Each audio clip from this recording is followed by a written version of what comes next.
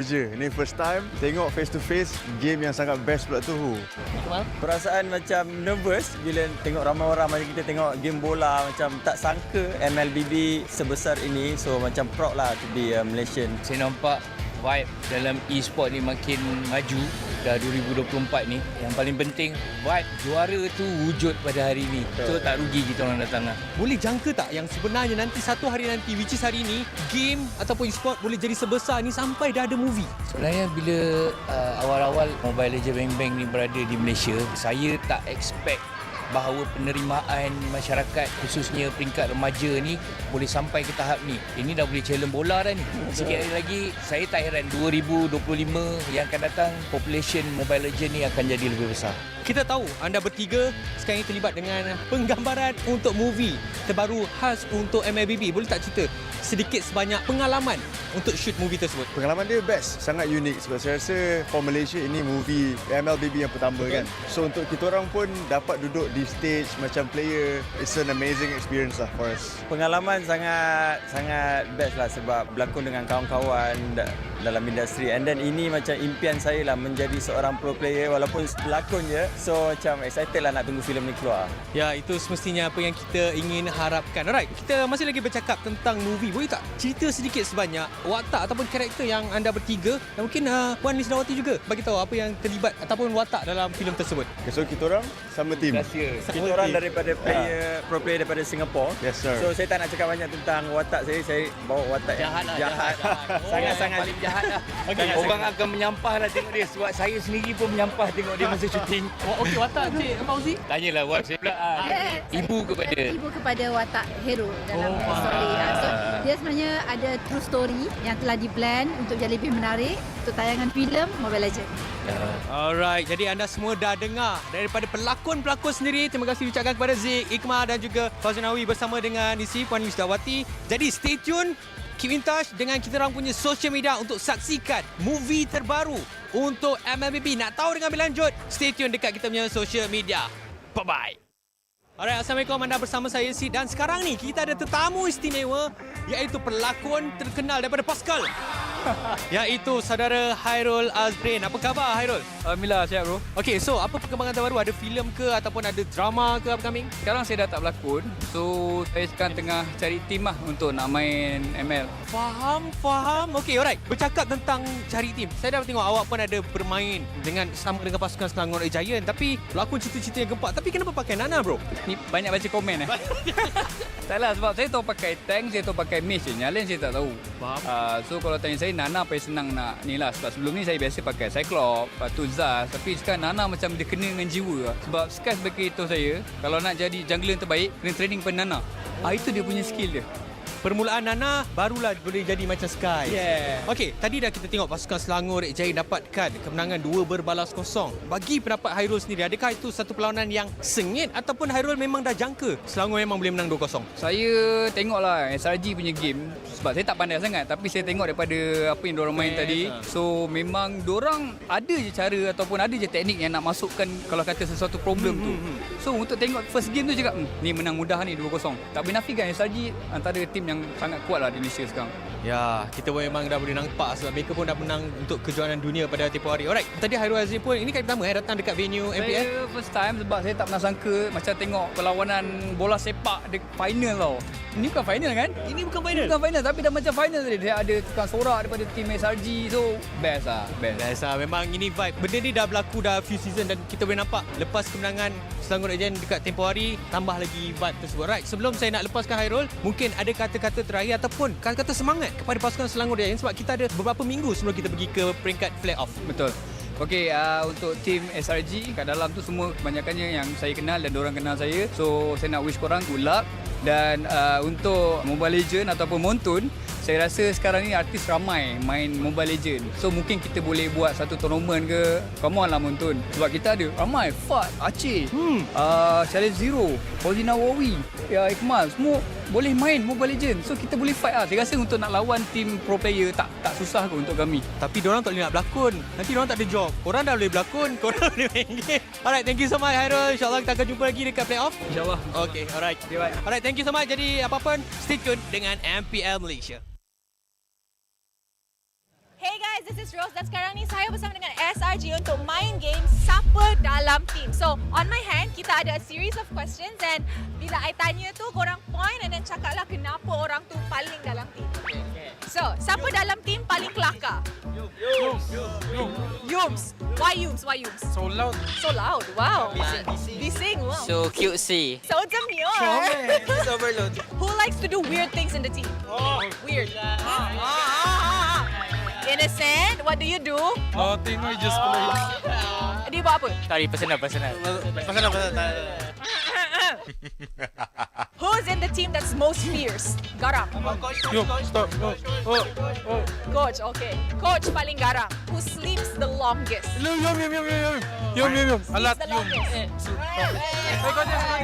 This one I can agree. Gorgeous. Who eats the most? Yum. What do you like to eat? Rice, cereal. Wow. One pack, one Lately. day. One pack, one day. Who in the team is always late? Say. Why? Because they always wake up late to the training. Oh? Sometimes. Sekis number 1. Oh, okay. Who gets angry easily? Angry bird of the team. Gram. Crap. Why are you the one who gets angry the most? Pag may nangyayaring pangit sa laro. Oh, dia cakap kalau anything bad happen in game, dia cepat marah. Betul. Strict. Okay, last question. This one very fast one, ah. You guys will point to the person. 1, 2, 3. Who talks the most? So who's the answer? So, okay, I'm pretty sure we got it. Everybody talks a lot in this team and they're all very, very cutesy. Thank you very much to Selangor Red Giants. Hey guys, this is Rose dan sekarang I dengan Monster Vision sebab kita diorang nak main game. Okay, game yang kita akan main, bukan nyanyi So, kita akan main game Siapa Dalam Team. So, I akan cakap satu ayat, lepas tu korang akan point orang mana yang selalu buat benda-benda macam ni, lepas tu explain lah kenapa. Ready?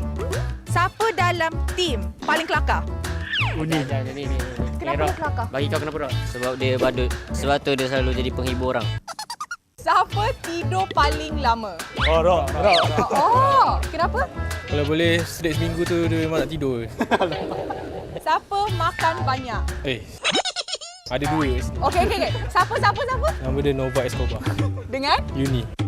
Oh, Soalnya kalau makanan tak habis kat dia tu semua dia orang yang habiskan. siapa cepat marah? Cepat koyak? Amar. Sebab dia budak baru. So, dia marah sini lah. Siapa yang daydream banyak? Patam. Zeno. Selalu. Dia banyak main game. Dia nak cakap. Dia selalu ten scream, dia suka termenung. Lepas tu dia lupa nak band. Jangan buat ni dekat MPL. Alright, terima kasih kepada Monster Vicious.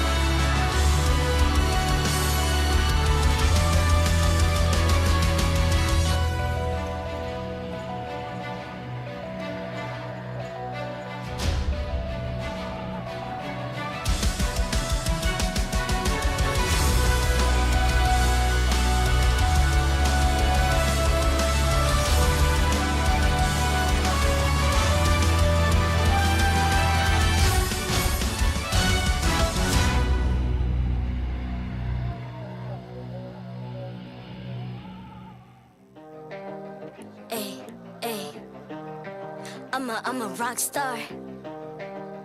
Yeah, rock star. Hey.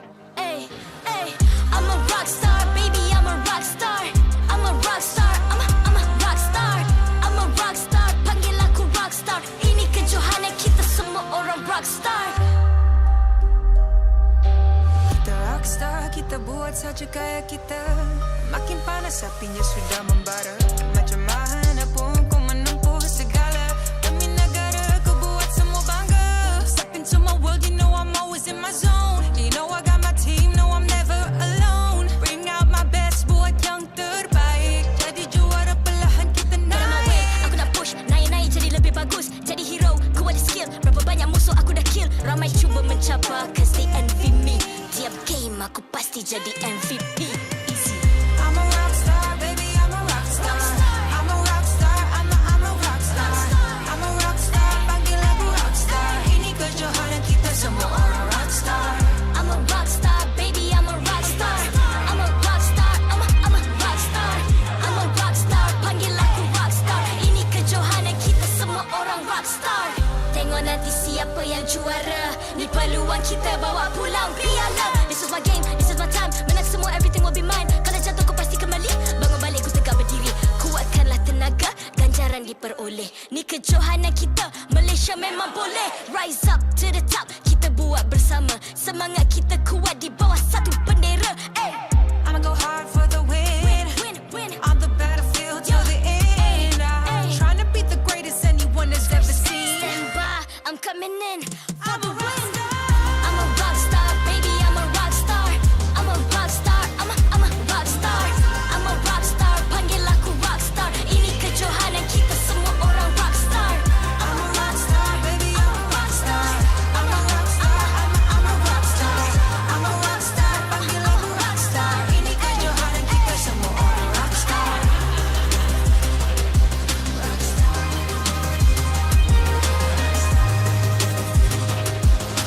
Ini kejohanan kita semua orang rock star. I'm a rock star, baby, I'm a rock star. I'm a rock star, I'm a rock star. I'm a rock star, panggil aku rock star. Ini kejohanan kita semua orang rock star.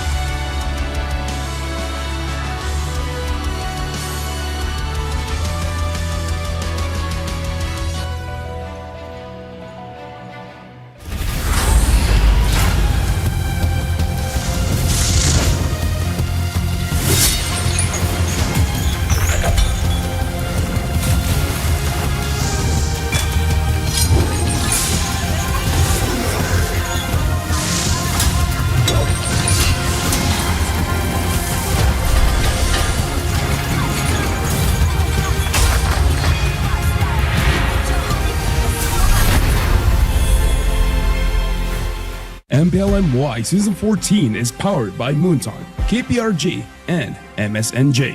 Official 5G mobile internet hotlink. Best 5G for lightning fast MLBB gaming. Official gaming phone ROG Phone 8. King of performance for mobile gaming. Official lifestyle fashion partner. Up your game with JD Sports. And thank you to all our partners in esports and strategic partners.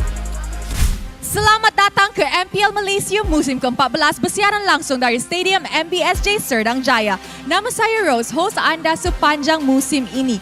Dan hari ini kita sudah masuk ke minggu ke-6 regular season, which is the last week of regular season. Pada minggu lepas, kita sudah tahu 6 pasukan yang akan layak ke playoffs. Tapi minggu ni akan jadi minggu yang kritikal untuk 4 pasukan yang tak dapat layak masuk ke playoffs. Dorang akan fight to keep their slot untuk musim depan. Tapi somebody will be dropping down to MAL dan juga nombor 9 untuk regular season akan lawan dengan nombor 2 daripada MAL.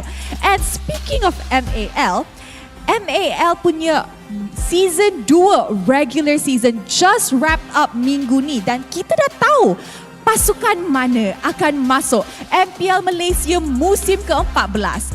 Maksud tu, musim ke depan kita akan welcome Miracle Gaming di MPL Malaysia. Dorang, alright, berjaya mengakhiri regular season di Challenger Conference dengan 19 mata di tangga pertama. So we hope and we are ready to welcome Miracle Gaming pada musim depan. Now kita dah tahu pasal musim depan, tapi apa yang akan jadi hari ini, we're about to find out. So with that, mari kita tengok jadual untuk perlawanan hari ini. Untuk match pertama, kita akan saksikan perlawanan Monster Vicious menentang Selangor Red Giants. Perlawanan di antara dua gergasi. And of course, match terakhir hari ini, RSG MY menentang Team Vamos. Now, ini adalah perlawanan sangat penting untuk kedua-dua pasukan. Vamos nak dapat slot ke upper bracket, tapi RSG MY perlu menang untuk save slot mereka di musim depan. So kita nampaknya semua match hari ini, there is a reason for it. Monster Vicious nak juga dapat slot ke upper bracket. Selangor Red Giants nak continue win streak mereka untuk dapat the perfect storyline for this playoffs and potentially M6. Alright guys, so I nak tanya, I nak dengar the crowd. Kita hari ni ramai orang yang hadir ke MBSJ walaupun first match, tapi level 1 dah full house. So guys, Stadium MBSJ, are you guys ready? Alright, I love the energy here. And of course, kalau korang tengah tengok dekat rumah, jangan lupa to join the fight now by scanning the QR code down below ataupun isikan kod ni dalam MLBB anda dan dapat peluang menang skin legend. Alright guys, so watch MPL MY and be the pro. And with that, mari kita start match pertama di minggu ke-6. Casters, take it away. Welcome to MPL Malaysia Season 14. It's week number 6 and that means we have reached terminus for the regular season. And by the end of this weekend, only 6 teams will remain as they proceed to the playoffs. My name is Husky and alongside me is going to be Gideon Q to kick off week 6. Now this is the very final week of the MPL, so a lot of teams have basically already been confirmed for playoff. It's just a question of seeding and maybe a couple of momentum boosters before we get to the playoffs, because keep in mind, once we get into the playoffs, teams will start to get eliminated. Absolutely. And for those who didn't get to catch up on week 5, we've already locked in our top 6 and also our bottom 4. So none of the series across this week is going to determine which slot changes in playoffs, right? Again, it's all about the seeding and who gets to keep their slot for MPL and who gets relegated. That's all that matters this week. Yep, absolutely. And more so, this week, Suyo is now available to be played in competitive. So here at MPL, we are at least excited to see maybe a couple of change-ups in the draft and overall, based on the evolutions that we saw the previous weeks of, High Loss and Fovia, sometimes even Drawhead, now might start rotating out. Yeah, and I do wonder if this would also affect how that red side is, because they have been put in a pretty tough position, right? Chip has been 100% banned, only picked once, and that game was a victory for Chip. So we'll see if Suyo can shake up the ecosystem, just like how Hotlink has been absolutely dominating and killing it with their lightning fast 5G internet speed. You can enjoy unmatched 5G network, low latency, and improved gameplay only with Hotlink, and on top of that, enjoy 20% off in-game items to get the best MLBB gaming experience. With Hotlink, at the very least, you guys can start bragging to your friends who probably aren't using it right now. When you're out and about and you're the only one with good ping, you know why. Absolutely. Let's take a look at the standings right now for the regular season. In case you guys have missed out some of the action, Selangor Red Giants still on the run to complete another perfect regular season in first place with 20 points, essentially guaranteeing them first seed for the upper bracket in playoffs. But everyone else is still on the table. Vamos second, Ready Sports third, Monster Vicious, JP9ers told up tied with 12 points. Team Ray 7th place, Homeboys 8th, Team Hawk 9th place, and RSG MY right now at risk of losing their slot. Now, as you can see, there are very clear distinctions between the teams from upper and as well as lower brackets in terms of echelon, in terms of like power ranking, depending on how you guys want to see it. But for me, between 4th and 6th, all of which have played 8 games, well, except for Monster Vicious, who have to play here today, currently at 12 points. If Monster Vicious can beat Team Vamos right now in a 2-0 fashion, that's going to at least put them in a spot where they can contest for 2nd place. If Vamos drops it, then it's an open field for any one of these teams to overtake. Yeah, both teams are going to be playing today. Team Vamos obviously wants to keep that upper bracket slot. You know, you want to get that bye. But if in terms of head-to-head against Monster Vicious, they actually lost to MV. But MV have to beat SRG, which is probably the toughest challenge of all. Not only would they guarantee, or not only guarantee, but give them a good chance of securing top 2, but at the same time completely break the streak of SRG. So they can kill 2 birds with 1 stone, but it's a pretty hard bird to kill. It's a big ask. It's a big ask. This is the 2nd job advancement in any MMORPG, right? To get to that next level, you got to beat some of the best. But let's look at MV's lineup right now, because their consistency has been put to the question, especially from Arteezy, Zeno, Uni, Nova X Khobar, as well as Ruff. Yeah, we looked at week 4, week 3, pretty abysmal. Week 4 was a recovery, and then week 5 rolled around. That question gets kind of resurfaces again, right? Where is MV actually is? How do they perform? And is this really the full power of our local lineup? Can they reignite the dynasty? And against SRG, it really puts all those fundamentals to the test, right? If they can even put up a decent fight against SRG. Yeah, I do think that, MV is facing a bit of a crisis of their own, realizing that there's actually a skill cap. Not only a skill cap, but also when you're coming into professional play, the cohesion of your team matters so much more than individual skill a majority of time when you're looking at the bigger picture. And I think that MV, if I were to compare them to some of the power levels of like Orange, for an example, during Season 7, Season 6 even, that's where I would kind of place MV in terms of strength.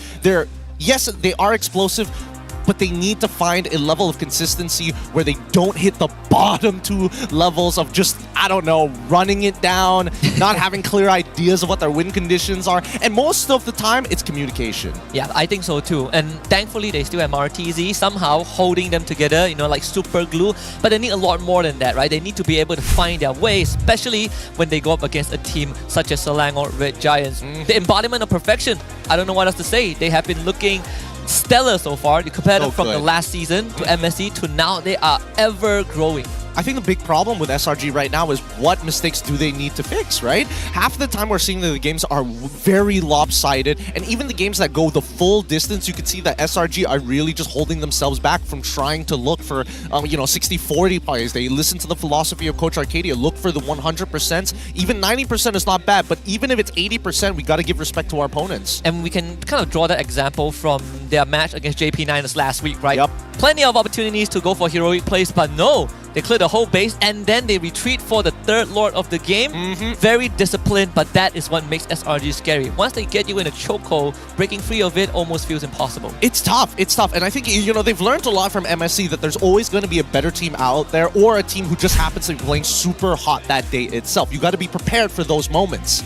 Let's take a look at the headlines for this series because, again, we got 2 superstars and the Monsters' final push to top 2 up against the Flawless Giants. And I gotta say, this is one of my most anticipated matchup because we've been talking so much about Monster Vicious and them being the 2nd full local team to kind of bring back the dynasty from M1. But after what we've witnessed in the past few weeks, this climb just got harder. Well, I'm not gonna lie, a lot of these players kind of understand that this is technically, still part of their quote-unquote up-and-coming amateur career. They haven't reached an international yet. They're still trying to find themselves in this very ever-expansive landscape. But I think that MV, yes, they have potential, but at the end of the day, they have to ask themselves a simple question of where are we going to call it quits, right? Is just the local enough, or are we looking for an international? And at the same time is, what if things go bad, right? What are the adjustments we need to make? Because you can't just bang your head into a wall and expect the wall to kind of fall. And that's something that MV has been trying to fix, but still some holes that they need to plug. Without further ado, I think it's time to bring on the contenders. So let us all welcome Monster Vicious and Selangor Red Giants.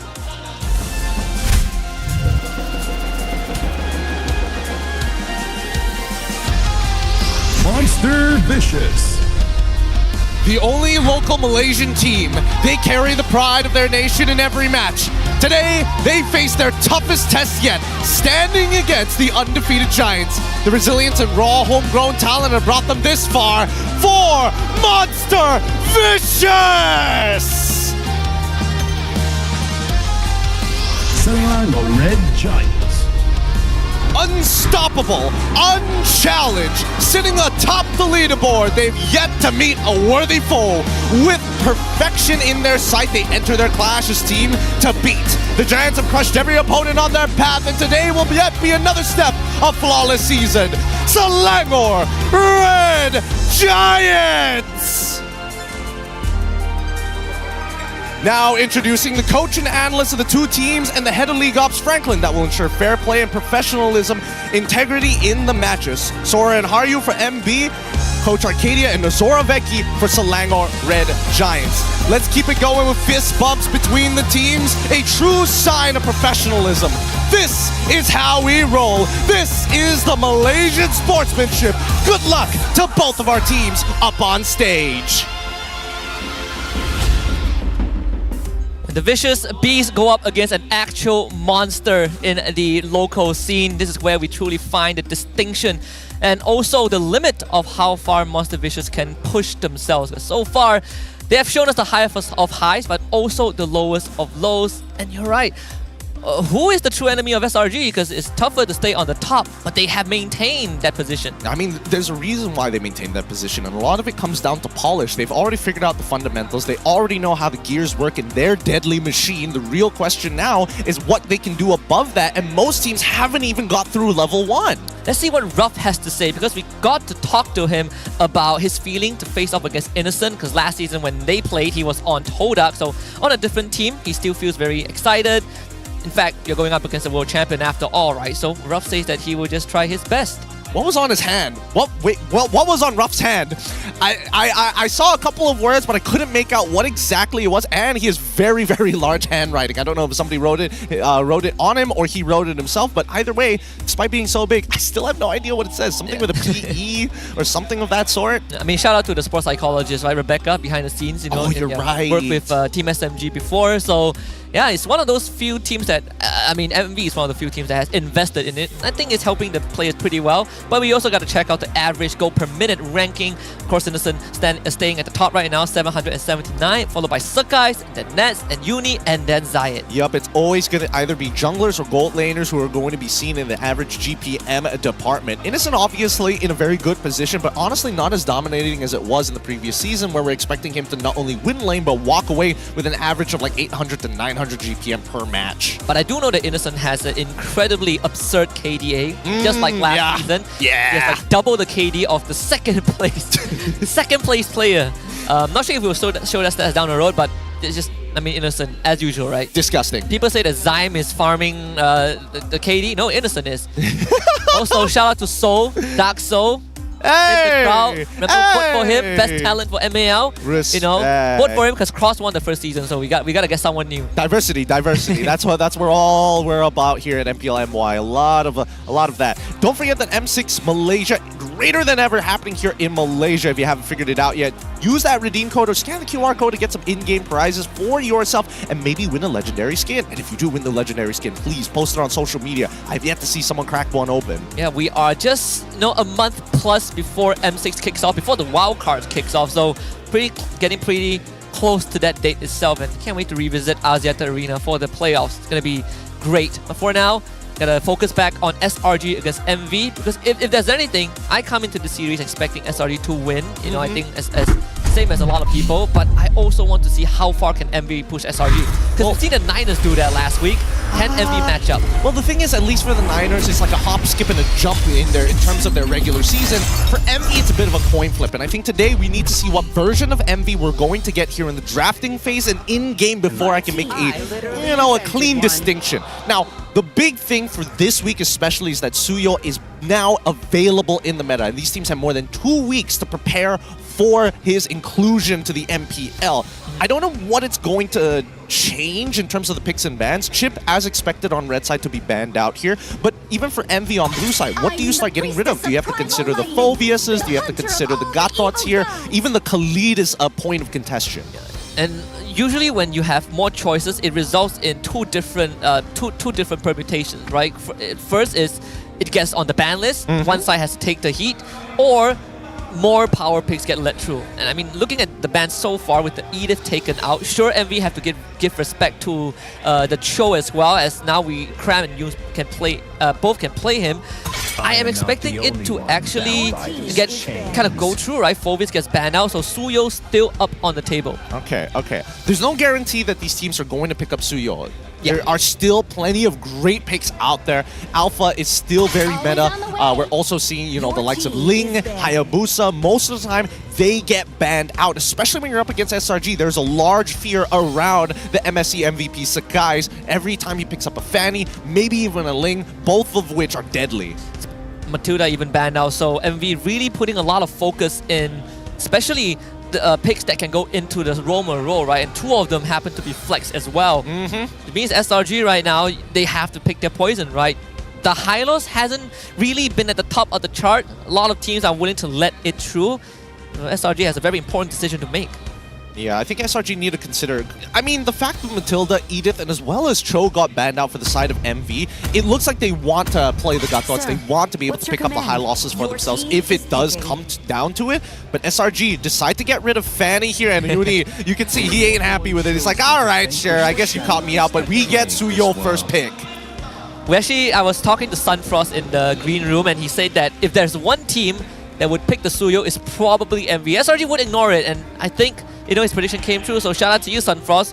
You get the first debut of Suyo, and whether it's gonna perform well, of course, comes down to how Uni plays it, but also comes down to how MV plays around it, right? Because we theory craft a lot about his potential, incredible damage, great sustain, but has one of the smallest health pool. Yeah, really tiny, blows up to pretty much any damage if he's caught out in the open. And I think that Suyo is very much a follow-up than he is a hard engager unless you're super far ahead. But now SRG get the Ling and as well as the Khalid. Fun fact, actually, with 6 MPL MY seasons under his belt, Yoons is only 19.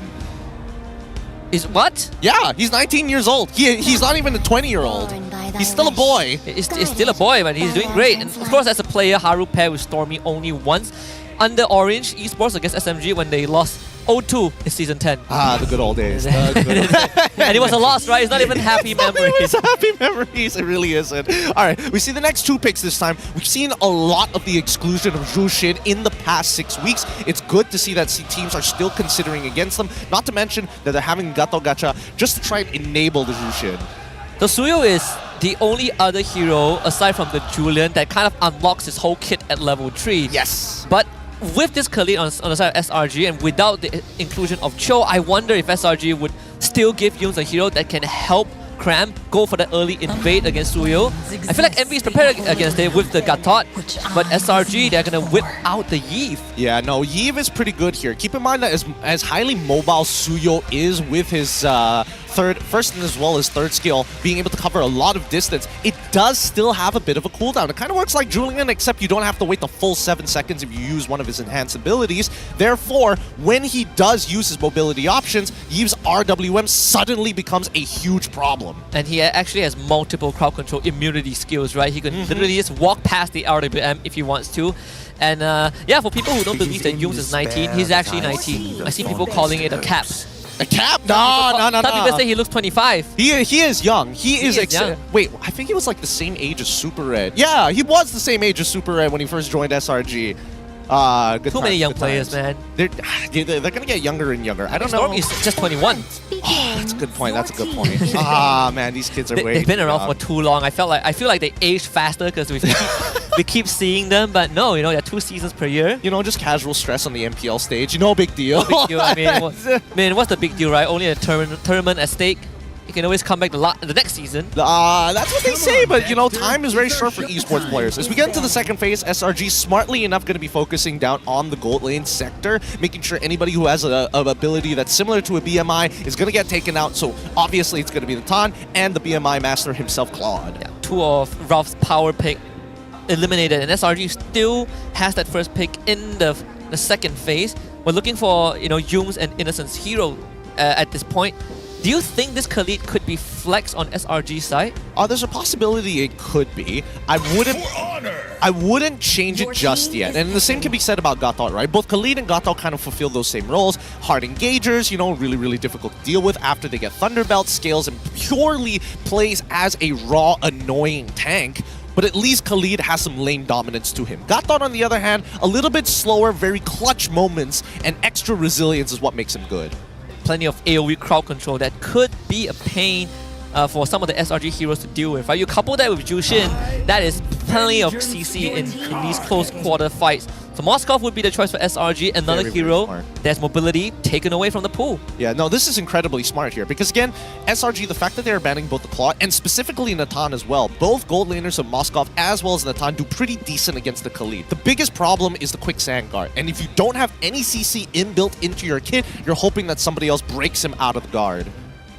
So the second option could potentially be a carry, right? You just shred through the Khalid, but with what SRG has right now, the carry doesn't really have much space to function in these fights. I think you don't have a choice and you have to go for Harith here. Yeah.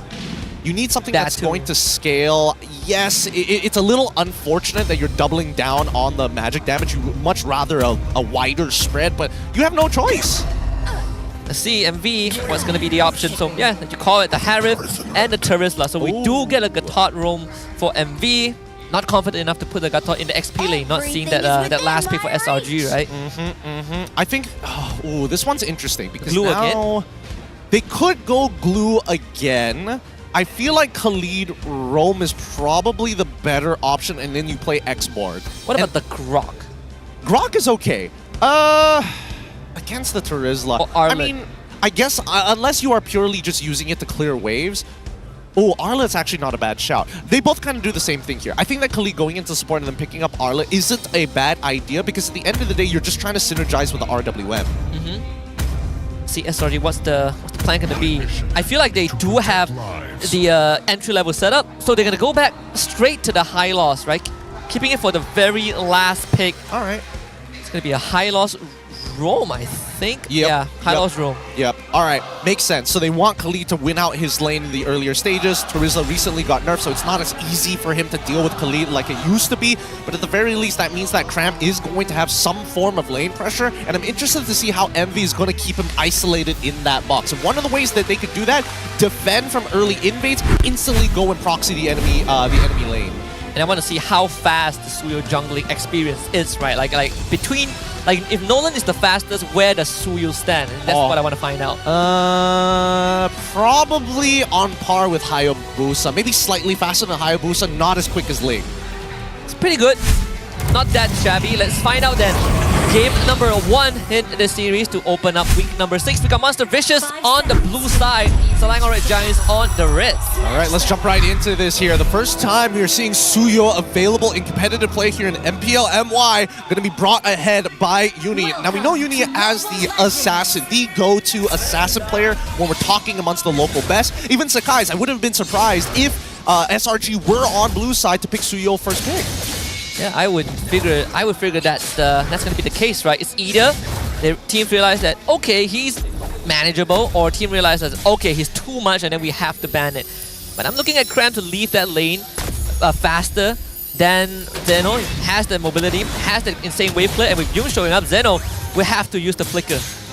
Nicely done. Getting rid of that flicker early on means that he's not going to have it for the upcoming turtle later down the line. In the meantime here, we didn't get to see much of the opening. I don't know if Cram tried to level 1, check the bush, check the buff, just to see where the enemy jungler started before he headed back into the lane. But with Lethal Wanderer in the hands of MV, we are expecting Uni to hit level 4 on time. Problem is he doesn't even need that level 4. That's why you can see that Innocent is standing really far back, expecting a gank to come through. Marty taking that opportunity to go for that recall. I mean, the recent changes to Zushin allows her to just clear minion waves without having to expend mana, which has been a pain point for this hero on release. But with the amount of pressure that SRG is bringing to that mid side, this wave is never going to be in his favor. Yeah, also notice that Martisi has opted to go for common emblems as well, right? Yes, they have kind of changed the way her mana quote-unquote works, but it still suffices, right? It speeds up the process to be able to lift your opponents and chuck them again, especially if they're like 2 ticks away before the butterfly emblem pops up. Gotta be able to stick onto them like glue. especially one of the ways to do with Jushin is just have mobilities, right? Be able to dash around and delay the stacks as much as possible. Nova will eat up the mid wave to try and get close to level 4. Martisi starts applying some pressure onto Cram, but no, he's going to be fine. Yep. And honestly, Cram doesn't mind this, right? He knows he's not going to die for certain. He just needs to make sure that he doesn't use his Quicksand Guard too early or waste his Raging Sandstorm. In the meantime, you can see that both MV and Selangor Red Giants, both junglers are looking to hit level 5. It's obvious that MV, unfortunately, since Suyo started on the opposite side of the map, that his orange buff comes up first in comparison to Sakai's, who started on his purple and then cleared his orange after skipping Litho to make sure that he has tempo on him.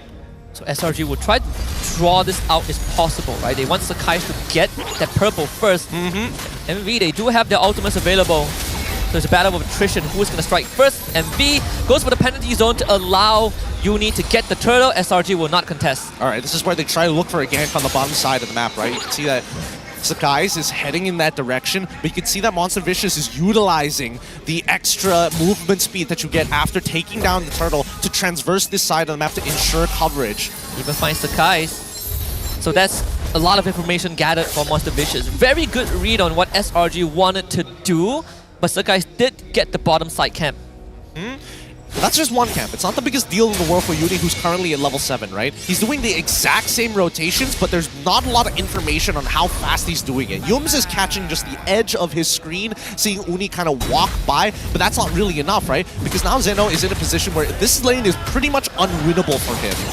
Cram will just hold him hostage. You clear the wave, and now you got to start moving. Find opportunities around the map that Monster Vicious so far are not really giving to SRG. And the worst part about this Khalid versus Terizla matchup is that now the Khalid naturally builds into Thunderbelt, into Dominance Ice. It's pretty impossible for Zeno to realistically beat him in a 1v1. The more you try to fight him, the stronger you make him. Exactly. And there's nothing much you can really do about it. It's not like he's built around mobility. He's built around engage and sustain. And Cram, he can just basically farm off of him. Even bringing Martisi is not going to change anything. Cram is going to eat it, right? He's too fast. Oh no, you're going to pull me back. What are you going to do? Quicksand Guard. He's maxed out and he's like, Quicksand Guard right in their faces. There it is. Look at how much health he's going to get back. He honestly has nothing to worry about. I think the main win condition right now for MV is to look to attack Stormy in that mid lane if he overextends and maybe scale up Ruff a little bit quicker. So that's at least the second visit from Martisi. Uni shows up top side, barely does much. You crash the wave, sure, but Prime is just going to clear it again. So a lot of focus from MV on the top side, and this could open up Ruff, able to kind of dash away in time. So second turtle should go over to MV. Yeah, but shouldn't be an issue here. Sakai's is going to head on over there, but he's not going to have much energy. Oh, the predicted penalty zone still just enough to allow Uni to get the turtle. Nothing much is lost for MV. I'll tell you now, Skies has some real balls there because he's jumping in with 0 energy. It's not like he can Tempest the Blade out of there. He needs to get 2 auto attacks in when he does so. Here's the GOA. At the very least, the Guardian of the Avatar doesn't really connect, but Tier 1 bot side should fall. Opens up opportunity for Ruff. Loris pathway, dropped by Yums. Here comes Sakai's. He shows up. That's backline. 4 units exposed. They will control him with the taunt. Now he's going to jump up into the air. Tempest the Blaze, followed by a Spear of Destruction from Innocent. Sakai's trying to survive against Ruff. Dashes to the side. Ruff flickers, gets the kill, but now will be taken out. Martisi will trade Ruff back, but the RWM follow-up will keep Martisi in place for a little while. SRG walks away with 2 kills. Now Ruff is probably thinking to himself, I regret taking Flicker right now. Really regret, because honestly, there's not a lot of counterplay when Cram flickers on top of you with a Raging Sandstorm. There's not much you can do about that, but at the very least, Ruff does walk away with a singular kill, and as well as an assist, having an EXP lead and a gold lead against Innocent. Yeah, 2 tier 1s down, especially the mid one. Very, very crucial for Monster Vicious to open up a map. So this early game, looking fairly comfortable for MV. It's pretty good, I'm not gonna lie. It's looking really, really good. They forced Selangor Red Giants to play very linearly, mainly because of their man-to-man defense at this point of time. But I don't think Sakai's is going to get creative with this clearing path just yet. They're probably waiting for him to get second item before he gets confident. He's 2 levels behind Uni, so he needs time. He needs time and space. All the crowd control that NV have. I mean, Sakai's, we saw he uses the Tempest of Blaze, gets control for 3 seconds minimum afterwards. And Martisi just uses the ultimate to try to grab Stormy, even flickers forward into a penalty zone by Zeno. And SRG now forced to fight. They dive the back line, look for Martisi. But Martizi gets away from Sakai's, and Uni with the ambush takes him down. That's a double kill for the Suyo. MV picking the right fights. And now we're seeing individual mistakes being made by SRG's side. Really nicely done by Martizi there. An overextension by Stormy.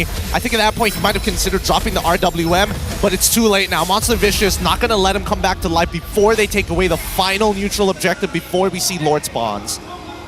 Very solid beginning from MV. 7.5 minutes in almost. All 3 turtles, 4 kills, and a 3.5k goal lead over SRG. Woo!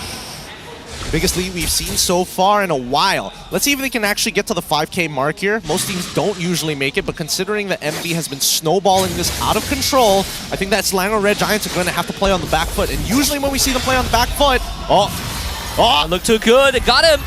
As Martizi with the secure. Now Stormy needs to run. Doesn't have flicker. They pull him back. Martizi with the all RWM forced to drop out. Can he get a trade though? The Gatal Kacha on top of Stormy, but a dive from Cram to the back. Gets rid of Martizi. Nova Escobar could not get the secure on the Stormy. And Cram will start walking away. SRG finds a trade. Woo! MV, they've done some serious homework. This was all a planned gang. They saw the Moskov, they saw Innocent walk to the top side of the map. They knew Sakai's was playing Ling, and his natural habit is to go on the opposite side, which would have been bottom. So MV, from start to finish, they prepared for this match, and it's clear with their set plays.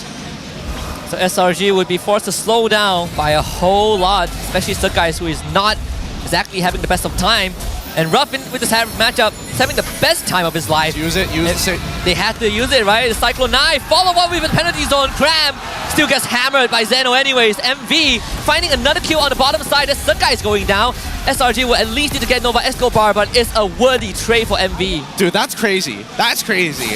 It's crazy because Cram thought his flicker was less valuable than his ult. So he flickers first and then uses the Raging Sandstorm and not the other way around. Either way, he would have died regardless. But still.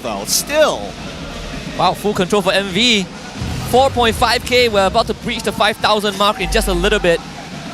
And with Lord coming up, SRG doesn't even have, I would say, an opportunity to contest, right? Nope, they really don't. 3 levels ahead. It's tough. It's tough matches, right? They made sure that they at least had 2 winning lanes. And those lanes are Ruff and Martizi. And Martizi has been doing a phenomenal job right now. How is SRG going to turn this around? It seems like an attempt is being considered, but Martizi is just being a brick wall. Not to mention that Zeno has the opportunity to jump in and drop the RWM, a force strike from SRG that Monster Vicious will gladly take. Yums just draws Uni away with the glorious pathway, but he still goes down. At the end of that, SRG were not able to get anything in return. Nah, couldn't even kill Martizi. Zeno is way too tanky at this point of time, and Skies is too far behind. He hasn't even completed his Haas claws yet, so he can't sustain through the raw damage. With that being said, Monster Vicious, they understand SRG's composition. Cram is there for a distraction. Even Ling, as long as he doesn't get his 3 items, we can manage. Same goes for Innocent. Our biggest problem in these team fights is going to be Stormy. And that's why you see Martizi is positioning himself very far to the left-hand side just to make sure that when the RWM does drop down, he is just picking up and throwing Stormy back down to stop the overall DPS. That and also Nova Escobar, who can easily just go for the Avatar of the Guardian on top of Yeef. So 5k goal lead with a Lord in tow. SRG will have to be on full defense mode. It's really not easy here, especially if you're in SRG shoes. I think the game only really starts for you when you hit the 42k mark. I want to say 33, but even so, look at that damage from Stormy. Uni tries to go for the assassination, but he had to pay with his life. So there's a minor shutdown. In fact, that's a 1.5k goal swing for SRG. Woof. Nasty stuff. It just goes to show, farming all the time may not necessarily be the best play, but in Uni's case, that's a huge shutdown. Stormy recovers a little bit economically, but it's still a tough fight. It lets Sakai, give Sakai some space, they clear out the Lord, they protect most of the structures. Sure, they lost the side lane tier 2s, but SRG finds himself back in the game step by step, and Sakai now gets to claim his own purple buff. And Monster Vicious will have to reconsider, right? I mean, again, we saw the minuscule health bar of Uni. He might be strong, but he ain't durable. But now look at this, right? they're targeting specifically Sakai's. They're not even bothering to go to the top side of the map where they're expecting 4 there. They know that Sakai's Finch Voice is currently on cooldown, but they need to make him use it. They need to see him transversing the map. They need to know for sure that he doesn't have it before they engage. Yeah, Sakai's makes the adjustment, pushes the wave, recalls, make the wave the bare minimum, make it neutral so that MV won't have to kind of go too far to catch him. And if MV pushes that wave in, SRG collects the farm. We've got less than a minute before the next Lord spawns on the top side. That's perfect, that's perfect. We have 50 seconds to talk about this current setup that Uni has right now, right? He's going for Impure Rage, 3-2-1, 3-2-1, opts to go first item Hunter Strike, second item War Axe, third item BOD. He's not going for the typical build where you go War Cry, and then maybe build a more fightery style while still having some decent burst. His main objective, go in, blow somebody up, get out. When you reach below 50% health, that's where you disappear, right? The Soul Severed, 20% missing health. BOD, below 50% health, extra damage. Impure Rage, percentage damage. It's just a full package from MV. He can basically 100 to 0 even some of these tanks, but again, with that Maleficor, he should be able to do it, but Cram is not making it easy. To be stunned up by the Blade Surge, but again, no catch up for now. Cram just buying time. That is a lot of info that SRG would have really appreciate. The biggest problem that MV is facing right now is that they can't keep up with SRG when it comes down to wave clear. They can, because at least for SRG, they can attack multiple sides of the map and rotate back for these neutral objectives. Monster Vicious, on the other hand, really take their time to chase their opponents down and win the war of attrition. Sakai's thought about clearing the bottom wave, but he didn't show up on the map, so MV has no idea where he is. Yums just gonna use the ultimate. Cram jumps on top of 2 of them, and now everyone presses that ultimate button, but with Rough gone, Zeno will try to get Innocent, but gets pinned to the wall. Innocent still gets killed off, but SRG have already taken out 2 members on the side of MV. Nova Escobar being the third. The Lord knocks out Cram, but Tempest of Blaze follow up. Sakai's holding it for the final moment. 4 from Monster Vicious, 4, and SRG will look to claim the Lord. Tempo breaker from SRG to even out the lead, 41 to 42,000, and they're not done yet. They find one more, wiping out Monster Vicious. Completely tipping the scales of this game. Monster Vicious amassed close to a 5,000 goal lead, the biggest we've seen in weeks, and SRG completely takes it all away. Now the control has slipped away from MV. It's SRG's time to take the wheel. Yep, Sakai's has been power farming while he was getting harassed. That's why you see a lot of these neutral objectives be dragged out. He's already on his 4th item with an endless battle, complete 14 minutes into the game with a BOD as his 3rd. We see that Innocent getting to his final last few items of his build as well. Let's look at this fight one more time, right? Because if we look at where the split is, this whole time Nova X Kobar could not leave the side of his team members because he popped Revitalize too early. That's why we see the GOA come down on the RWM really late into the fight. Uni even got knocked out by the Lord, right? So that's even more unfortunate. Didn't have that Empower ability to prevent that crowd control. I mean, throughout all of that, SRG right now will be looking to crack some structures. Monster Vicious should be able to clean them up, but SRG, when thinking about it for a while, decides to back off, get rid of all the outer tier turrets, and now they have that sizable gold lead. And I think it's a fair decision from SRG. They just took back the gold lead, and if they look at the total gold, yes, they are in the lead, but they've already passed the 42k mark. And when we pass the 42k mark, we know that at the very least, that when we look at specifically the marksman and as well as the jungler, most of the time they should be very close to their full builds, or at the minimum, have all 3 of their core items, which both sides have already. We need some readjustment from the side of MV, especially when Ruff does not have the Purify. You gotta be careful about all these dives. Cram is threatening it, but Guys is not gonna wait. He's gonna draw attention away from Ruff and Uni, and Tempest of Blaze gets used. Guys gets out of that, and that battle like completely split into 2. Pure Destruction blocked by Nova Escobar, but it cannot get close to Innocent. It's Innocent now traps himself in the pit, but Suyo does end up going down. Ruff tags him with a Chrono Dash, and SRG might have bit him up more than they could chew, losing 3 in the process.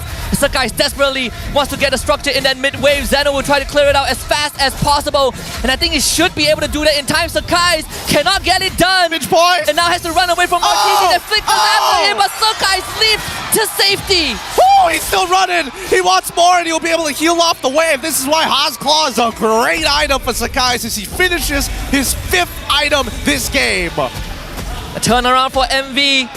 that really puts SRG on edge.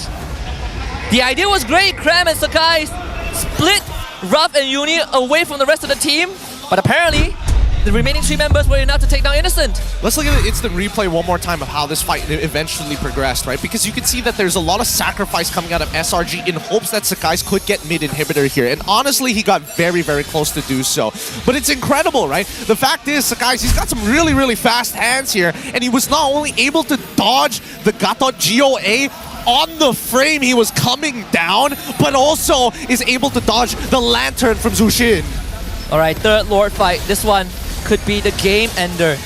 Monster Vicious once more takes control of their objective. Cram does not have Flicker to go for the backline dive, so SRG better be a lot more careful. Glorious Pathway drop down. Uni has already claimed the Lord, but they gotta get out of this fight because Martizi will be sacrificed. Zeno lands a 2-man penalty zone, but Innocent jumps out of it. And the front to back from SRG looking flawless so far. Ruff cannot get enough damage in, and Sakai even takes down Nova Escobar. Uni rejoins the fight, but he just does not have the help put to stand, and Innocent takes out Ruff all on his own. Another turnaround by SRG once more. Oh, dude, if Uni landed that Blade Surge, maybe there was an opportunity to find more kills, but that's gonna be the end game here. One mistake is all it takes for a team like this. We're on the way to kick off the final week of MPL. They were close to the summit of Everest, but the cold was too much. Absolute zero at the peak, and SRG with that turnaround really shows us that what they're made of, the polish that they had to play from behind, the recognition of the limits of MV. But I gotta say, props to MV for bringing it this close. It was just mechanical mistakes. You missed one ability, one unfortunate, one unlucky scenario. Those are the moments where SRG really take advantage of you. We're going to need to see a cleaner game coming in from MV. They had that lead in the early game. They just weren't able to kick the shins underneath SRG. Being taken advantage of in terms of the battle spells, right? Like Ruff really having a tough time in that game. That second Lord fight, it could have really went that way, but Ruff got dived without any help. And I think it's just these big team fights, right? When you make split-second decisions, SRG just knew how to play the front to back a little bit cleaner. Just a little bit, and that's the margins are actually so very, very small, because I gotta give it to MV. Like, a lot of their players are honestly playing above average right now. I think the one that's currently lacking is Uni. Maybe it's because the hero is still a little new that we don't see that polish just yet, but the overall stats, he is clearing people so quick. We saw a bit of limit testing, right? You know, a couple of times he tried to go for the one shot, but now we have a good idea of where Suyo currently is. We'll see if MV will be willing to give him a shot again in the upcoming game. But for now, we will have an MVP of Game 1. It's going to be Stormy, basically being the control guy in this game. He is the trigger finger. When you see that RWM, you know that SRG wants to fight, and they're not going to waste this opportunity. And I think that it was a great call for MV in the way that they handled the RWM. Because we saw that Stormy, he was looking to play Eve, first rotation pick in the draft. Okay, that's totally fine. We can play Jushin into this, and then we look to slow him down. And it doesn't help that they were playing it into the Gatot anyways. So with the GOA, at least they have one potential answer, but I love how MV is very flexible with their answers against them. Now keep in mind that SRG, as much as they want to play around the RWM, that isn't their only option as well. They could send in Sakai's early. They can send in Cram specifically very early on to fight. And of course, our MVP for Game 1 is going to be Stormy, basically driving the entire vehicle. Even from the highlights, we saw that final fight, MV were a bit indecisive, right? Nova Escobar decided that I am going to get out of here with my ultimate, and then Zeno re-engaged. Some of the few holes that we have been seeing from the ship from the start of the regular season that still needs a bit of fixing, but either way, Stormy on this eve was a menace. It really was. It really was. I think that MV, two things that they need to start worrying about is in mid-game decisions, split-second decisions, and more so on the execution of the engagement. I think those are their two biggest problems right now, because if you take one without the other, that's totally fine. You will still see results if a team can engage really, really perfectly to burst down a target before they can do anything. By all means, that will get you through the early game. But that split-second decision-making coming in from MV is really starting to cost them. 2 times in a row, they got the Lord unable to capitalize on it because SRG focused more on the fight than the objective itself. Yeah, they need to be able to be a lot more unified. If someone calls for a retreat, you just gotta cut your losses, right? Let those who are about to go down just go down. Or just let Nova and Zeno do the thing that they do best, sacrificing themselves for the bigger cause. That too. This game dragged on for 18 minutes. We saw 3 Lords in total by both teams, and MV at one point were knocking at the front doors of SRG. It's unlucky. It is unfortunate, but what can you do, right? You're up against SRG, so you really got to make sure to not make too many mistakes against them. And uncharacteristically enough, we did see a couple mispositioned mistakes coming in from some of the SRG members. The kill on Stormy, for an example, was a very good one. He lost his flicker for that, wasn't able to get the RWM in time, still ended up blowing up. I could say the same about Cram as well, who just wants to farm those Thunderbelt stacks, but at what cost? But at one point, Yums decided that the magic damage is more of a headache. He went just full magic defense. Zero respect to Uni. I mean, like, he knows that he's not Uni's target. Like, if Uni had to choose between Yums, who is low, and Innocent, who is low, 9 out of 10 times he will go for Innocent. Yeah. Then that's why you see Yums, he used the Glorious Pathway to draw Uni away, right? He's like, come chase me. Exactly. Wastes his time entirely, right? Because honestly, I think if Uni had a little bit more foresight, he should be walking into these fights pretty late, but at the same time, it doesn't mean that he can't start charging abilities and play from afar, because he does have that bow ready to, unleash from halfway down the map. Yeah, I was thinking about why, was it just me, or did he not use it often enough, right? I think, okay, here's the thing, right? Here's one big dilemma I have pre-level 15 Suyo, is that what is the max order of his abilities? It's definitely 2, but then do you go 3 or 1 for second max? I personally like to go 1, but then it makes my bow really, really weak in the mid-game. How I see it is 2-3-1. 2-3-1? Because 1 is the mobility, right? I'm gonna get cooldown reduction from my items. But 1 also has the highest damage scaling. Oh wait, sorry, not damage scaling, but base damage. Yeah, that's true, but how often would I use it for the full damage? Like, I'm maxing it out with my... It is your main engage tool. Maybe not the charge. Maybe not the charge. Just the simple tap is good enough. Man, we got to distinguish tap or hold at this point. I wish they had 2 different names for it. But exactly, right? They have, like, can I call it enhanced version? It's not even enhanced. It's like hold version.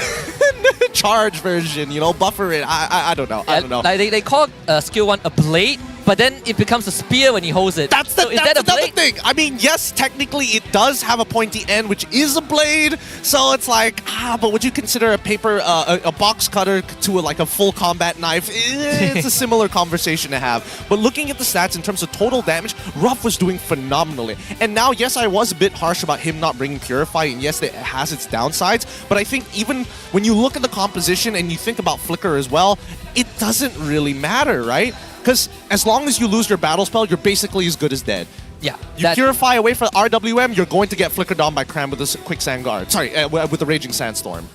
So guys can jump you. Exactly. So honestly, there's not a lot of counterplay. You're just praying to not die. You just pray that your front line survives longer than SRG's front line, right? Yeah. As Innocent was spending most of his time forced to hit Nova and Zeno, and they caused him a lot of trouble, especially Zeno, who has been a pain in the butt for Innocent to deal with. Yeah, he's just like, oh man, this guy building into blade armor as well. What a nerd. I can understand that MV came in with some pretty preset plans, right? Especially when they're reading rotations across the map with no information whatsoever. A lot of it just goes down to protocol, and I think they have strong protocols, especially against the guys on this lane, which is something that SRG need to think about in game number 2.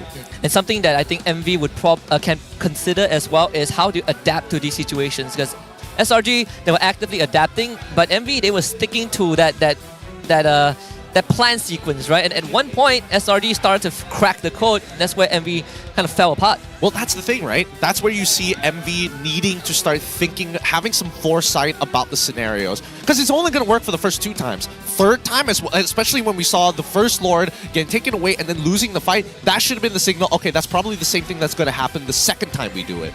And even SRG kind of switched up how they use their abilities, right? The ability sequence, something that I think MV, they were keeping it very straight. If I see RWM, I'm going to straight up dive the Eve. But what happens if my backline gets dive? Contingency plans, not really too obvious. Hall of Famers, it's going to be SRG Sakai's on the rich guy's side, Ruff as the carry, Yums as the sandbag, and also the best wingman on the high loss. Oh. Nasty stuff coming in from Yums. At the very least, the Revitalize is becoming a more popular battle spell, but it also causes a couple of issues. Like, take Nova for an example, in that same scenario, right? Fight just finished, you realize that the RWM has dropped, you could GOA, but your backline is getting attacked by Ling at the same time. So you pop the Revitalize and then you realize, oh shucks, I cannot leave his side because as soon as I do, I lose a backliner rather than stopping an RWM who currently only influences one other person. So someone will have to eat it, right? And it unfortunately had to be Zeno because he is full committed without Nova by his side. Even this goal graph shows us a very solid start for MV. For 14 minutes straight, they had a goal lead and it almost peaked at 5,000 at one point. Almost sure domination. And you can see that the course of these fights aren't messy at all, right? You can see that a lot of it is just everybody rotating the same side of the map. SRG matches that rotation and then the standoff happens. Who's going to make that first move? Who's going to throw the first nuke? But we did see some changes in how the teams approach these fights, because at first it was MV starting fights, getting the snowball going, but SRG, they started making initiative and MV went on the reactive side, and that does give plenty of time for Cram to keep stacking up the Thunderbelt. Yeah, but just look at how quick Sakai's gets his last 3 items, right? All of this happening within like roughly, I would say less than 4 give or minutes-ish, take you know? 4 minutes, which is kind of ridiculous because these are not cheap items. BOD is by far the most expensive. Malefic Roar, sure, I understand, but even like Endless Battle is pretty comparable. I mean, you compare his item progression to Uni, basically caps out at the BOD pre-12 minutes, gets a Malefic Roar 2 minutes after that, but again, those fights start to go very, very rough for MV, and Sakai, like you mentioned, was power farming the whole map. Yeah. Drawing the entirety of MV and he's not getting caught. A lot of factors that really influence the outcome of the fight. But I would say again, MV had a pretty good showing in this game 1. If they can do it again in game 2, I think at least it would make me content about their future in the playoffs. I'm already pretty content with where MV is right now because they're definitely in a position where they show a lot of potential. How long it will take for them to get to where their true potential is going to be, then sure, that's kind of like whatever to me, right? But it's going to happen. Absolutely. Well, we do have an offstage segment by Hotling with Rose, so let's throw it over to Rose to conduct the session. Selamat datang ke MPL Offstage yang dibawa khas oleh Hotlink. Dan sekarang ni saya bersama dengan guest kita dekat MPL MY Arena hari ni. So, how about you introduce yourself kepada audience yang tengah tengok? Hai semua, my name's Taylor. Okay, sudah. Alright, now kita nampak ramai orang yang hadir ke MPL Arena hari ni, and dengar cerita korang ni daripada university. So, korang daripada university mana? Kami dari International Islamic University Malaysia from Pago. Oh, okay. Now, apa role awak di UIA? Role saya sebagai head of e-sport dan juga part of Mutu student leader. Oh, okay. So, you sebagai head of e-sports, you main game tak? Of course. Apa favorite hero awak dalam ML? Lolita. Lolita, wow, roamer. Jarang-jarang ni. Okay, now sekarang dah banyak university integrate e-sports ni as as a curricular ataupun as a sports kan. Now, boleh ceritakan sikit ke in your university, dorang count e-sports as curriculum ke apa? E-sports ni something is a big thing yang mana now we recognize e-sport as a official sport.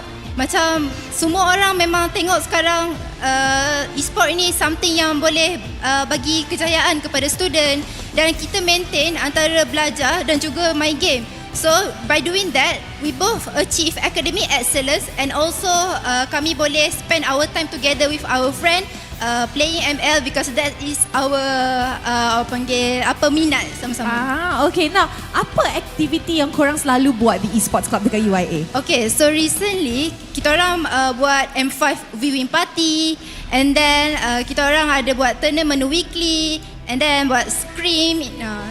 Wow, ada scrim juga, internal scrim lah kan? Yes. Okay, you mentioned you guys daripada Pago lah kan? So, will you guys be joining us dekat playoffs dekat JB?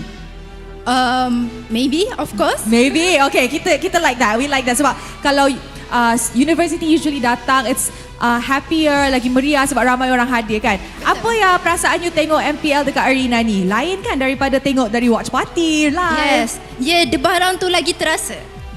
Alright. Now, you rasa siapa akan menang? SRG ke MV? SRG. SRG. Siapa favorite player awak dekat SRG? Favorite Sekais. Wow, Sekais. Okay, cuba bagi sikit words of encouragement kepada SRG ataupun Sekais.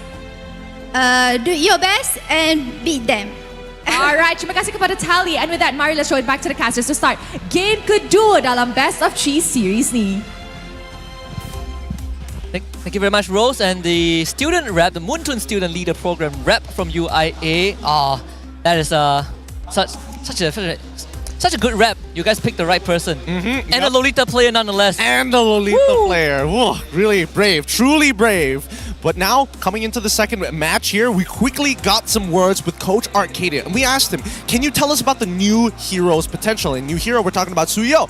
He says, to be honest, I haven't studied it in depth yet. It looks like a promising jungler or EXP hero. But let's see, because sometimes we get creative. So maybe you'll see us using Suyo as a roamer. I think that was Beloy talking. I don't know. I feel like as a roamer, huh? I feel like Suyo Gold seems a little more likely, considering how Innocent is the only one who goes out of his way to play some weird stuff. I mean, Roger, right? But then again, I mean, Chang'e at SBS that one time. Yeah, well, he got a pep talk after that. I believe Coach Arcadia wasn't happy. What? I think, yeah, like word was he actually picked it without telling his team. Yep. But I mean, they won the game anyway. Still, it's ruining the balance. It's ruining the balance. Well, thank goodness, because of Innocent, Chang'e's win rate is still 100%. Yeah, it is. It is. I hate it. I hate it so much, but you can't do much about it. Since we have 50 seconds to actually talk about this upcoming adaptations for the game, MV, I'm guessing they're saying on blue side here. Because it makes sense, right? It feels like blue side is the way to go. And when we're looking at the most picked heroes, for Nolan specifically, we have 100% win rates on Sakai's, and everybody else still, except for Max, above 50%. Which is... Man, did Chibi not play Nolan? He didn't play as much. He doesn't get to touch Nolan as often, to be fair. Yeah, I know. I do pity Max. I think a lot of his Nolan games were in the earlier part of the regular season. And that was when JP9ers was still trying to figure things out. But either way, there's a reason why Nolan is so sought after in the current meta. We'll jump into game 2 and see if MV will stick on that blue side. See if Coach Haru and Sora have made any adjustments to deal with SRG to keep this series alive. No, they actually go red side, so SRG gets first pick. Alright, interesting. I wonder what Haru has set up for red side. Why go for red side this time round? Coach Arcadia decides to ban out the Gatot and as well as the Matilda. We see Cho and Chip for the side of MV. Not too surprised there, but I'm curious to see whether MV is interested in Edith or that's just the blue side thing. So both teams so far have shown a Matilda ban, which does make me wonder what's the value that the Matilda and the Edith brings, right? I know the Cho is more of a targeted pick, but Matilda, Edith? So Matilda in particular has some really great synergy with things like Phoveus, High Loss, even Gatot, right? People who are able to go all in but have no means of escape. That's where Matilda kind of compensates for that and allows your team to be able to kite out some really devastating engages when your opponents are looking to kind of do the same thing. Edith, on the other hand, is honestly such a good all-rounder. There's just nothing in her kit that's bad. Good crowd control, good damage, decent scaling. Is able to traverse the map decently well as a roamer as well, can take Wilderness Blessing to compensate. And now with that being said, Phoveus gets let through.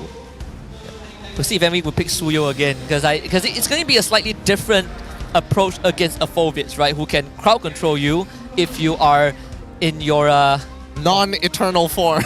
Yeah, like, what do you call it? Your human, your base form? Default. The default form. Yeah, default form. And if anybody says that the default form is a mortal form, then no. Bad. He's not wrong. No! The passive is called Immortal Transition. You don't spawn in as immortal form. That's the difference. It's a we're just going light mode, heavy mode. Light and heavy mode? All right. Light and heavy mode. We'll stick with that for now. So as Phoveus comes as the first pick for SRG, MV lock in the High Loss as well as the Zhu ship. Both of which are pretty good because, again, Phoveus terrible into the Zhu ship. It's not the most fun in the world. I'll tell you that from experience. You have no counterplay to that. And you can also still leave High Loss on the table. Right? I believe we've seen Nova play the High Loss in the first 2 weeks of the regular season in that room. So for SRG, they don't even know where the Phoveus is going up against yet. I think as long as MV keep them questioning, it's going to be tough. But Krami, he's comfortable. At the very least, Phoveus is able to kind of, just kick back, relax, clear the waves, don't have to worry about it. I do recall we have seen Phoveus mid once by Team Ray, but it's not going to be a possibility this time. Ling and the Vexana. And in 9 MPL seasons, Coach Arcadia has delivered top 4 finishes in 6 of them. Coach stats. Coach stats. Come on, that has to be an impressive stat. This could be his how many? 7th one. It's 7th top 4 finish. Does it always have to be with a different team? I guess I don't want to get as long as technical with he makes it to top 4, right? Yeah, it's true. It's true because a lot of coaches out there, by the time you're saying like we need this coach, he's never leaving an org. No. He's never leaving the org. I don't see it happen. If I'm winning, why do I leave? Exactly.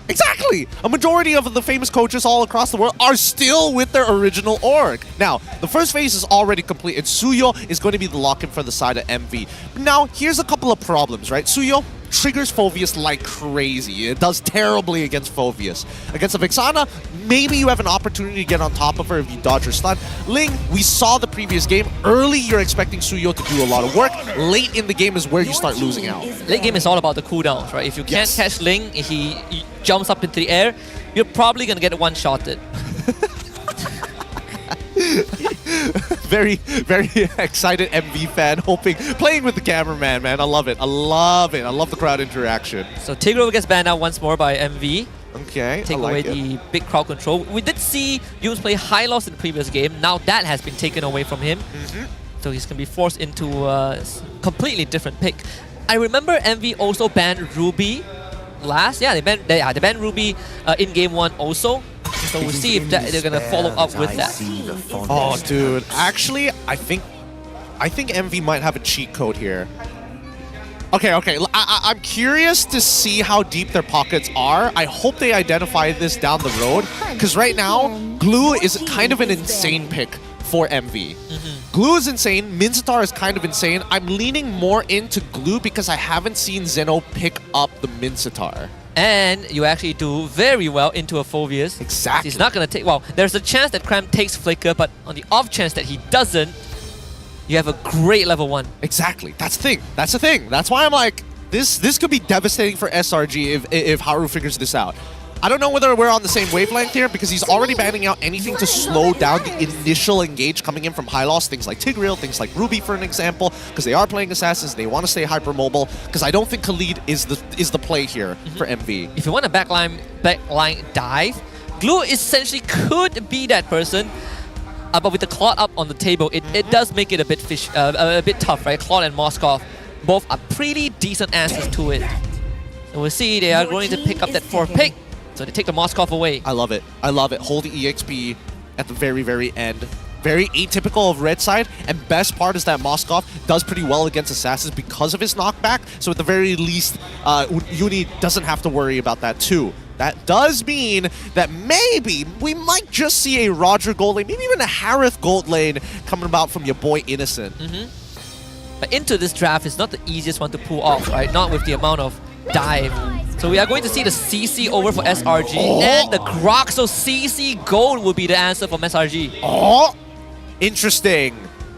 All right, so Vexana's the only anchor. You have Grok to kind of open up the map. Still able to slow down your opponents. And then dodge. Yeah, okay. Yeah. I see it. The anti-CC is the main thing here, not the engage. All right. Pretty good composition for the side of SRG. I hope MV lock in the glue. Lock in the glue and make my day. Do it.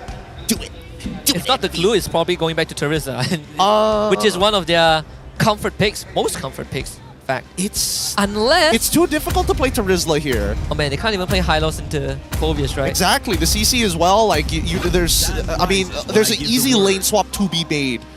Oh, and then they go into the Khalid. Pocket not as deep, not as deep as we want.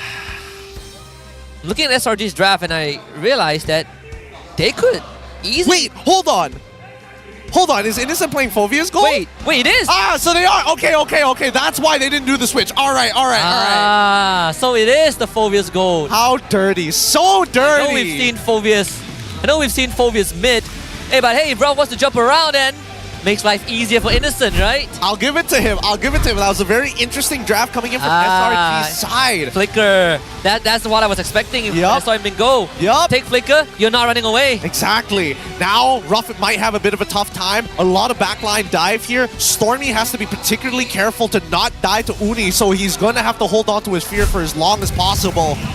But they'll definitely sneak past the glorious pathway. Okay, let's see if Arcadia talk about creativity. This is one of the few glimpses of it. Game 2 with SRG on blue side and MV on red. Let's get it going. Because I'm looking at the lanes right now. Zeno also blindsided by the fact that he had to fight a CC instead of a Phobius. I'll take it though. This will be very interesting. This will really show the laning prowess we're going to be seeing from SRG as well as MV, right? And I think that's going to be a very big influence in the game. If not, we're expecting the Roamers to be able to kind of break even here. I'm already winning out at the start. Brave Smite, full stacks on the passive. And Ruff can't even walk up the tray. Innocent. He can't. Every single time he has that passive, he is going to run in your face. Yeah, level 1 is where Innocent is going to be a little bit stronger here. Ruff gets stronger at level 2, but then it all evens out at level 4, where you're expecting Phobius to have a major advantage, unless we saw Ruff take Inspire. But still, he opts to go... Oh, he goes straight into Tenacity and Swiftness. He's not looking for Master Assassin. He knows that there's a very high likelihood of dying to the Phobius. Phobius aside, it's just Festival of Blood, Brave Smite, some adaptive damage. The Sentinel Quicksand Guard is cancelled out, so he has to flicker, but still, first blood giving over to Sun Guys. Backup coming in late from Nova and Martizi. They find the live on the Cram. He's gonna take in some turret shot, try to jump away, still gets dragged back. A trade for MV. Alright, decent trade. Sakai's unfortunately is the one who does pick up the kill, and Monster Vicious, it goes over to Martizi. Luckily, oh man, so that's a great jungler right there. A+ jungle strat. My jungler would have taxed the wave. That's me. I would have taken the wave entirely. I wouldn't even feel remorse for it. That's the worst part. I'm a Suyo. I need that gold. Yeah, man. So Martizi ends up hitting level 4 on time, and with neutral objectives about to spawn, MB take control over it first. I feel like it would just be like game 1 with SRG. They pay minimal attention to the turtle. Oh. The guys does show up though with the team there. Uni wins the turtle secure anyways. The first team to hit level 5. So far, MV in the series have secured 4 out of 4 turtles. Yep. Honestly, I don't blame Sakai's for missing the retry there, because that Soul Sever, it also applies to these neutral creeps, right? So you can do like an absurd amount of damage, especially when they're within the last 2 bars of their health. Things will start to get tough for Ruff right now because Infinite Pursuit has been unblocked. 0 cooldown. So good luck trying to play around that. Alright, good luck. Let's see whether Ruff is going to lose his Purify here, but he does have Uni nearby. Honestly, he's got the whole kill squad ready to run. Yums is see Uni here, so that's going to prevent any sort of ambush. Stormy is also walking up. Uni can't really stay there for too long. East the Wild Charge gets terrified, absolutely controlled. So Oblivion dashes away, but Yus follows with the power of nature to take him out. And now to block on Nova Escobar with the wall. The battle line is completely separated. Martizi cannot join the fight. Tempest of Blaze from the guys. Takes out Nova Escobar. The Spear of Destruction shows up. Ruff needs to kill. Finds Yums. Forces the flicker from Stormy. Martizi tries to grab him back. Runs out of mana at the last second. Cannot confirm the lift. Take the 2 for 1. Just take the 2 for 1. It's as good as it's going to get. But for MV, it's a small lead, but Sakai survives and he's able to invade while this is happening. Will eventually be able to invade while this is happening. Uni currently still a level ahead of Sakai's at this point of time and taking all of No Man's Land. Litho Wanderers, River Crab, all within control of MV. It's going to show up bottom side as well. Fire Foe is a warning shot. Sakai's will just leave that area. Top side. This is stunned up. Goes for the onto Ruff. He's going to try and fight this. Stunned up. The wild charge from Yums not connecting. And Ruff gets away with the Purify. Man, Yums, dangerous man. You can never really tell what's going through his mind, right? What direction is that wild charge going to go? You blink and you miss it. But now with the next neutral objective about to spawn here, we need to look at lane states, because if Khalid moves right now, SRG might be okay with just giving away this turtle just to play on the opposite side. Oh, it's a lane swap. TC is also moving. Nova Escobar will try to kind of soak up the damage. Playing Martizi behind him, but with Innocent showing up, Martizi needs to shift his focus a little bit. Another stun now, Nova Escobar knocked out by the Eternal Guard. Will try to survive this, but Innocent jumps on top of him. The Glorious Pathway will get him out of this fight. But Zeno overcommitted. He's going to get absolutely slammed to the dirt. And with him going down, Sakai joins the fight, looks for Martizi, Tempest Ablaze, dispels the butterfly stacks. Uni will force him away, but Monster Vicious loses control of the objective. Woo! Nicely done by Sakai. Nicely done. Good use and timing of the Tempest of Blades. You don't mind if the stacks is maxed out on you as long as you're able to get the Tempest of Blades off, but he's too low to contest Uni. Does SRG use this? Uni will get the turtle as Yumes wild charges to the back onto Martizi, but that leaves Innocent out to dry. Tries to get reload Uni, who gets away with the Blaze Surge. Lifted back up by Martizi. Innocent is so tanky. He is not dying. They need to control him, and with the help of Zeno, they will. Martizi is saving this team right now. Every overly aggressive plays made by the side laners of Monster Vicious, Martizi and Nova X Kobar has been covering them very, very well. And luckily, Uni is 2 levels ahead of Sakai and won out his retry battle. But you can definitely see, without his spells available on cooldown, he is a sitting duck. Man, the amount of impact Innocent had with just 2 items before the Expert Claw. War Axe, Brave Smite, Festival of Blood, and to survive that long in a fight. Innocent so greedy. The fact that he went War Axe first item instead of Thunderbelt, this guy knows what's up. It's all about the fight. Yus will be chased away for now. Next turtle is going to be a minute away. Spawning on top side. Bottom tier 1 went down as Ruff had full control of that area. Yeah, Martizi with the bailout. This Jushin is being quite a nuisance for SRG to fight into. It's really tough. It's really tough for them. Nova X Kobar can just tank the damage against Innocent for now. War Axe, man. I mean... Uh-oh. But now he can't get out. He's blocked out. He's dead. He is dead. And the backline for MV is exposed again. And there's going to be a follow-up wild charge from Yumes once more to Purify. Not going to get Ruff out. 2 dead for MV. I'm quickly looking into the player room. I'm trying to see whether Kotaru is given a reaction, but I only see Fakes. Not just the head shake of disapproval. Like, what are we doing, guys? What are we doing here? Sora is like, man, you're not that strong. Zeno is going to be next though. Has to ult. Has to ult. Ult flicker. Okay, Cram actually chases him. Quick send guard. Take your life on the turret. The guy gets away again. Now they're trying to find Cram, and Yus blocks out that entrance. Cram hops over the wall, over the turtle, and SRG completely disengages. Uni could technically chase that. They know that they don't have ults right now, but they also don't know the position of where Sakai's is. I think that's what he's most nervous about. God, Martini straight out just bailing Nova X Kobar out of that. Turtle secured by Uni, so 6 out of 6 turtle in this best of 3 for MV. Not even close here. Uni waiting a full second before, sorry, 0.5 of a second before he decided to retreat, knowing that it's not even going to be remotely close. At this point of time, MV not developing as much as a lead like they did in the last game, but it's 7-3 right now, and MV still have the goal lead. Pretty insane if you think about it. I think most of the goal lead is definitely on Uni and Ruff's side, right? Ruff is 2 levels ahead of Innocent. He's been power farming the whole time, and he could be the one to drag MV across the finishing line. I mean, eventually Monster Vicious will outscale Selangor Red Giants by the end of this game. I think the real question is what's the most ideal situation for SRG to fight, right? What are the win cons for them to be able to create an endgame scenario? They're looking for Martizi. Tie him up. Cram will do the initial job, but with Ruff showing up, Martizi survives. The rest of SRG will have to retreat. Monster Vicious is just too tough to fight in these choke points, and Ruff is continuing the chase. Cram next on the board, gets pinned to the wall and goes down. Innocent now forced to commit, pulls all of them back, but Ruff has the wisdom of nature, survives the power of nature. Ruff finds a triple kill out of that. No. MV finds 4 in the fight.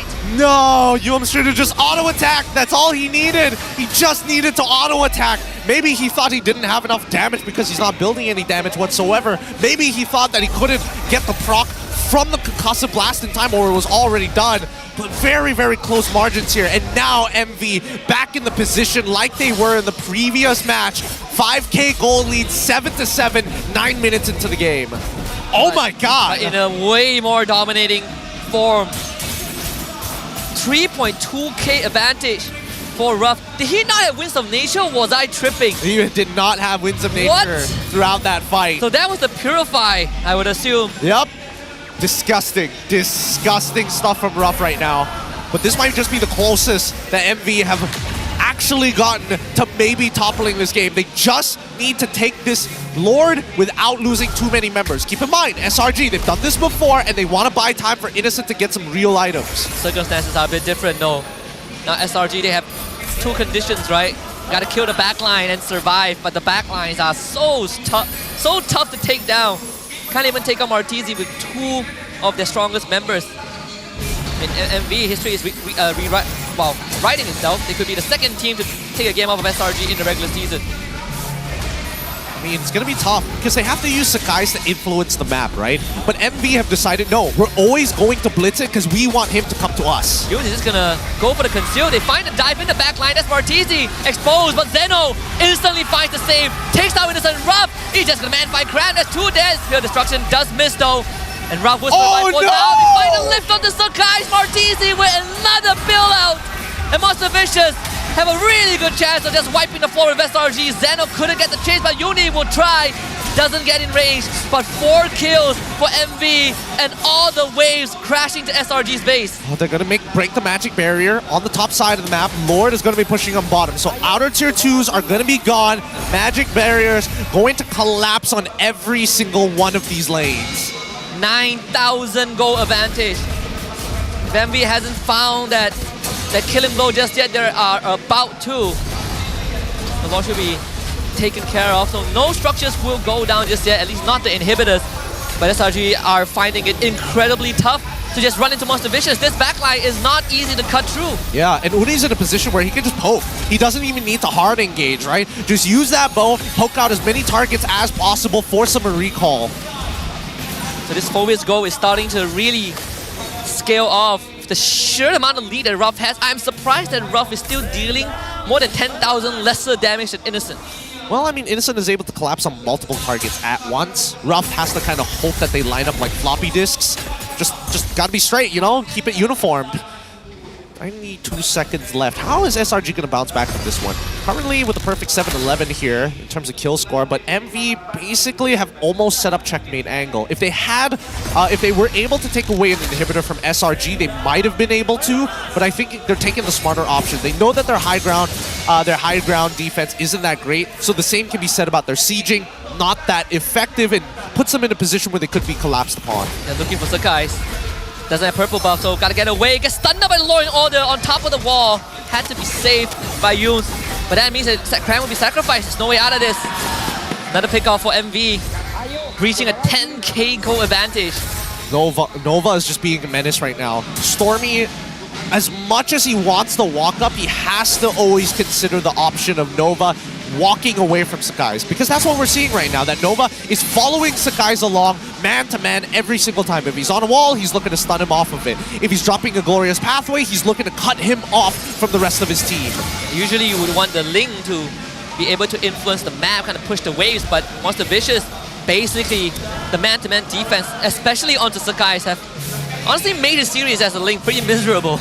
Yeah, it's hard. It's really hard for him. That's why you see that Sakai's is like 2 levels down, now catching up to close the lead down to 1 level. Oh! They're trying to look for Martizi. That's the Purify out. A hard dive to the back line, but their own is exposed. Ruff is unstoppable. They lose Innocent again, and Sakai's doesn't even find a kill with the Martizi. Monster Vicious might have just done it to take a game off of the Red Giants.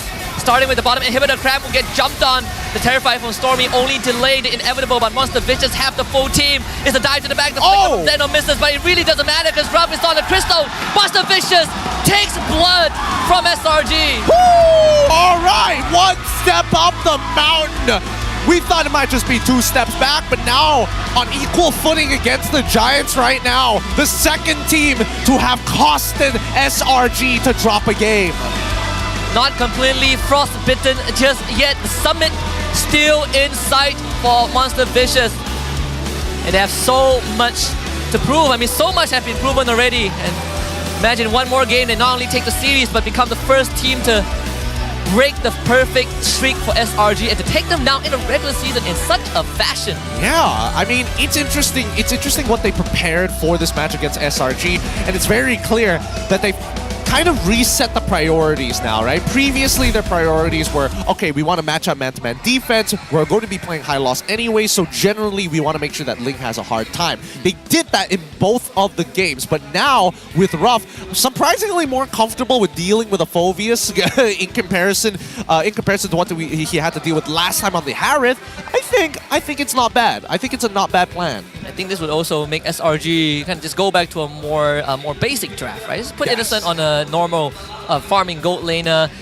I feel like it's a very interesting approach, but MV dealt with it accordingly. Yeah, they really did. The laning phase was looking especially good for both sides. I will say that it did get a little influenced in the gold lane afterwards. Maybe Innocent was going in a little too ham and also the fact that he went for War Axe first item. This man was so confident he was going to start smashing heads. Yeah, they thought that they had the snowball, but at no point did SRG actually have a lead, right? We saw when the total kill was 7 and 3, Monster Vicious had at least a 1.5k gold lead, but I think this is where it really starts to snowball out of control. When MV starts winning fights, taking side lane turrets, and SRG just had no way of realistically diving the backline and taking them out. And that's the thing, right? They needed a strong winning lane. And Cram was doing pretty well until he was getting 2 times on the bottom side. Innocent basically didn't have much of a laning phase anyways. And the fights that he did get involved, he didn't secure any... he didn't secure too many kills, right? He wasn't able to keep pace with Ruff, who basically scaled to infinity and outscaled him entirely. And with the Phobius, you generally want him to fight, which means that Ruff is just free farming around the map. And Martisi is the one controlling that hero. Essentially, the Moskov had a near perfect game and reached a point where he was basically unstoppable. Genuinely disgusting, Zushin. It's tough. It's really, really tough. Especially when you're on the Karina, am I right? But like... Okay, yeah, disgusting. If my Karina had that item, that's an auto win. That's an auto win! And a Purify. You can't be controlled, can't be hit by basic attack, and now you... yeah, well, what else can you do to her, right? Truly no winning. Truly no winning. But still, it was a very difficult game for SRG because their win cons are solely based on how well Sakai's is doing, right? It doesn't really matter how good Tram as well as Innocent is doing because that's only going to last for the first 2 phases of the game, which is early and mid. Once we get into late game, then you're purely depending on Stormy and Sakai's to kind of get you through that last hurdle. Yeah. Tough game for SRG and a lot more quicker than game 1, right? A 5-minute difference, cut down from 18 to 13 minutes. And this Khalid pick actually worked out. I suppose the whole focus was just to get out of lane, right? You have a CC that beats me in lane, I just need to leave it early. Yeah, and I think that might be one of the few mistakes that SRG may have made this game, the lane assignments. I think that if you're going to be playing Phobius, you should be playing Phobius into the Khalid because it is such it's so much easier to manage that lane in comparison to Cram, who is like, I want to trade against you, but you're clearing the wave, so I'm getting sandbagged regardless. And it takes so long for me to stack up my items, right? Like he went for War Axe. I wonder if he went Oracle or Brute Force Breastplate first. We have to find out in just a little bit. I think it was Brute Force Breastplate second. I'm going to make a wild call on this one because I remember seeing it pop up. Because like both Innocent and Cram went for War Axe. It's all about snowballing the mid game, which they never got to do. Martisi, right? The bailout. Yeah. This Yushin is causing so much problems. So does this put her on the ban list again? If they're going to pull off a composition like this again, yes, because I would much rather them deal with an Edith than dealing specifically against the Zushin, right? Let's quickly look at the emblems because I'm curious to see what he actually opted to take. Alright, so Ruptured as well as Festival of Blood for Innocent. Cram took Mobility and Festival of Blood. Alright. So nothing too out of the ordinary here. Really nothing too out of the ordinary. And Nova just went full tank. Tank emblem, tenacity, vitality, concussive blast. And I just realized that there really isn't any meaningful way to take out Nova Escobar when the game goes late. Nope, there isn't. They were going to completely bypass him and leave him for last. He's like your favorite piece of meat on your plate when you go for economy rice. You're like, yeah, I'm gonna save this for a treat for myself later after you smash the rice, the veggies, and whatever you have. Yeah, well, the difference is that piece of meat doesn't hurt you. I mean, it's thick. It's a lot to chew through. For sure. I don't know. I feel like in this particular game, SRG kind of bit themselves in the foot when they wanted to go with a double fighter setup, and MV had already banned out the Ruby. I feel like it would make slightly more sense if it was a Ruby, right, compared to a CC. Yes. That's what I'm looking at, because MV did ban the Ruby in game 1, and they did it again in game 2, which essentially doesn't deviate too much from their game 1 ban sequence. If not, it actually gives them a better setup to punish their opponents if Ruff uses his Purify like he did before and was kind of able to run around, and CC can't lock him down per se, but Ruby can. Let's take a look at the damage taken because I expect Nova Escobar to top the chart. Yep. Poor Cram. Poor Cram. Had to take 92k damage as a CC. When we praise Nova for his 96, we're like, you're a good tank. But then we look back at Cram and it's just like you're an abuse victim. He's just getting whacked in the bottom side of the map. Here are two heroes. One of them is having a hard time. One of them didn't ask for this. It was not consensual, I'll say that. It really wasn't. I don't know. I think that SRG, it's interesting that they're practicing a comp like this when they don't have like the direct... Well, or they're very confident that Sakai's will be able to get them over the edge. But after this, it probably would change, right? You know what?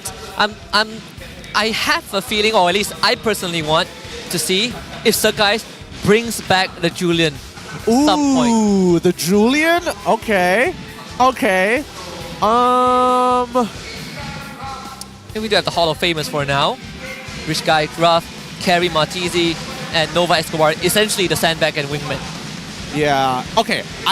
The only time I think they're going to bring out the Julian is if they are going to pick it within first rotation, probably second, third if you're on blue side, definitely as a last on red. It will fulfill my fantasy of what we talked about, like what, 3 weeks ago? Yeah. Of having two junglers that unlock at level 3. Yeah, but still farm till level 4 before they fight. Yeah, essentially that, right? Because you want, yeah. It's like an awkward number of camps. It feels really weird to finish off your orange or purple buff, hit level 3, and then be like, man, technically if I just clear the beetle camp, I hit level 4, but I could gank right now. Yeah, I could fight right now. But that's the thing, right? A lot of compositions that want to fight as soon as possible, especially with these level 3 type junglers, you need laners to do something. And if your laners are not strong, you can't necessarily set up for them. Well, I personally want to see how the adjustment is going to be like, right? Because it's fair to say it's not the first time we see SRG on the back foot. In the regular season, I think we put them on a very top pedestal, which I think is well deserved. But sometimes it's good to see that teams are starting to catch up, right?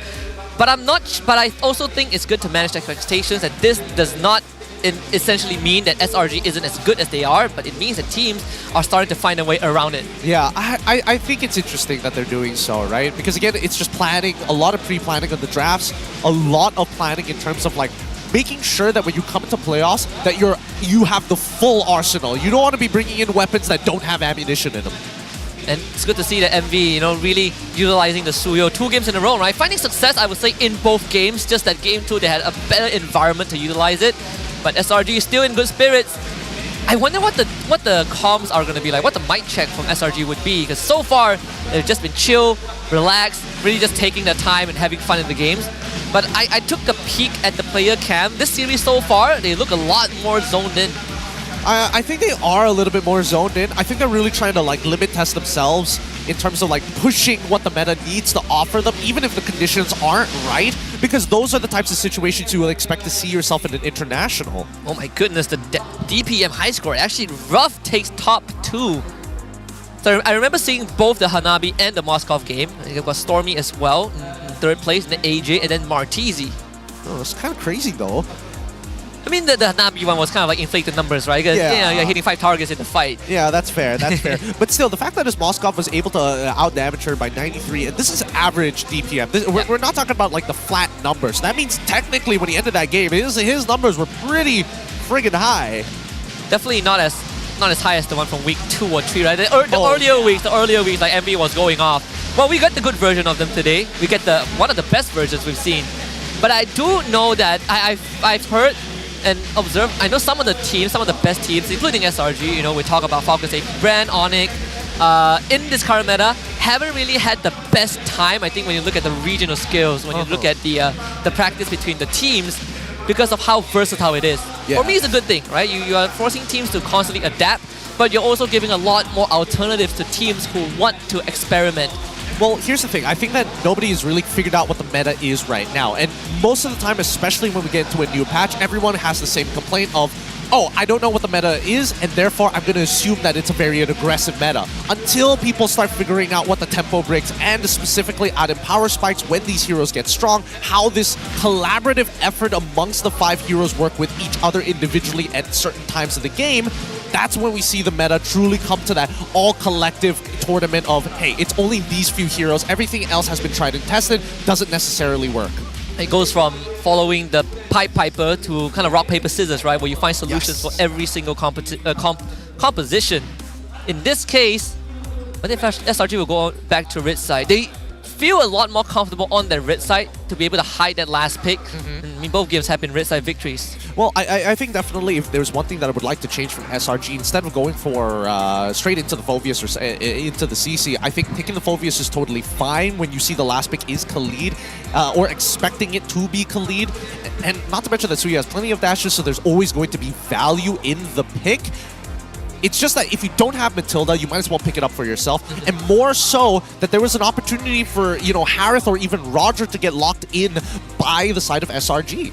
And for the side of MV, they have a 53.8% win rate on first pick selection, which is incredibly impressive considering how first pick was very looked down upon in the first half of the season. Yeah, it has changed. Luckily, you know, the score has definitely started to reach global standards. Both sides have evened out in terms of overall win rate. But considering that MV, yes, they have plenty of win rates when they are first pick, but now we're seeing them lean more onto red side. Like I feel like it's a very Coach Haru thing that game one, they expect to be blue side, they have a strong opener, but they change things up once they hit red. Yeah. Suppose like your favorite hero, that one is a Pakido. No, I've not seen one that convinces me that it's a choke. You have to do a roundhouse. Speaking of that, how to do a roundhouse? I actually saw Rex win from MV. I'm not sure if they were shooting TikTok or something. Like earlier, before we opened the doors, he was performing some kung fu. Oh yeah. He was going with the I don't want to say it's wushu because I could be entirely wrong about this because there's a lot of performing arts, martial arts. Let's just say it's kung fu. Yeah, sure. Taekwondo. Taekwondo. I know for a fact it's not judo because it doesn't look like that. Yeah. Usually you need 2 people for that technically. But even so, keep in mind that everybody, the M6 is happening in Malaysia. So quickly scan the QR code and also claim the redeem code. And if you're lucky, you might even get and win a legendary skin. Both of which I haven't seen just yet. I don't know what legendary skin, so don't, at me if you don't get one. And also, for people who complain that our currency is not as strong, you're wrong. We're going stronger. The news say we are going to be a powerhouse in currency. I think top 3 or something in the coming months. Are you serious? Maybe not top 3, but top 5. But we're getting there. Right? We're making steps, and I think that's important. Because I'm tired of being clowned on, especially by my neighbors next door. I don't know. The Singaporeans, I feel like the Singaporeans are always going to have us beat in that sector. Hey, at least I can now buy their currency. That's the advantage I get. So SRG get back on red side, MV gets blue again. All right. MV now going on the blue side. Let's see what are the adaptations here, because I feel like SRG probably aren't going to go for a double fighter composition again in that case, but they can set up for a winning matchup for Cram, which we've seen a lot of red side teams do. They just wait for those last 2 picks. First pick, flex, all the way until the very last pick. That's when you see the reveal. So the bans for MV are still the same. They get Edith back into the equation. If they follow the game 1 draft, it would be a Matilda ban 3rd. For SRG, they did ban the Phoveus and Chip as well. The Fanny has been the 3rd ban for both teams on red side. So surprised to see that both teams are just sticking to the same ban sequence. Yeah. A lot of these picks, just, focusing on Yums, right? It feels like in these past 2 games, Yums' overall impact is very, misdirected, misdirecting your opponent, trying body block, trying to find opportunities and looking for different angles, all of which being shut down by MV, which kind of goes to show that their pre-preparation probably for the early game was around Yums, who I would consider one of the big playmakers of the team anyways. And a big contributor of that is the Jushin that Martizi played in both games. Now SRG finally bans it out. They don't want to deal with all these push and pull. And MV, they get their hands on Uni's Fanny. Okay, so now they need a winning matchup for their potentially their goal lane. They're going to be on red side, right? Yeah. So maybe... Oh, Gatot? Valentina. Wow. Interesting. It's quite a while since Stormy goes back on the Valentina this early on. And of course, fun fact, SRG has only lost 2 games in this season. For now. Yet? Question mark? Yet? So there's a chance this becomes the 3rd, right? Let's see. I don't know. The likelihood of SRG dropping this game, considering Coach Arcadia's philosophy, seems hard. But I am rooting for MV at the very least, right? Yeah. If they are going to win this game, at least let it be at SRG's 100%. Beat them at their best. Because the playoffs is a full reset. The SRG is guaranteed top seed anyways. So it really comes down to whether MV can get past that first stage and then meet them on the other end. So this time MV, they switch it up a little bit. The time ban out 2 games in a row, they will take it first phase with the high loss.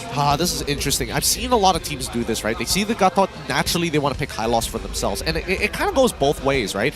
It's a double-edged sword, because if the Glorious Pathway comes out first, there's a high likelihood that the GOA is going to cut your team in half, separating your front line from your back line. Because nobody wants to be in a position where they're getting hit by this guy by the GOA anyways, right?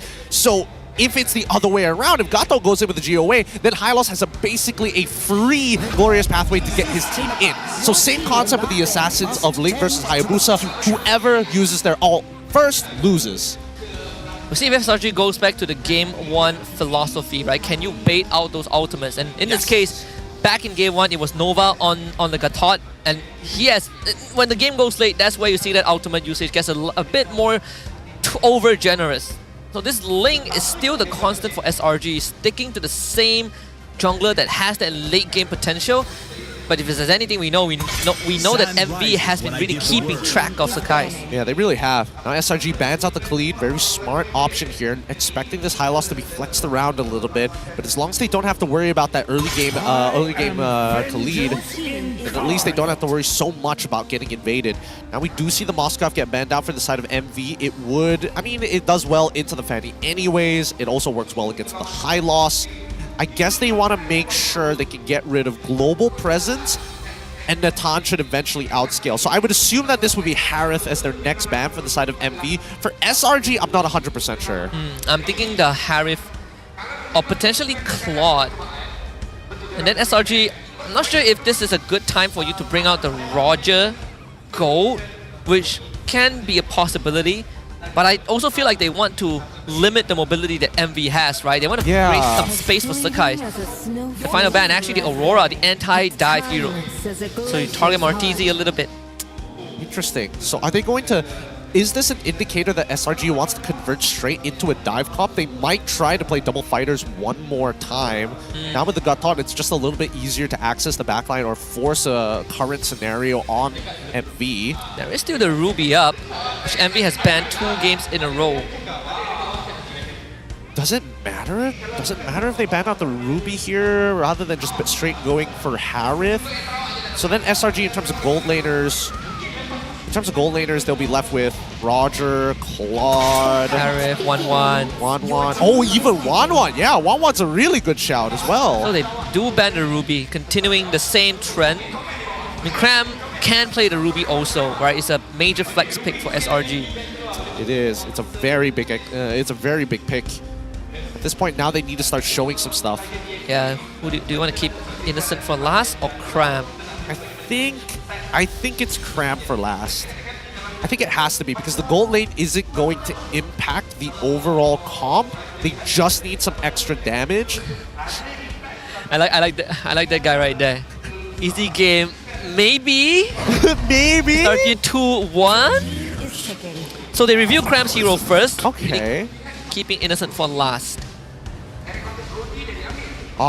This is a bit wild. All right. So you go in for Terizla in case... What are the matchups that we're worried about for the EXP? Now that Phoveus is already out, they already have the high loss. High loss won't outpush the Terizla, but will beat him into trade. I mean, there's CC, there's Xborg, Arlet. Maybe Xborg knows so much, but so CC, Arlet? Actually, I feel like Xborg just a little bit more than the Arlet here. Because it's a Gatot, right? Yeah, because of the Gatot. That's the main reason. I feel like it's kind of difficult to play Arlet in these scenarios because then there's still Valentina. So as much as you want to not get dove upon and look for the counter engage, you can get counter engaged upon your counter engage. And the glue! The glue! Ooh, that's wow! Looking a bit tough for SRG right now. Plenty of damage. Insane peel from MV. Diving feels like a very tough thing to do. And now SRG has seen everything. What else is there? Man. Claude? Even Harry doesn't feel that good anymore. I think you go for... Oh man, it kind of doesn't matter. Because glue takes too long to kill. I think maybe if you're playing Moskov, you might have an opportunity, but it's banned out. Oh boy. Anything else that... Beatrix? It'll be wild if he takes Hanabi. Hey, you're plenty of blobs to go through, but no one to protect her. Yeah. Oh, this one's really, really tough. Brody. Back for the Brody, huh? Okay, so they're still playing around Sakai's on this lane. Winning this lane is very possible for Innocent, but only within the laning phase. So he wants to drag that out for as much as possible. My guess is that Envy is going to put a lot of attention towards the bottom side anyways, which works well in SRG's favor. But I'm slightly worried as the game goes on, right? Like, is Brody able to handle multiple targets running at him? He can kite, right? Yeah, well, Corrosive Strike. Yeah, that's the only one. Okay. So that means that Stormy has the most important decision in the game. Stealing the Glorious Pathway. If he steals Glorious Pathway, which direction is he gonna point it backwards or you point it forwards? Or do you just do Dominator's Descent? Or they just, Dominator's Descent is one thing, but it's more beneficial for their opponents here. I feel that they should have locked in the Aurora rather than the Valentina and then banned out Valentina in the following. Because they know if Aurora is available, Zask is the second best option. Yeah, I agree. So game 3 is going to be underway right now. Didn't really expect to be in this spot, but here we are. MV back on blue side and SRG on red. Let's see how this game is going to progress, because it's going to be a very fast leash for Udi with the help of Gluid as well as the Nightmaric spawn. So he's already off to the next buff, where you see that Sakai's still clearing out his side of the jungle. In the meantime, though, we're expecting nothing much to happen in Ruff's lane. It's going to be pretty chilled. He did opt to go for Weakness Finder in hopes that maybe he can catch Innocent off guard. Wow, even going for some discounts on his items. Whereas for Innocent, back to the aggressive maneuver, right? Assassin Emblem, Rupture, Master Assassin. As much damage as possible. The problem is that he's got to be worried about, at any point of time, if he takes a terrible trade against Ruff, there's a good chance that Udi shows up in his lane. That's why they're having the coverage here. That's why both junglers are pathing straight from top side all the way down to bottom side. He shows up, instantly gets spotted. That's the taunt. Good read from Yums, and Sakai's thinking about it, but gets stunned up by Nova Escobar. Sakai's not going to be able to continue this. Okay, all right, they go back. Even Stevens here, but Sakai's will get an advantage, but looks like, great coverage from Martisi, who walks up to check the Corbold camp to ensure that it doesn't disappear. Yep. SRG Uni shows up mid, looking for Yums, couldn't find it. Revitalized pop, and Sakai's also cannot get the trade in, not enough energy. Yep, just recall, get your energy back, do it all over again. This is the map presence that we need to see from Uni to keep Sakai's on his feet. Every single time he diverts his path from farming to trying to deal with Uni, he is wasting his time because he needs items before he is a legitimate threat. Innocent will now have to think about hard shoving the wave. The equilibrium has been disrupted thanks to that early gang, so Innocent will have no choice but to crash it in. Try to see if such pressure as possible with the torn apart memory. So that's Ruff losing 40% of his health. Stormy keeping Zeno away at the same time, stealing the Dominator's Descent. So for the upcoming fight. Right, SRG holding an aggressive position here, especially towards the mid lane. They're not pulling the turtle just yet. As they finally get control, this is where it's going to get uncomfortable. Yeah, Dominus Descent, instant turnaround with the Glorious Pathway. Avatar of the Guardian gets used. Sakai secures the turtle for his team, but the pullback on the Cram keeps him in a tough spot. Stuck to the ground, first blood going over to Zeno. And now Yuz is going to be chased down, Law and Order. And the verdict is delivered. A double kill for Zeno. Good stuff coming in from MB. Good response, but now they have to contest for this purple. Oh my Innocent found Uni. He was out of range! No! He was late! He was too late! He should have popped it! Man! He should have buffered it immediately after first skill there. Unlucky, but great coverage from SRG, right? They already know what the plans are for the side of MV. Both sides are purple buff junglers, so if they have an opportunity to deny that purple buff, they have to take it. Instant counter jungle from SRG Uni. He's just gonna be found, caught out, needs to run away. The Terrify from Stormy keeps him in place. SRG finds the trade. Good stuff, good stuff. As mobile as he is with the steel cables, you're pretty telegraphed. Yeah. Oh no. Carpet laid down, taunted backwards. Yuz pulls him back into his team. Dominant Descent. He's gonna get dropped. Stormy will be stunned up, had to flicker out of that. Martisi actually goes for the chase, but they have revitalized from Yuz. He's buying time for Unit to come back, get the kill on the Stormy. Some guys get stunned up again. They could not finish him off. He's supposed to use the Tempest of Blaze, grab his sword and get out of there. I don't know. Doesn't feel like both teams are playing at their max right now. A lot of unconventional mistakes. For example, why were they trying to kill the Dominator's descent in the first place, right? They could have just walked away. And you can tell that Sakai's was struggling, especially with no energy. His crit rate significantly dropped, so it's not like he's blowing it up in an instant either. Nova didn't even have to use Revitalize, so not that they could take him out anyways, not without Innocent this early on. Yeah, it's a little tough. It's really, really tough stuff. And you can see that Innocent, he wants to win this lane, but it's really tough for him to do so. Any outside influence immediately forces him to pull backwards. And Stormy, without the flicker, also has to be very careful, especially when Zeno shows up. Gets to immobilize. Juice might have to just eat it up. It's buy time for Stormy to get out. Does have the dominant descent for the second turtle fight. Okay, now with the purple buff in hand for both of our junglers, you can see that they're heading down to the bottom side of the map. Really good trade coming in against Ruff, but as soon as Nova X Kobar spots out Sakai's, this is a no-go anymore. Yeah, can't continue it. Nova is just the entire series. His assignment is find Sakai's, keep an eye on him, and don't let him go anywhere he pleases. Yep, tax him, break him out of his Finch points as early as possible. Whoa, quick movement. But that means Stormy will not have a stolen out for this turtle fight. Puts SRG on the back foot before it even starts. The guys might be ran down by Nova Escobar. Martini chases after him, forces out the ultimate very early on. SRG will have to give out the turtles. The guy tries to go for the steal. What was that move? Oh. Unnecessary. As the guys goes down, Zeno will just get out. That was flashy, and the idea was there, but was just a little too late. And now Innocent gonna take punishment. Yeah, no stacks on Ruff, but stacks on the minion wave with Zeno showing up. Innocent, how to get out of this corrosion strike, goes backwards, and Yules have to cover the escape. Monster Rage is starting to get a bit of control in this game. Full resets for the side of SRG. MB, this has been a tough battle for them.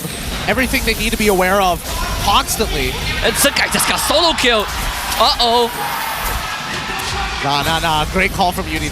Really great game sense. He knows the purple buff is already down, so he went straight. Oh, wait, hold on. Can he at least kill Zeno? Yep. Shut him down. Find something back for Stormy at least. The man didn't split in time. That's so sad. That's like his whole kit right there. That was the main purpose of playing Glue in the first place, that he was unkillable. Ah, man. I wish there wasn't so much of a channel time, but, you know, just tends to be the way it tends to be. Right now, Hylos currently with a 655 gold lead over Yums as of right now. And Yuri, now that he's got his first item, especially, and tier 2 boots, it's gonna make life difficult for Sakai's. He will not be able to outburst him. Steals the Glorious Pathway, Stormy flickers, drops it. That's the escape route laid out by SRG. Stormy barely survives. Get out of there just in time. Good ideas here coming in from the side of SRG to try and drag out this game, but they gotta find some gold on the opposite side of the map here. Especially since they already saw Zeno transverse all the way to bottom side. Yeah, I gotta say, Sakai is having a rough series so far, but for Uni, having the time of his life. Almost a full level ahead, bottom side, another 5 rough is gonna be executed for sure. Good response from SRG. Yeah, and Gato just deals so much more damage than you were expecting, right? He just slowly chips away at you. You think that when he builds up that bar, that's when you gotta worry about him, but man, he sticks like glue. Yeah, the true KO punch comes from Gatot. Zeno also split. Martini forced away by Yums alone, so Sakai focus his attention on the turtle. Yuni's gonna show up, and Nova just absolutely not able to stop Yums from slamming down on the Martini. Yuni shows up, gets the turtle, loses his life to Innocent, and SRG have found an opportunity to strike back, finding 3 kills for themselves. And SRG find MV with their pants down, sitting in an open, unlocked cubicle. What was that? Yeah, very weird, right? For the fact that Juice could just die Martini and take him out. Yeah, that shouldn't be happening here. Sakai is now finally achieving his Haas ball 8 minutes into the game. They find a 1,000 gold lead for themselves, and they should be able to take the outer tier 1s collectively across the map to catch it back up in gold and take the gold lead for themselves. I don't know. That was a very weird fight to watch. Yeah, it definitely is. And Monster Vicious, they felt like they could turn it around, right? But you need to try and get the turtle. He did get it, but he did lose his life. So all that gold lead, that wasn't really too much to begin with, has now slipped away back into the pockets of SRG. I'm looking for the next tempo break and how they're going to achieve that. Because Ruff didn't take Purify again. He's still worried about the Sky Guardian avatar. He knows that he has to be relatively aggressive with his entropy, but I think it's the opposite. I think he needs to be defensive with his entropy because he will naturally scale harder than everybody on the side of SRG. So it's a matter of time, right? How much time can Monster Vicious buy to scale their win condition to its peak?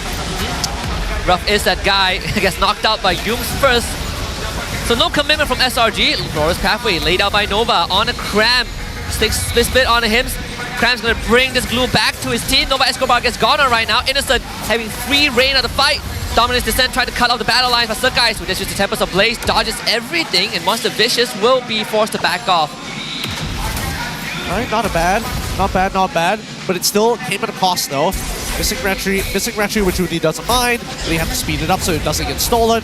But the Revitalize from Nova also missing too. So at this point, it's something that SRG don't have to worry about. Innocent, Flicker, gets the stun, gonna man by Uni. That's the ultimate, doesn't take him out, and Innocent almost went down. Where's the turnaround gonna be? Uni gets away, how? Did that not take him out? 1 HP diff. 1 HP. Had Innocent just landed one more skill, he would have gotten that kill with the torn apart memories. He needs to stack that up. It's just the way it works. Round 2. And Innocent, can you get out of this? Taunted by use mid cables, but does not matter. And Cram is forced away. Auto attack speed just way too slow. And Cram loses his penalty zone and Flicker. Stormy is dead. Still so dead. Even with the split space, he's not getting out of all that crowd control. SRG dropping the ball a little bit. They're crumbling here. SRG, very uncharacteristic of them, especially when they're playing at the level that they are now. They got to get cohesive with each other. They got to deliberate the plans. But MV, their tempo is so much faster. They're not giving SRG the time to think about it. SRG trying to do too many things at once. And MV just sticking to the game plan. The textbook is definitely paying off. Look at the amount of map control that they have. They don't even need to walk up. You can let SRG take the initiative and then look for the fight. Now they're going to be walking up again. Let's see. Another Retry battle, level 14 to level 14. Can Yums get the catch? Already used the taunt. That's on the Xanos. Split is out. It's going to be very close. They stun up the guys, but he gets the Lord with the Retry into the air. Uni wants to look for Innocent. Just straight up takes him out. Now fighting the guys in the jungle. Uni finds a double kill. Has a good chance of getting away. They could not stop him as Cram goes down. SRG gets the Lord, but at the cost of 3. Too close to the walls. Too close to the walls. Selangor Red Giant might lose their first series here as now MV in the driver's seat, right? I'm expecting Ruff to already have his Holy Crystal at this point, if not like literally 500 gold off from picking it up. And Uni straight in the back. Stormy! Stood no chance. Flew too close to the sun. Oh, this is becoming a real game. Ooh, that's the Holy Crystal out. Yep.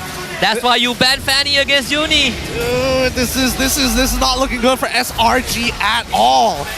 I'm trying to think of ways, maybe opportunities for Sakai's to get in, but the entropy lasts too long for them to try and play it that way. So that means they have to figure out a different angle. How do we make MV question their choices? And I think as of right now, SRG, we've seen too many whiff Guardian of the Avatars. So they need to figure out a way to ambush them first into the Guardian of the Avatar to secure these kills. Ever so close to the summit. Monster Vicious might achieve a new pinnacle by the end of this series. Surkais is just not having a game at all. That is just the nightmarish spawn. And he lost half his health bar. Oh, Martisi is scaling fast too. In terms of damage dealt ranking, it's both Martisi as well as Uni at the top. Full item build already for Innocent, but I don't know how much that's going to save him. I think you arguably might even want to consider playing extra safe. Surkais is not even going to bother fighting Uni, not when he's at his peak. I would assume BOD would be the final item for the Fanny. They have the Antique Cuirass to make life so much easier against 3 of the heroes on SRG. Yeah, pretty miserable for them. These guys can't even look to like one-shot him, even if he does get a 4-sword combo, right? Uni can easily just cable out of there. So it's about right timing.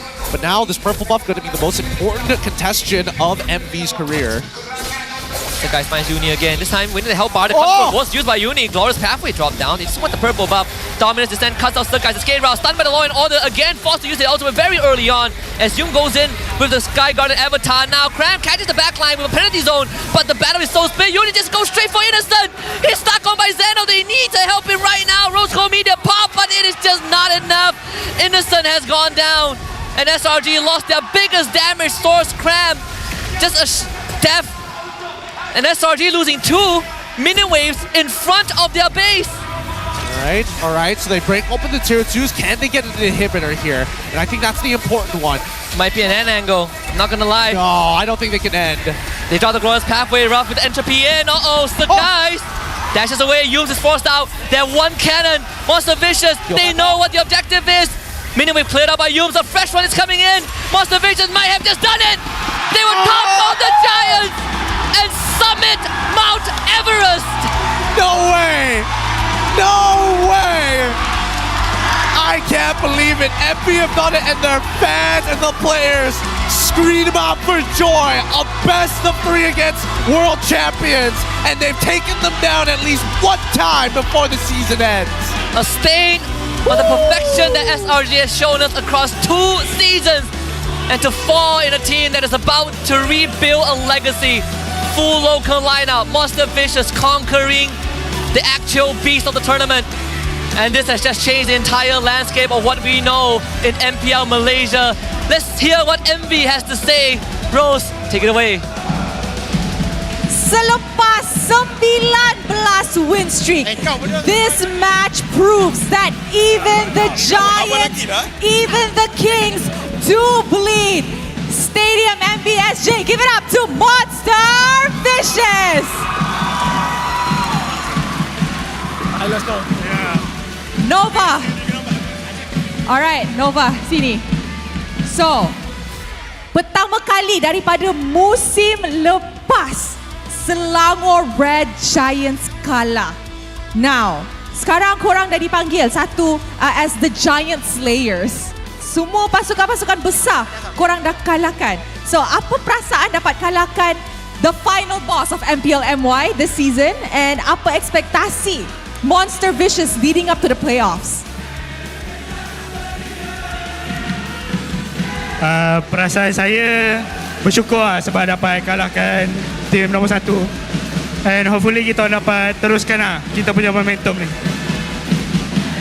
Alright, so adakah kemenangan hari ni expected? Korang expect kemenang? Hari ni Bagi saya kita tak expect Kita orang just buat yang terbaik setiap kali kita bermain. I see. Amazing play. Kita boleh nampak that Monster Vicious full local lineup. Tapi kita nampak hasil full local lineup, and I'm very excited seeing Monster Vicious in the playoffs. Alright. So guys, korang rasa siapa MVP perlawanan ini? Tak dengar? ini baik tau. Let's go. Sumpah dah aku. 1 lawan 10 bodoh. Oh, oi, janganlah cakap macam tu dekat mic. Don't say bad words. Don't say bad words. Okay. So, mari kita tengok MVP perlawanan ini. In 3, 2, 1. MVP jatuh kepada Uni. Well deserved. Very well deserved. Okay, Uni. First of all, ini adalah minggu pertama di MPL Malaysia yang kita boleh main Suyo. Now tadi SRG lepaskan Suyo 2 kali. Dan kita tahu Suyo ni OP. So, adakah you expect dapat Suyo hari ni? Sebab tadi kalau kita tengok player camera di game pertama, bila Suyo buka, muka Uni dah macam, ya ke ni? Kita main ke ni? So, cuba share sikit. Expectation tu rasa memang dapat lah sebab biasanya kan SRG akan lepas Link out of any lah. So maybe dia akan ban Link out of any lah. So maybe Suyo akan lepas. So kita orang pun memang dah training lah Suyo tak awal keluar tu. So bila dah training tu memang plan lah nak bawa untuk lawan SRG. Tu je lah. Wow. Okay, I really like that. Dan kita nampak that Uni hari ni lain macam lain macam. Retri semua kena. So apa yang Uni buat untuk training for the match against SRG? Maybe dekat scrim saya banyakkan adu retri je lah dengan enemy. Sebab saya nak lawan Sekas kan. Sebab Sekas kan jungler nombor 1 Malaysia kan sekarang kan. So saya before lawan SRG, saya just berharap saya lagi better daripada dia lah. I see. Apa ni? Uni tengah menggigil ni. Tangan tengah shaking. Okay, kita tahu adrenaline. Zeno, mana Zeno? Hari tu I cakap kan? Minggu ni akan cakap. Okay, sini Zeno. Alright. Zeno, janganlah depan si member. Okay, sebelum korang jumpa SRG ni, berapa lama masa korang ambil untuk prepare matchup ni? I'm pretty sure this is probably one of your biggest matchup untuk regular season ni kan, sebab lawan the final boss. So apa jadi dalam preparation dan berapa lama preparation Monster Vicious? Seminggu kot. Ke 3 hari? 3 hari. Lepas tu semalam kita pergi main go-kart. So main go-kart tu yang bagi korang menang hari ni? Good mood lah kan? Apa ni, semalam team bonding, so ada motivation sikit. Betul? Betul. Betul. Alright, Raf? Alright, Raf. Sekarang ni Monster Vicious dah dekat tempat nombor 3 di carta Liga. Tapi korang ada satu lagi perlawanan, which is JP Niners. Kalau korang menang lawan JP Niners ni, high chances korang boleh secure upper bracket. So, berapa yakinnya Raf bila lawan JP Niners ni? Kita orang mana? Rasanya boleh je menang lawan dorang. Cuma kita orang just prepare yang terbaik lah untuk lawan mana-mana tim. Alright. So, kalau korang jumpa, kalau korang lah dapat masuk upper bracket di playoffs nanti, pasukan mana yang korang nak rematch? Kita orang akan rematch dengan Todak. Todak? Oh, okay. Next, Martizi. Semua menang besar hari ni. Alright. Now, Martizi. I rasa ini adalah satu soalan yang ramai orang actually curious. Kenapa bila Monster Vicious lawan dengan pasukan dekat atas carta Liga, korang boleh menang? Tapi bila lawan yang kat bawah pula, tiba-tiba korang kalah. Boleh tak ceritakan, terangkan sikit kenapa? Tak tahulah, saya rasa sebab kita orang ada curse kot. Curse kalau lawan dengan tim bawah kita orang kalah. Curse ke overconfident? Dua-dua. Dua-dua. Okay, biasalah. Tapi, you know what? Starting from now on, lepas korang menang lawan Selangor Red Giants, take it as a lesson to not underestimate your opponents at the bottom, and mungkin you guys can actually perform really, really well in the playoffs. So maybe any last words for the fans? Apa nak buat? Last words. Alright, Coach. Last words kepada fans yang datang ke MBSJ hari ni? Okay, terima kasih kepada semua family, fans yang datang dekat side kita orang. And thank you juga sorakan daripada fans SRG hari ni. And lastly, terima kasih Koga sebab percaya kita orang. Alright, terima kasih and congratulations to Monster Vicious. Guys, once again, Monster Vicious. Alright guys, untuk korang semua jangan lupa untuk scan QR code yang ada dekat di bawah untuk rate performance pasukan yang main hari ini. 2-1 untuk Monster Vicious. Tapi selepas ni kita ada satu lagi perlawanan untuk minggu ke-6 hari pertama. Sebelum tu, mari kita dengar mic check daripada side Monster Vicious. Perang. Aku galas. Boleh lah guys? Dah puri. Mosko nak puri. Patah balik. Link nak blue tu. Buat lo. Tengok link. Jangan tengok link. Aku tak ada vision. Tak ada retreat tu. Standby. Boleh percaya aku. Percaya aku. Nice. Aku reset lu guys. Tengah fokus saya guys. Hati-hati for base. For base. Aku on dekat. For base. Aku aman. Aku stand for base. Korang go for base. Kena back sikit. Hati lah, dia kuat. Aku boleh tembak ni. Boleh bawa. Ada bawa. Tembak aku angkat. Ai, tak kena pula tombak aku. Baik. Ramai orang ni. Jom, aku ada. Ada ke? Ada guys. Aku ada. Tapi ada lah. Ada. Ya, back retreat. Perang. Mati ni. Mati perang. Aku. Mati. Enak. Boleh. Atas. Go back sana guys. Boleh. Becana. Nice one. Sikit aku guys. Tiap Batam. Go guys, perang. Aku on the way. Aku dapat tadi guys. Fokus perang. Tadi lah guys.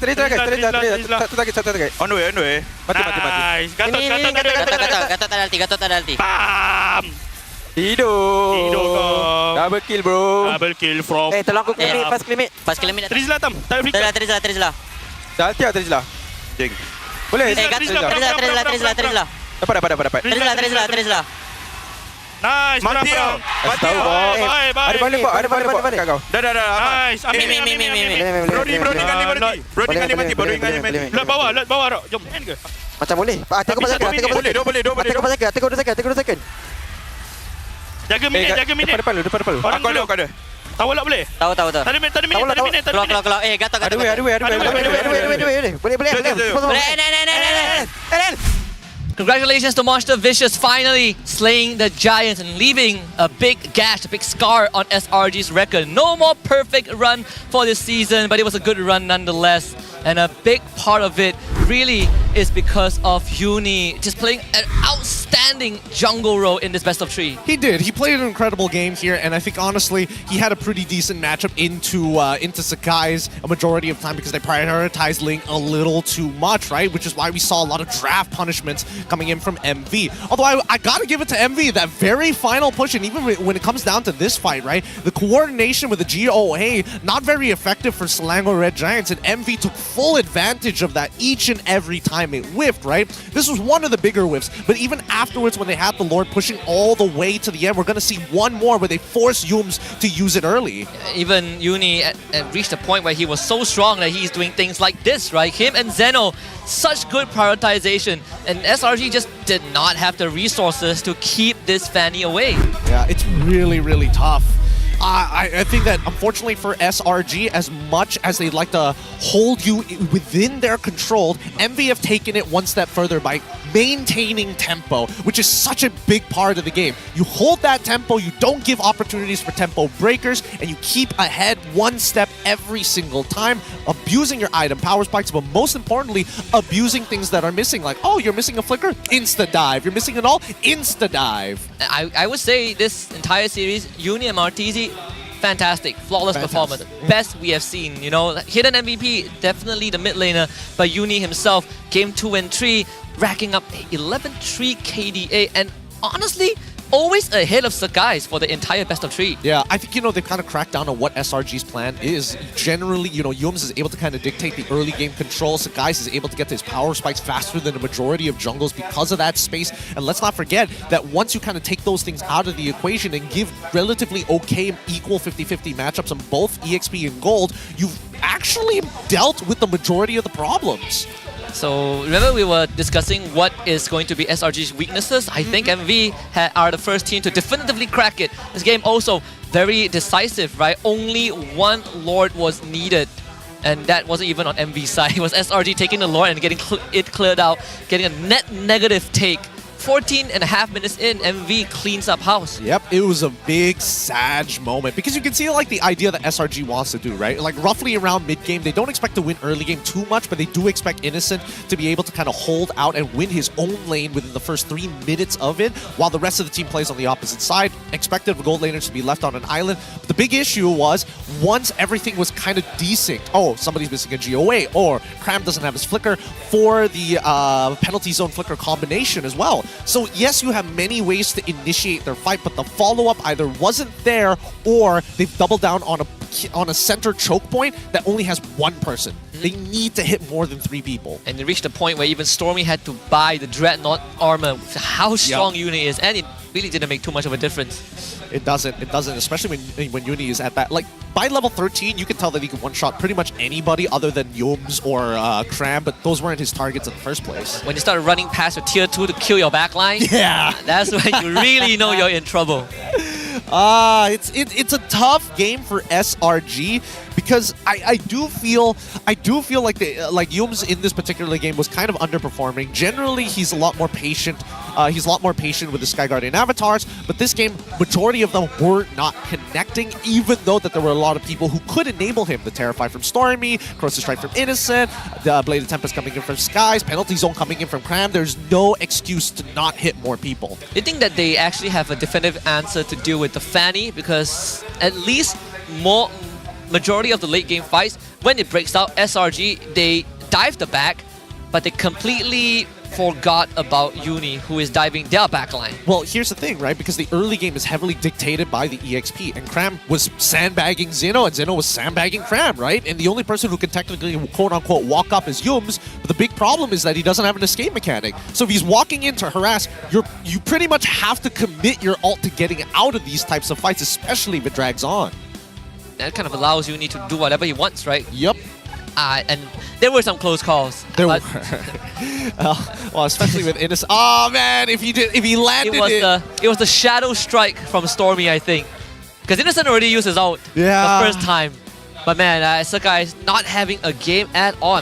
This Zaz pick, right? Where we kind of forgot about it, and then we picked it up alongside the glue. The pure potential is just out of this world. It's ridiculous. As much as they say, like, oh, Zask has been nerfed, he's not so strong in the early game. Nobody played him for the early game. No, everybody. They played him for lane dominance, which now is not as bad, which is where the nerfs were mainly targeting. But generally, he scales great. And the best part about him is that assassins hate his guts. Yeah, Sakai's cannot enter the fight. I've lost count of how many times Sakai's had to use his ultimate when he didn't want to. Yeah, getting punched off the wall, losing his cooldown on Finch Poise because of Nova X Gold Bar, or maybe sometimes even rough. Yeah, sometimes even rough. And if Zeno is around, he cannot do anything, doesn't want to man fight Uni, just no winning situation. Took a damage taken also. Once more, it's Nova Escobar and Zeno doing most of the tanking. Yeah, really good stuff. Really good stuff out of MV. I like their thought process. I like their pre-planning, and it looks like they really needed that one-game warm-up. There's a tank imposter. Look at Stormy. The poor guy. The poor guy was getting run down. As soon as the Glorious Pathway came out, he's like, well, I'm in trouble. He steals the Glorious Pathway. He gets stunned by Martizi, and then gets dove by Uni. It's just no winning.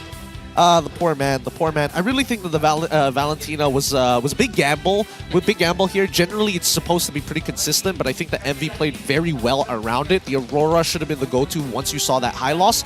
But man, full MV lineup for the entirety of our key players here. Rich Guy in the carry going over to Uni, Sandbag going over to Nova, and Best Wingman going over to Martizi. Truly the best wingman, the best right-hand man for MV, right? They need more support. He's right there. They need a stabilizer. He's there. They need someone to build him out.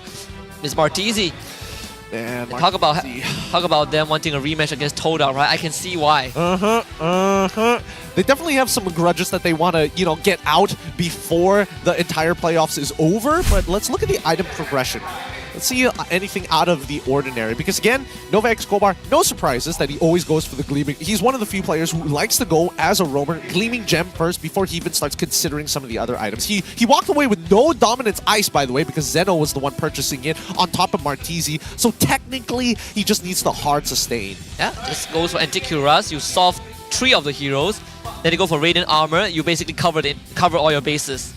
Yep, it's tough. I think that even Sakai's, right? Man. He likes to go for his typical build. That BOD came in so late, like 5 minutes until he actually got it. Actually, yeah, roughly around 5 minutes after he already purchased his T2 boots. Man, even Yums went for Queen's Wings, right? This guy. So, I feel like it's more desperation than anything else. I don't know. I think this is extremely greedy.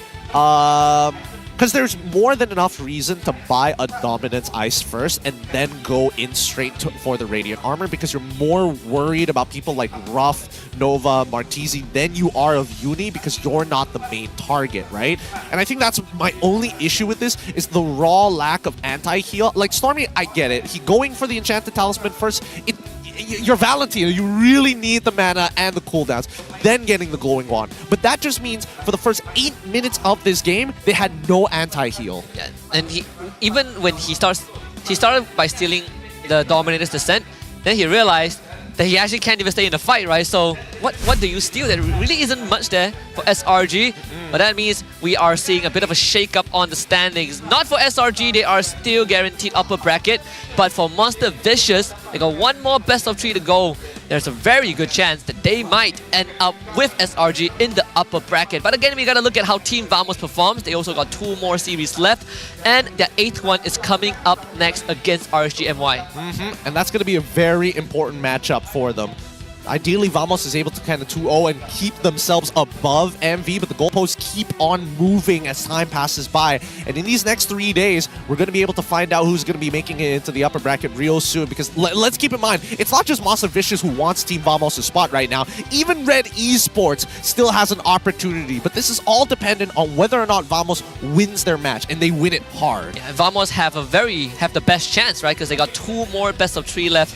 And this is also, as much as RSG MY is at the bottom, crucial for them to stay out of 10th spot, because it would be quite a revelation to see them get relegated from the regular season after being a mainstay. Yeah, I mean, RSG has been around since MPL MYSG, right? Oh, yeah. That's how long this organization has been part of the Malaysian esports scene, specifically in Mobile Legends. So it'll be pretty shocking if they do get relegated at this point in time. But then again, it's not like it's within their control, per se. Yeah, it's a pretty tough spot to be in. We also want to introduce you guys to the playoff brackets and how it would look at. For the first one, of course, regular season 3rd place will face off against the 6th spot. A bit of an advantage for them. Winner takes on the regular season 2nd place. Regular season 4th against 5th will face off in the 2nd part of the bracket, and winner takes on, well, most likely SRG. But do remember that the first bracket from the 3rd place to the 6th place is a single elimination best of 5. You only get a second chance once you get past that stage. Once you get through the play-ins, then you get into the upper bracket semifinals, where we are expecting to see SRG, maybe Vamos, maybe Red, maybe MV, we don't know just yet, will be associated in the upper bracket semifinal 2 and as well as 1 respectively, and then after that it's all the same. It's a double bracket elimination until the very end. Yeah, best of 5 all the way until the grand finals, where we get a best of 7. And for those who might not know yet, I don't know how you don't know by this point, it's not at MBSA Sherdang. We are going all the way to Johor. It's Stadium Edu City, so do keep that in mind, because you don't want to travel here and realize that where's the crowd? Yeah, man. I mean, they might have some watch parties here in Selangor. We're just going to have to wait and see on who's going to be providing. There's even, I'm definitely certain that there's going to be restreams available, so you guys will be in the loop no matter what. But if you do want to check out and see some of the personalities, some of your favorite personalities, and I hear there's a lot of interesting things that they're going to potentially reveal during the playoffs, so maybe another reason for you guys to come on over to Johor. Yeah, of course, we also want to tell you guys that there is the MPL Malaysia Season 14, the Southern Festival at Edu City Indoor Arena, Johor Bahru, 30th of October until 3rd November. So again, if you're there for the playoffs, you might as well join the festival as well. We have so many activities going on, right? It's going to be unforgettable. We got exclusive debut performance of the new MPL MY song by X1 and Amil Mazdi. We can explore our vibrant sponsor, Team Boost, featuring an array of merchandises from Hotlink, JD Esports, ROG, TNT Co. Indulge your taste buds at a food festival in collaboration with the Food Delicious Festival, where you got plenty of choices to go for, and also a thrilling watch party to capture the moment for yourselves at the arena. And don't miss out on the incredible experience, because MPL MY Season 14 playoffs is going to be a banger. First time out of Klang Valley. If people can travel from out of state to Selangor, why can't you do so for them? Hey, we've justified it. We've justified it. We've had many marketing events in East Malaysia. Now we're also having MPL events down towards the south. We're covering it. We're making sure that everybody gets an opportunity to get a little bit of MPL. With that being said, we are going to go for a short break, but do remember, Team Vamos against RSG MY is coming up in just a little bit, so we'll see you then.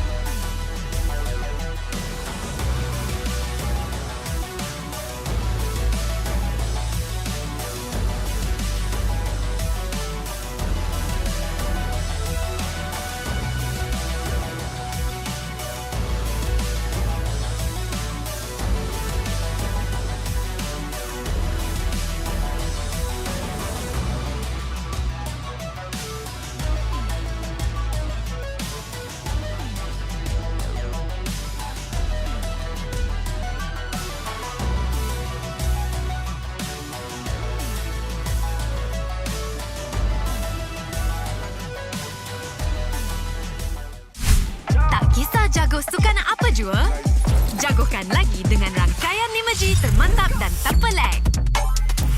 Gaming sepantas kilat. Menang di Land of Dawn. Tukar ke Holling Prepaid 5G sekarang.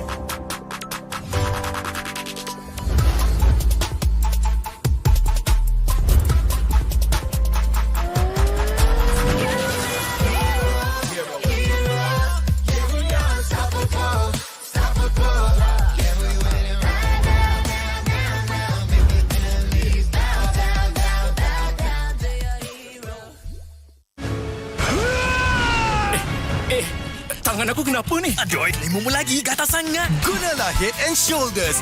100% keyakinan, kelumu dan kegatalan. Wiped out. Unstoppable.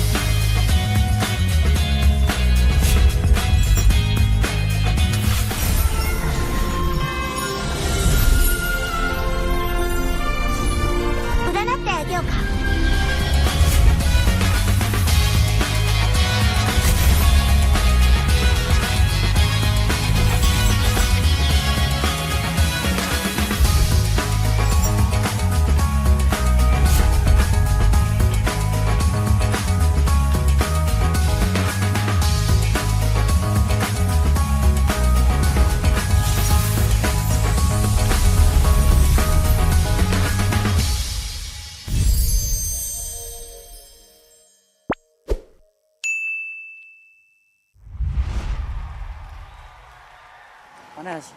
Itulah, panas gila. Kau ada payung?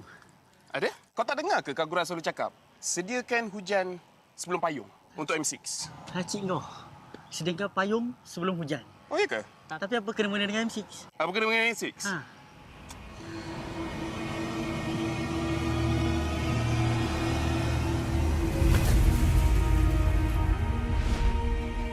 Apa itu hujan emas? Hujan emas adalah satu matlamat, satu impian terunggul untuk setiap pasukan. Setiap musim, apakah kenangan yang istimewa? Ia adalah ketika juara menjulang piala di bawah hujan emas. Ia juga menjulang dan membanggakan nama Malaysia di persada dunia. Seperti cuaca, musim baru datang dan pergi. Ia persis dengan MPL MY. Setiap pasukan dan pemain yang pernah menjejak kaki di MPL MY, mereka tidak pernah berputus asa. Setiap musim ada permulaannya. Juga permulaan baru untuk matlamat dan impian bagi pemain kita. Musim cuaca datang dan pergi, tapi ia tidak akan mengubah sejarah pemain kita. Dengan harapan musim hadapan yang cerah adalah satu pemangkin semangat bagi pasukan yang bertarung. Komposisi musim lalu tidak penting. Yang penting adalah kesetiaan kepada permainan. Tiada guna mengerti hujan emas dan berjuang demi Malaysia kalau kita tidak dapat merealisasikannya di M6.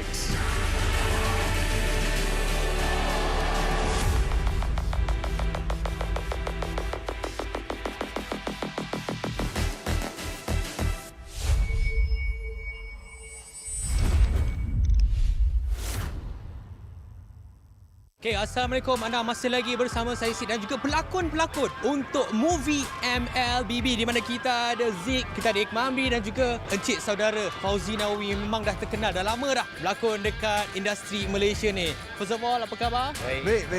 Sihat, Ini saya percaya ini merupakan kali pertama anda semua berada dekat pentas MLBB ataupun Liga MLBB. Apa perasaan? Kita mulakan dengan Zik dulu. Sangat teruja. Ini first time tengok face to face game yang sangat best pula tu.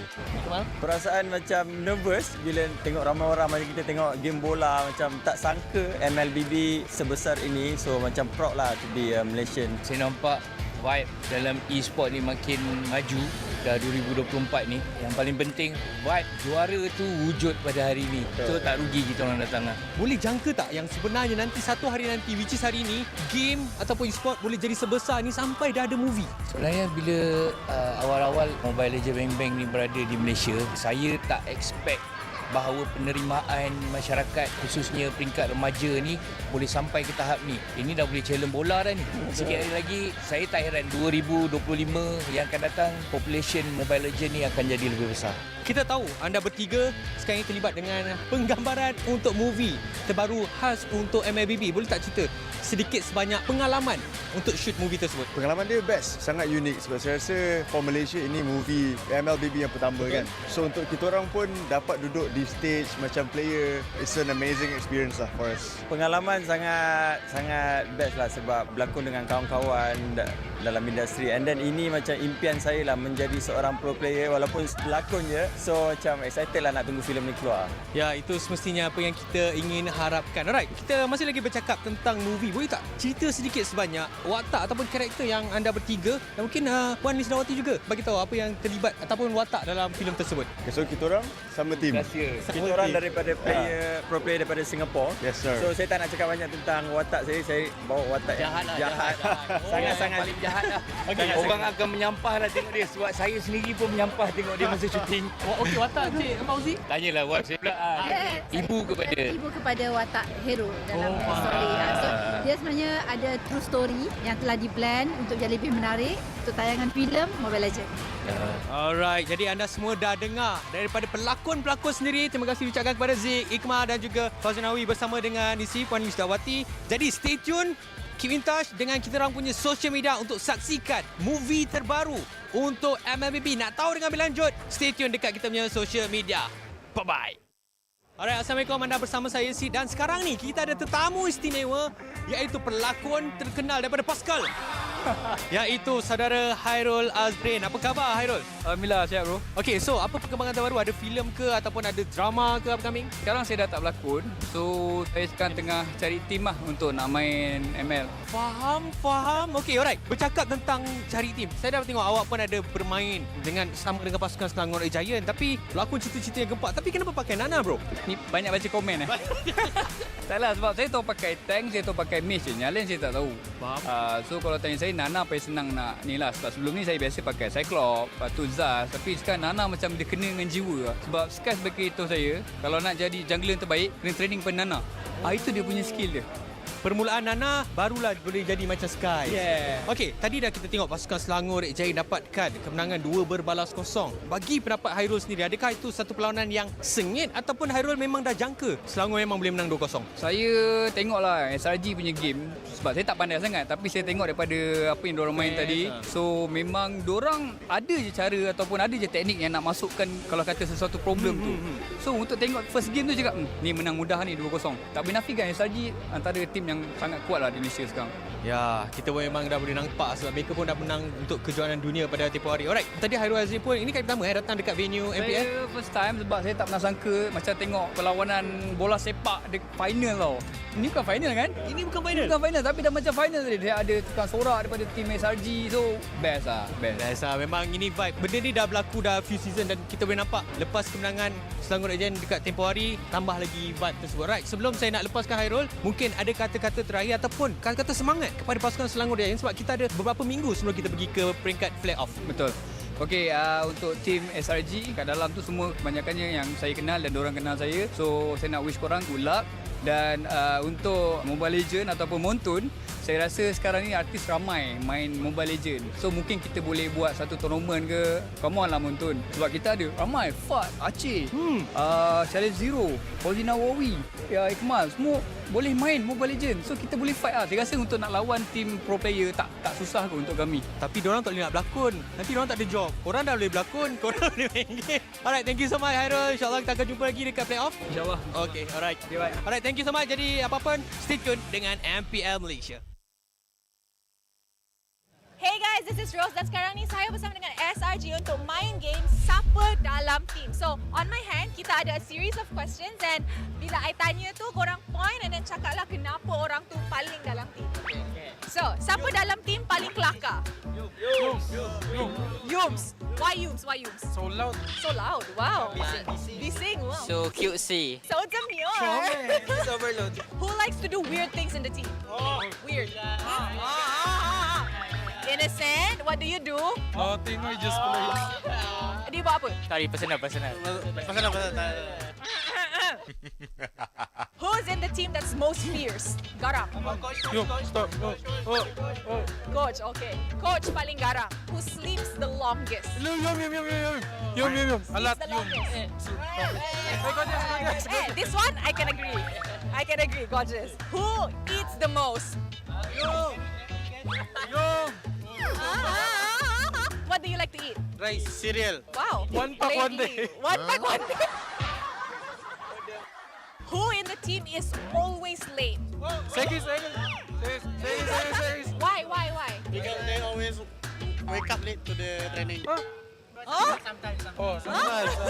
Sekis number one. Oh, okay. Who gets angry easily? Angry bird of the team.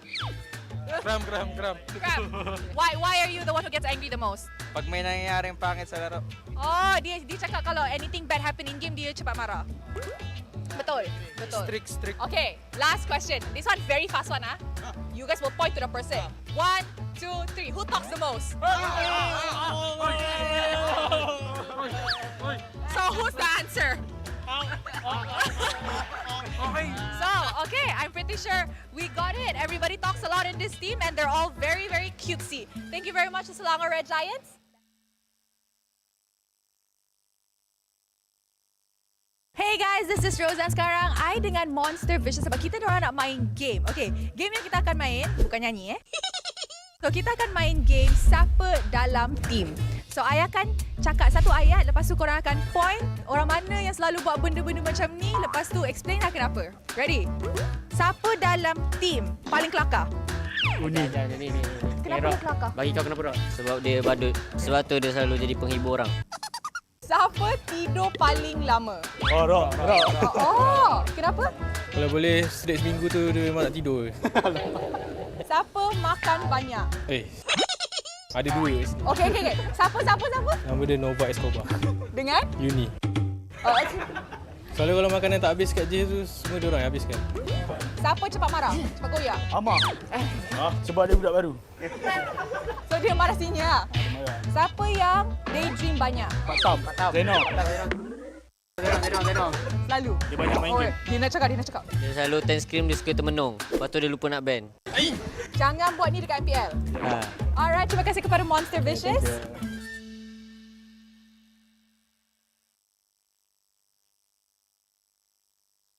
Hi guys, this is Rose dan sekarang saya bersama dengan Team Vamos untuk main konten ataupun game siapa dalam team. Okay, so I akan list out a few questions, lepas tu korang point dekat player tu yang paling lah dalam team. Boleh? Okey, boleh. Siapa dalam team paling kelakar? Bani. Oi, kenapa Bani? Paling lucu. Paling comel. Okay, siapa dalam team cepat nervous? Bani. Bani juga. Kesian member dekat belakang tu. Kenapa dia nervous? Sebab dia suka gugup nervous juga. Nampak dia selalu macam ni. Oh, dia selalu shake lah. Okay. Siapa dalam team paling garang? Bani. Ni macam tak betul tadi. Tengoklah muka dia apa tu. Belah dulu pandang besar. Bani ke? Dia buat muka garang Bani. Pandang kamera buat muka garang. Siapa dalam team tidur paling lama? Bani dah juga. Dia betul. Ni macam I risau je. Adakah ini the reason dia tak main lagi? Sebab dia asyik tidur masa screen? Macam mana? Dia memang dia cakap semua betul. Okey. Siapa makan banyak? Bani tak habis. Bani. Bukan you. Bukan kau lah, bukan kau. Tengok ni. The most gemoy. Okey. Aku. Siapa dalam Bani. Belum. Sabar Zon. Okey. Siapa dalam team paling lambat? Selalu lambat. Bani. Siapa cepat marah? Diorang semua. Okey, last. Siapa cakap paling banyak? Bani. Please, Bani. Betul. Kenapa betul? Bani selalu cakap. Bukan awak. Alright, that's it. Thank you to Team Vamos. Tak kisah jago sukan apa jua, jagokan lagi dengan rangkaian 5G termantap dan tak pelik. Gaming sepantas kilat. Menang di Land of Dawn. Tukar ke Holling Prepaid 5G sekarang.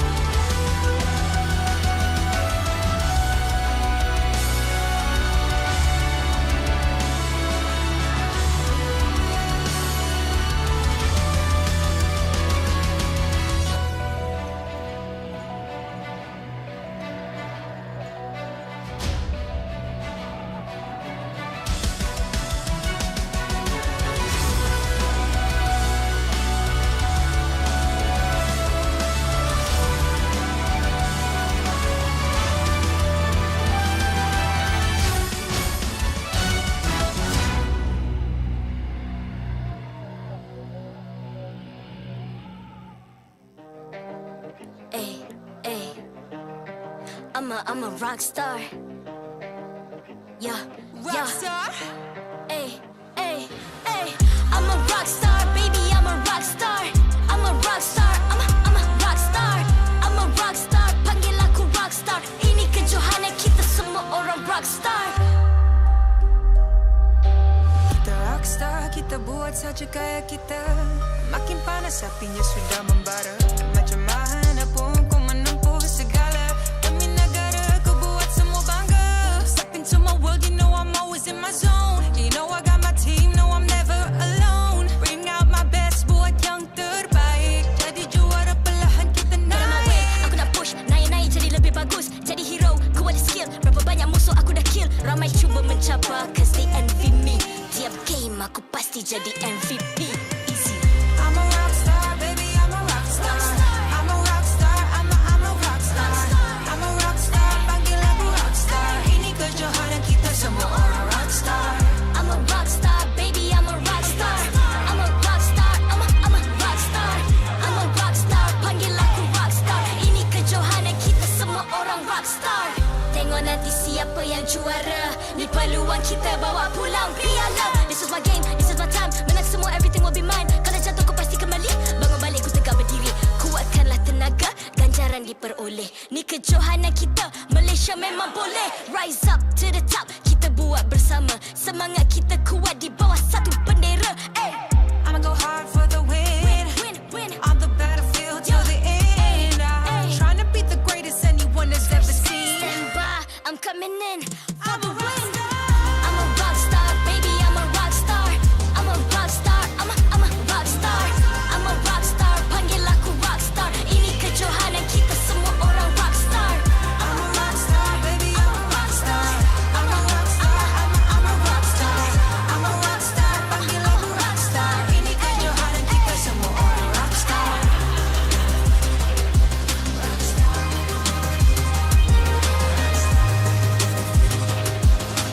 Ini kejohanan kita semua orang rockstar. I'm a rockstar, baby, I'm a rockstar. I'm a rockstar, I'm a rockstar. I'm a rockstar, panggil aku rockstar. Ini kejohanan kita semua orang rockstar.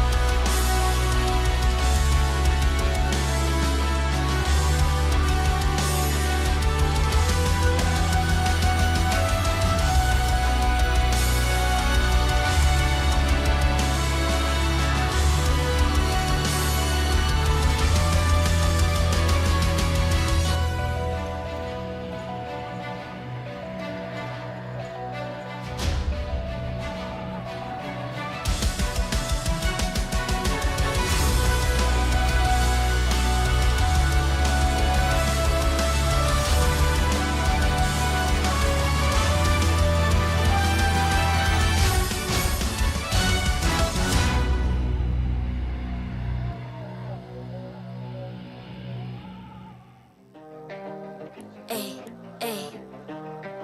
I'm a rock star. Yeah, Rockstar? Ay, ay, ay. I'm a rock star, baby, I'm a rock star. I'm a rock star, I'm a rock star. I'm a rock star, panggil aku rock star. Ini kejohanan kita semua orang rock star. Kita rockstar, kita buat saja gaya kita. Makin panas apinya sudah membara. Macam mana pun ku menempuh segala. Demi negara ku buat semua bangga. Step into my world, you know I'm always in my zone.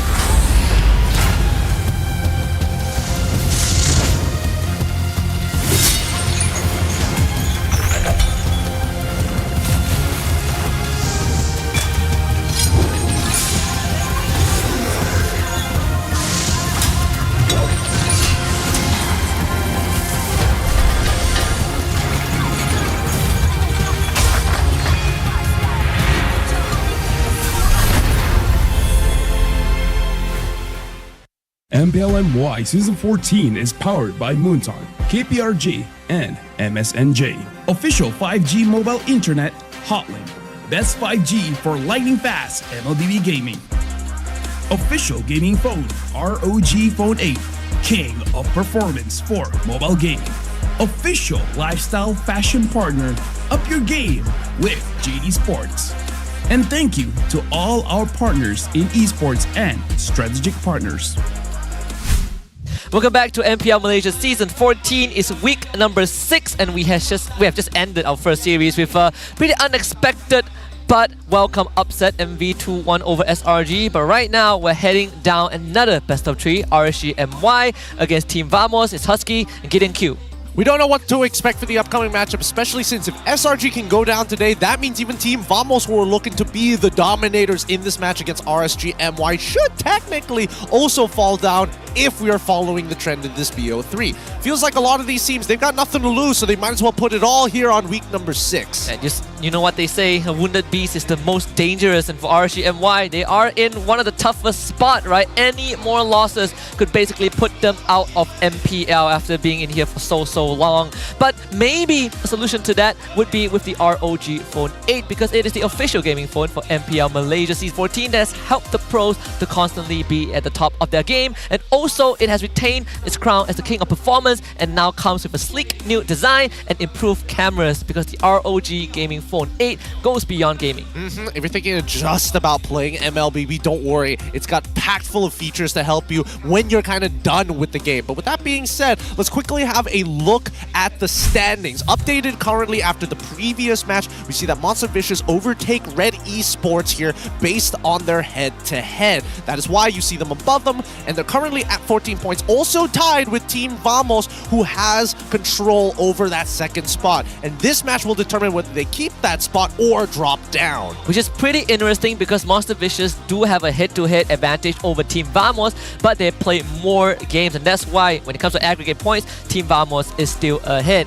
RSG MY, this is their second last series, so if they can overcome Team Vamos and get those precious points, they have a chance to stop themselves from at least being relegated directly, right? Like if you're in the bottom 2, you might as well choose to be in 9th spot.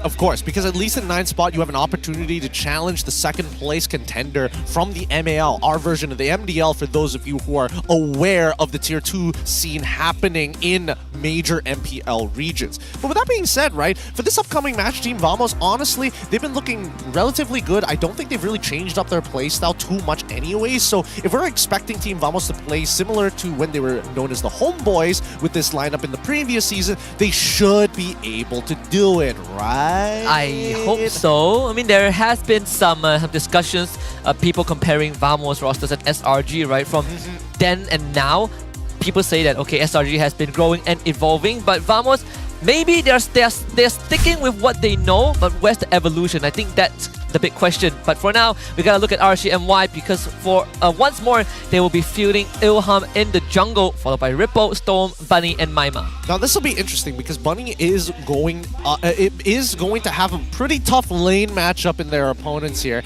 and I think especially when we're coming down to Vamos' net, even Bunny, I mean, to be fair, he was loaned out to RSG at this point of time, so I can only imagine that he would be pretty happy if they take a 2-0 against them. It would be surprising, honestly. I think odds of RSG MY beating Vamos, I just feel over, considering what just happened. But either way, right? I still think there is something that RSG MY can still show us. They've got 2 more series left.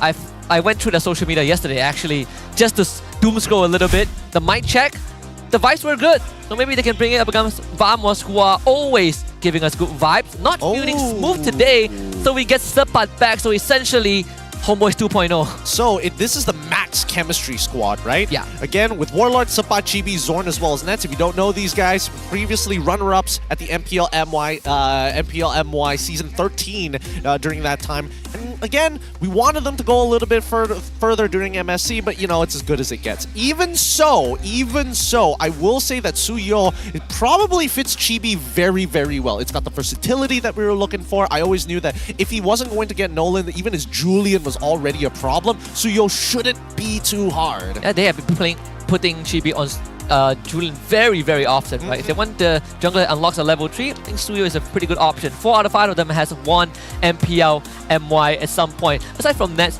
but we do want to also kind of give you guys a good glimpse of what it is like behind the scenes, right? With the ping test. Because, you know, the players, you want them to play at the optimal condition, and we got Hotlink that provides you lightning fast action and unmatched 5G network. And then, honestly, they do these ping tests really, really fast here. As you can see, our players not having to worry about their ping too much, but there is a bit of a wait time before they can surrender the game, so they're just basically killing those 2 minutes worth of time before they surrender, because honestly, there's not an issue with ping in the first place. Yeah, it's also one of the few times you get to play whatever you want. Yeah. I want to play Fanny mid? Sure. I want to play a glue goal? Not a problem. Not a problem at all. Ooh, I will say though that a lot of the drafting phases so far has been, I mean, it's been pretty exciting now that we've seen SRG as well as MV kind of test out what the meta has to offer now that Suyo is in. But is it GG for RSG, especially when we're talking about escaping the relegation zone? Yep. It has been the tagline for quite a while, GG RSG, but this could truly mean a different ending if they drop their game against Vamos. Sure, they have one more series after this, but you don't want to be put in that spot. And they are realistically only 1 point away from Team Hawk and 2 points away from Homeboys. But the good news is, aggregate point-wise, they're tied with Homeboys. So all they need is to get some wins. Getting 2 points here, whether winning 2-1 or even a 2-0 will be ideal. As long as they win this match, RSG are going to shoot up in spacing. So that's the main idea. Just stay out of the relegation zone. If worst comes to worst, stay in 9th place if necessary. Yeah, pretty shocking that, you know, all these 3 teams in the bottom 3 are our mainstay in MPL, right? Just barring Team Ray, which is more of a newer entry. So I think for those who have followed the history of MPL Malaysia, this might come as a shock, but also the evolution of the local ecosystem. Yeah, and it continues to grow, right? Now, we asked who would win in a taunting showdown, Rippo or Nets? I already told Prad that this is a pretty difficult question here, because again, we don't get to see Rippo as often, so we haven't gotten up with this up-to-date S14's taunts. Yeah. I know Nets so far has the most dramatic one, right? The one where he ran across the stage. I know Storm used to do that, but you need Mikko on the other side. Yeah. If Mikko isn't there, he's not going to do it. Yeah, exactly. He only does it to his friends. Nets, on the other hand, he is, especially those who are dominating or known to be dominating in lane, he takes good pride in winning his lane. Yeah, he takes it very personal. That's just the way it is, man, for the gold laners. And I think so far for Team Vamos, they've been doing, generally their stats have been looking pretty good here, but that's the big problem with them. We haven't seen them kind of evolved out of that. Well, their previous playstyle is pretty much the exact same thing, and still we're hearing from Coach Bob's rumors of maybe counter picks or special picks that they're holding back on. Yeah, that has always been a carrot that Pops is dangling over our heads. Whether it comes true or not, we don't really know at this point, but at least they're sticking to the game plan, and that game plan has been broken a few times. You know, SRG has done it before, Homeboys came close to doing it. MV also took them down 2-0 last week. So we have to see if they still want to stick to it against RSG MY, you know, not show too many of their cards. That's always what Pops says. I mean, as much as we would like to believe that a lot of this game is going to boil down to like the junglers, for an example, or like GB just stealing away a lot of these objectives to keep them in the game, there are plenty of ways to actually deal with that. For those of you out there, think about it. How about you join the fight right now? Take the redeem code, get yourself some in-game rewards, scan the QR code if you want easier access to it before we move any further. Yeah, a lot of people always ask, where's the code, where's the items? We're giving it out every single broadcast. So if you're not getting it today, you can get it tomorrow. And you know, every single series, there is something for you. Yep, every single series. So just keep your eyes peeled, or maybe get a friend who's able to screenshot it and send it over to you so you can have one large compilation of them, so you can just do it one by one without having to worry about it at the end of the day. But with that being said, though, I do think that in this particular game, the draft, and based on what we saw previously, big part of it here in week number 6. Absolutely. Well, without further ado, I think it's time to get the teams on the stage. So let us all welcome RSG MY and Team Vamos.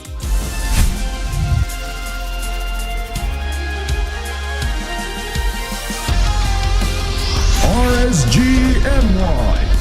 With just 2 matches left in the season, they're fighting to escape the danger zone. Every point counts as they cling to their last hope. But today, battling against Vamos is no easy feat. Can the former MPL champions rise from the ashes and strike back with vengeance? It's RSG MY! Team Vamos. In their debut season, they've already proven themselves as one of the strongest contenders. A victory today could lock in their spot in the upper brackets and solidify their dominance. Will Vamos maintain their momentum and deal the final blow to RSG's hopes? Let's give it up for Team Vamos!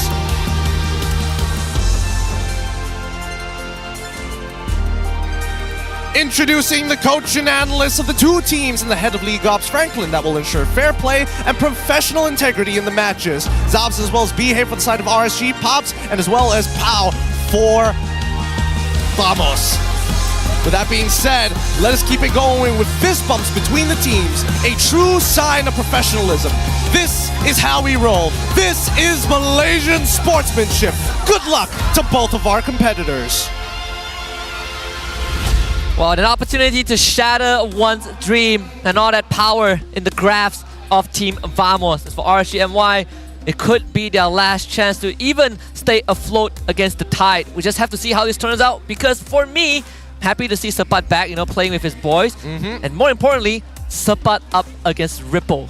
This one will be interesting because Ripple isn't the kind of person that you know for winning out his lanes, but is more known for his impact during team fights. And the same can be said about Sepat, who kind of follows in that suit. In comparison to Smooth, who you know is consistent, you never see him really truly lose the lane unless the game is already going down the drain anyways.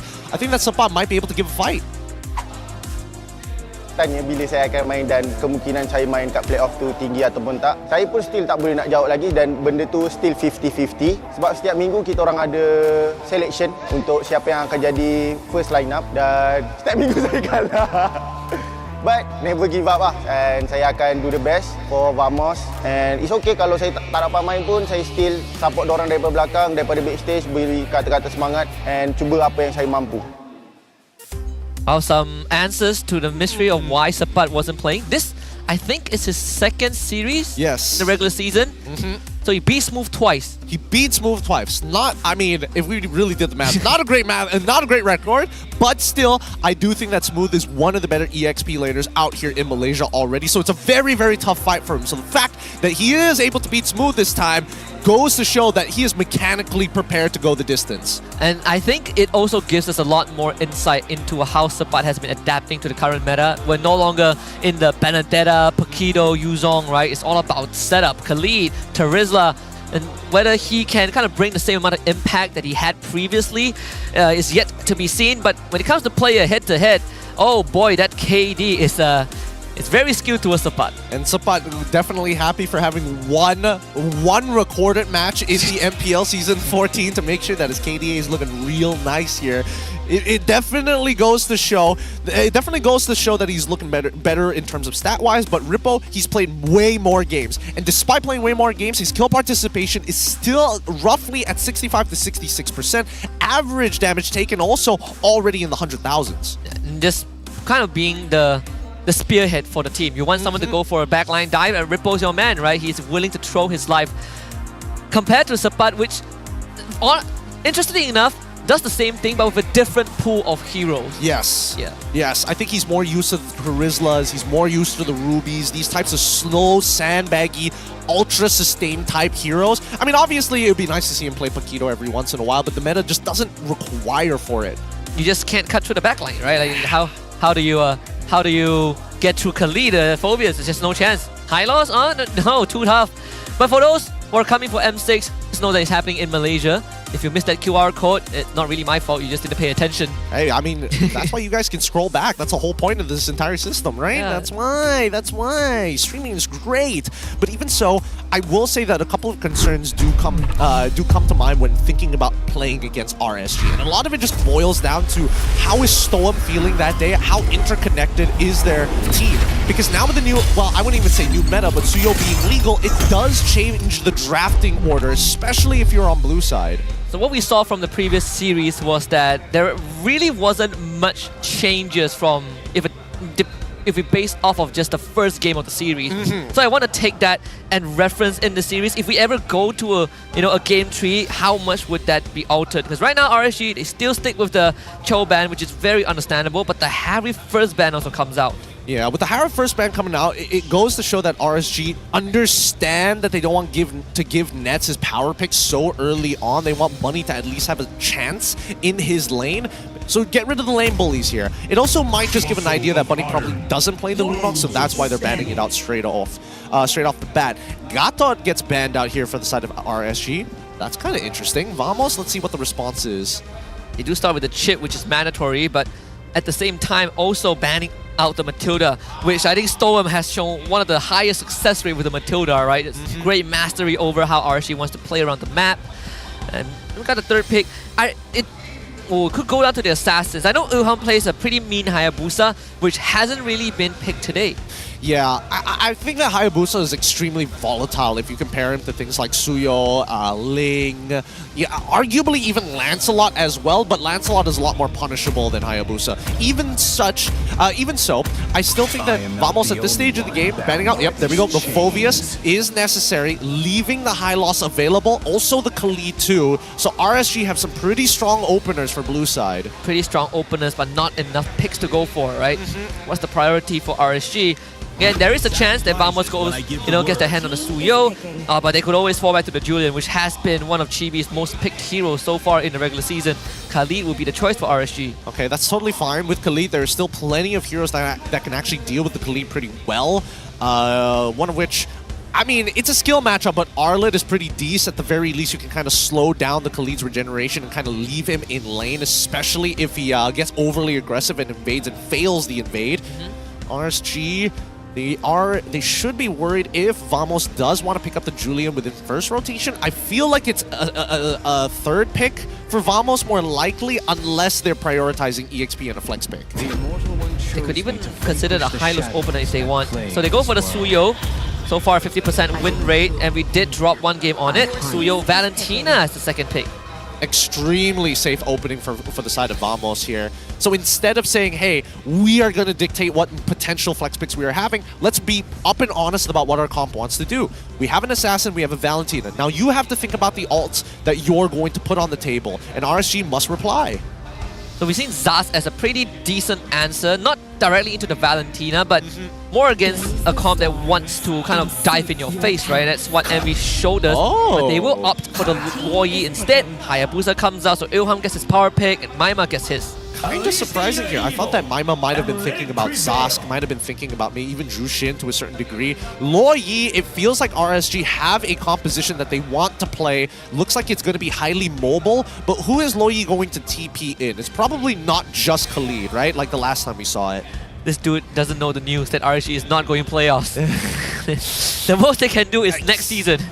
But playoffs? No, not this season. Big yikers.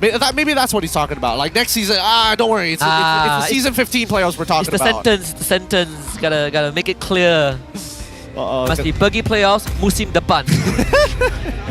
Alright, Vamos finishing off their first rotation here with the high loss of their own. I like it. So now they've got a flex pick for the EXP and the Roam.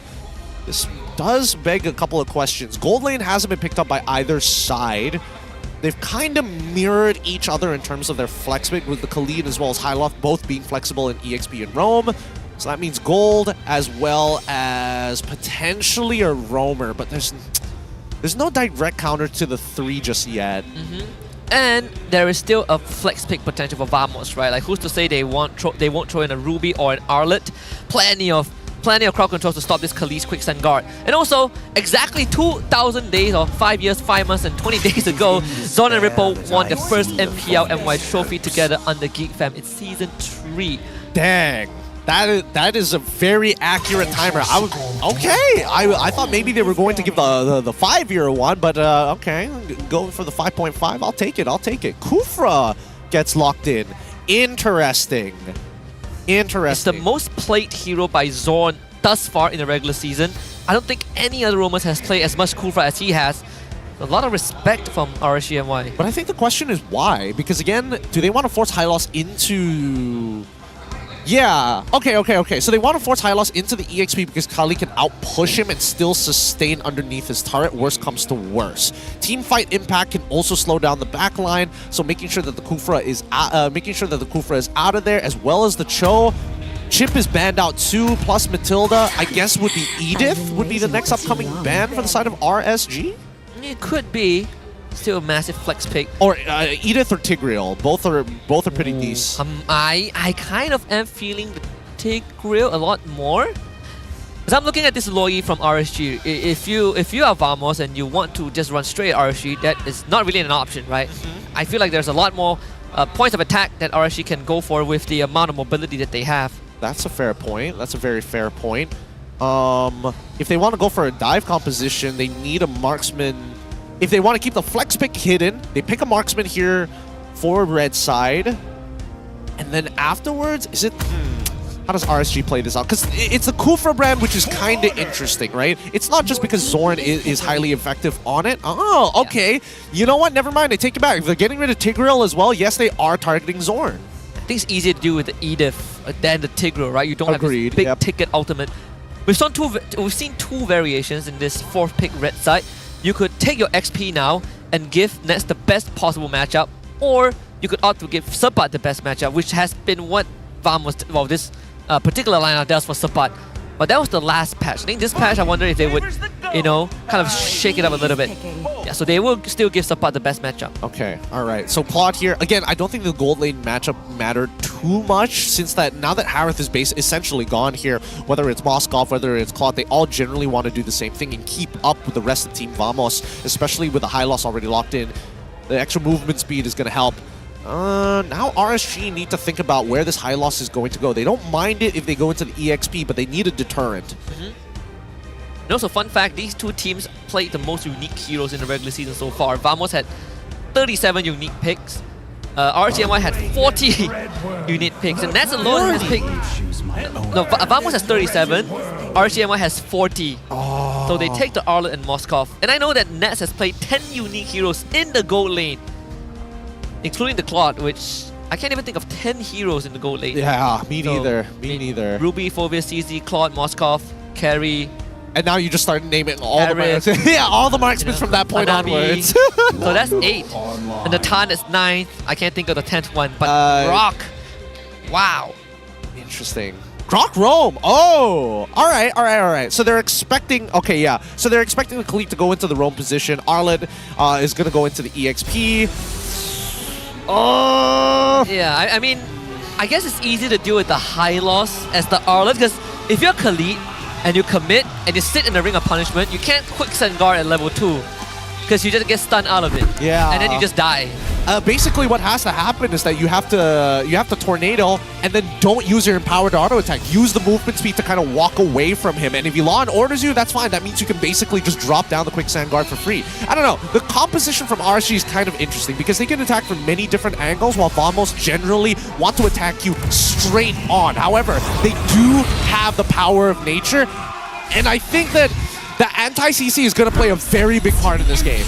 RSG MY looking to stay afloat, and Team Vamos looking to make sure that they sink and never swim again. Game 1 underway. With RSG MY on the blue side, Team Vamos on the red. All right, let's see what the starts are for the junglers. It's going to be the same start on the EXP side of things. Purple buff for Suyo, and it's going to be orange buff for Hayabusa before they end up towards the gold lane. In terms of emblems, I am seeing a... Zorn is getting chunked out there. Wow. Yikes! And Concussive Blast and the Empower Auto. So good. So very, very good. This is why I love Khalid in the current meta. But yeah, generally emblems, nothing too out of the ordinary here. A lot of Wilderness Blessing, though. And Ripple would be forced to hold that wave in front of his turrets. Take some chip damage. And Subbot goes for the proxy right off the bat. Very smart move.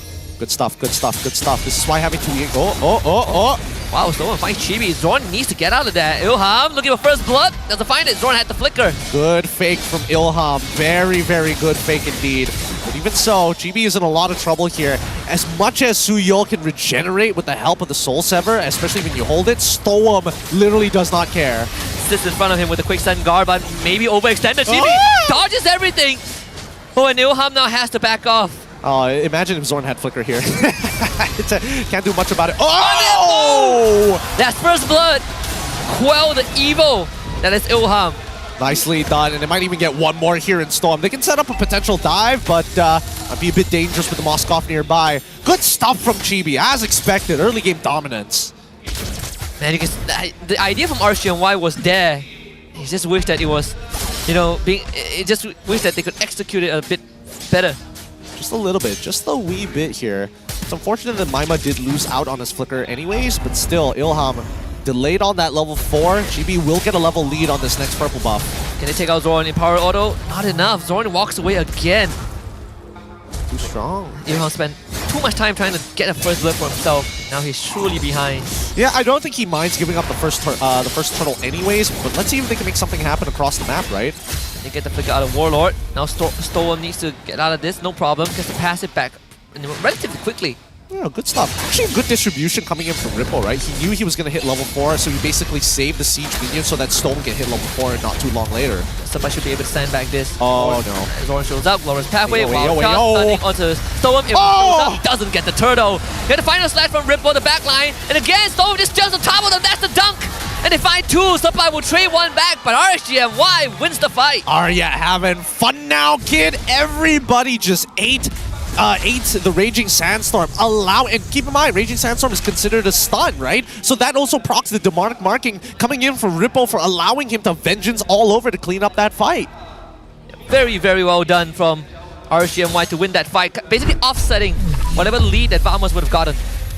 Look at this. Let's go into the instant replay because this setup here, Maima TPing for a flank angle for Ilham. He gets chunked out, but he also takes the quad shadows. As soon as the final slash lands, then you see the Raging Sandstorm collapse afterwards. And Storm, he knew he was going to die for it, but he's setting Ripple up for success.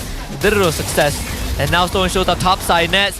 Trying to eat up everything. He's going to get stunned up. Loses almost all his health bar. Bunny would have gotten the kill if that landed. But with Chibi showing up, RSG MY, we just have to back off. Very close, but also good coverage coming in from Chibi. He's really utilizing this kit, using all of his abilities off the cooldown, knowing that he doesn't have mana, so he can do so anyways, right? That's why it feels like he's everywhere right now. Looking good so far from RSG MY. No substantial goal advantage just yet, but being able to go even against Vamos, considering a bit of that disaster that happened to Ilham, not too shabby. Oh, might have to use your... Oh, actually, there's a gap in the wall. Yeah, just a slight gap. Just a very, very slight gap. But we look at top side here, Nets might be in some trouble. Well, Ilham misses the shuriken, so Nets will be fine. They just shave away a bit of that plating. And now they gotta start running. Uh-oh. Bunny just have the flicker. I was thinking maybe there could have been a setup there, but the follow-up is too far. Ripple couldn't land out on the Chibi. Oh no, Raging Sandstorm. A bit of an overextension from Stolen, gets spat on. Unfortunate. Good rotations here coming in for the side of Team Vamos for the time being here. Worst yet, Zorn, great coverage. They know that Ilham is currently on their purple buff, so this is a free take on that turtle. Get a wild charge. Yep. Expected, started from a mile away, takes the purple buff and the kill. Did he not see Warlord just walk up? Probably didn't expect Zorn to be there. Now Maima had to use his flicker. And Ripple is going to be gone on bottom side. Has to eat up all the damage. Final slash. Stolen coming in as a backup. Got to make it quick though. Suppot will get out. Chibi gets gone on Stolen. Wouldn't be able to find a kill. Vamos gets out. Yeah, they don't want to do it because Chibi has really, really low cooldowns. He's already level 8, so I'm guessing that his second skill is currently at 7 seconds right now. Probably maybe even 6, depending on what his first item was. Even so, it's still a very tough game for RSG MY. Like, Bunny is scaling up okay for now, but Rippo, he's taking a lot of punishment, and even for Ilham as well, being part of that, right? If none of these lanes create an advantage for Ilham to take it, to be able to find a kill, I think this game is naturally going to go to Team Vamos by the 11th minute. Especially allowing this to take some extra resources. And this anti-CC from Zorn is starting to be a bit of a nuisance. RSGMY can't really get rid of him. They don't have the damage yet. Ripple gone on once more. We'll try to jump onto him. Enhanced Blade Surge. It's going to be stunned up. Bad territory. Ripple can't survive that. Alright, I respect it. So Chibi has opted to go for a 2-3 max rather than a 2-1 max this time. That's why you're seeing he's using the bow more often, and it's dealing some pretty good damage compared to his Blade Surge.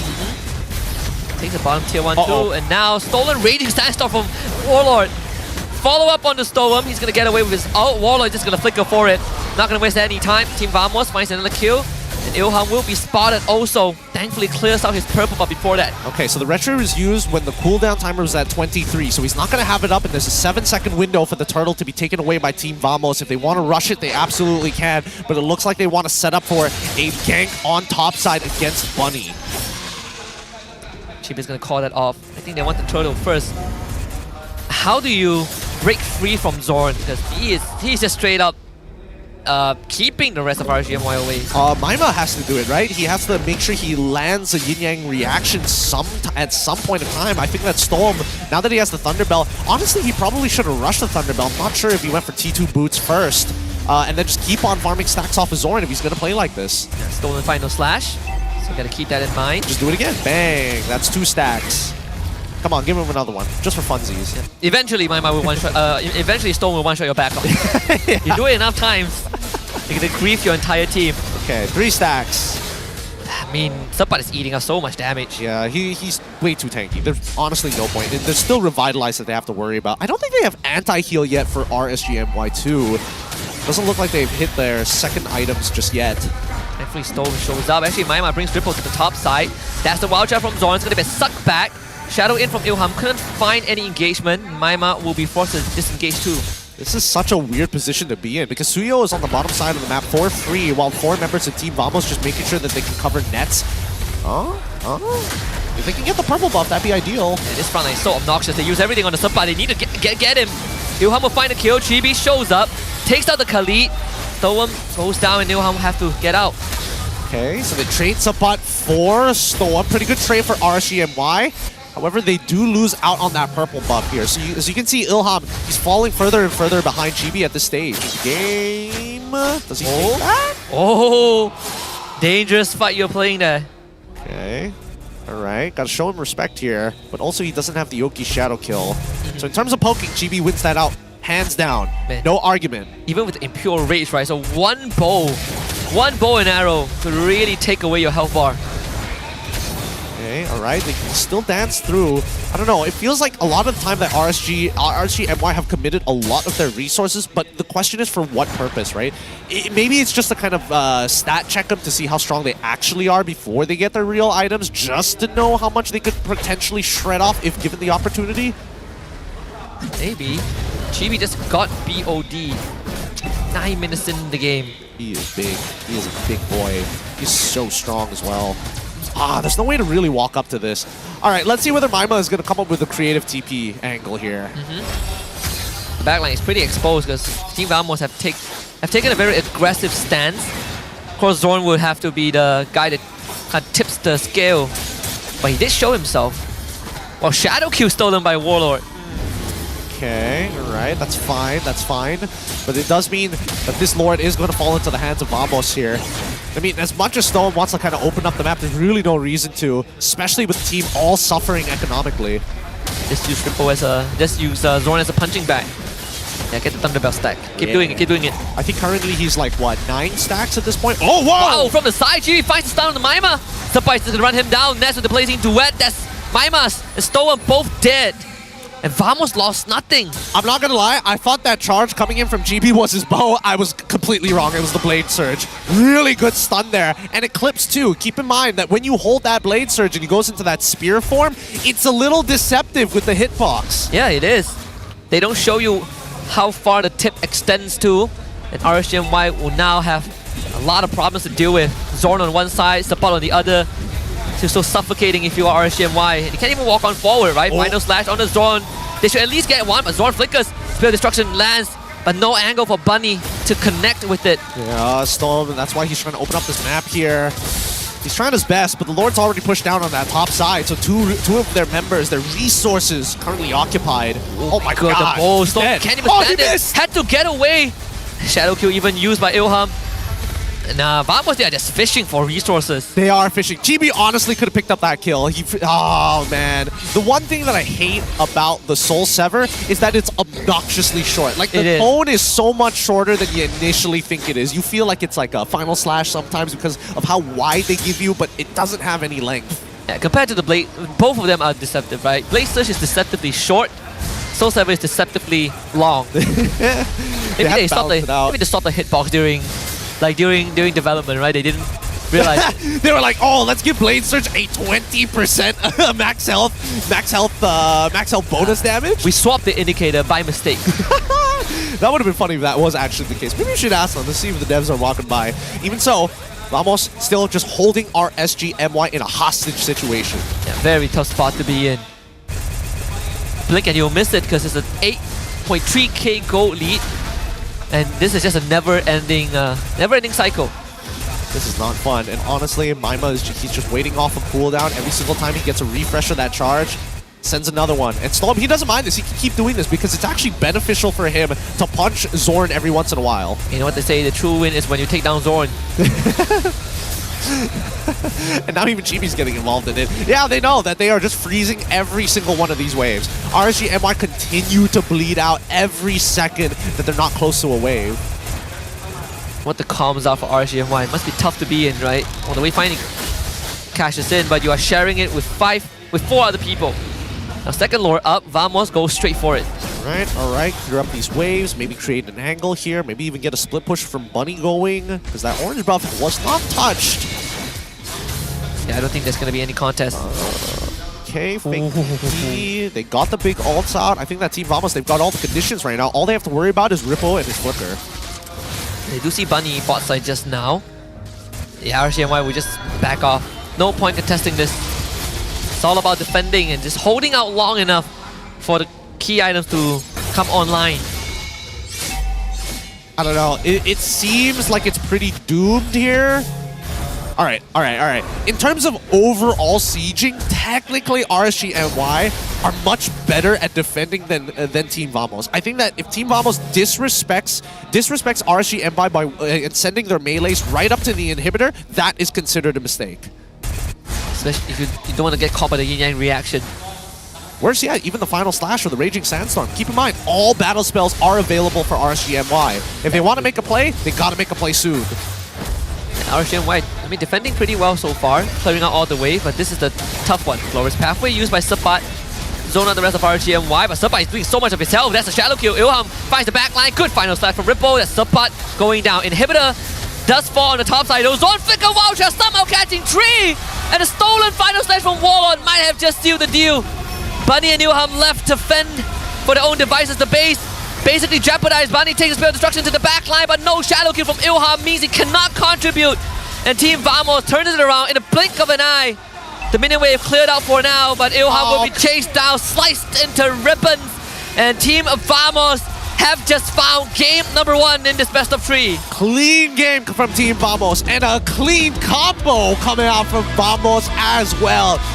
I don't know how long they were sitting on that combination from Zorn, but Warlord did not miss the mark. How did you find that angle on Wild Charge? That's the thing. With the inhibitor turret. I don't know. That was a very interesting angle coming out from Zorn. That's why he's the legacy Grok player, man. It was either Cho or Grok during Season 3, and he continues to show why he's part of the best of the best. Really going above and beyond in that creativity, but Team Vamos, RSG MY put up a pretty good fight, right? I mean, they had the right idea, but sadly, they were too far behind in gold.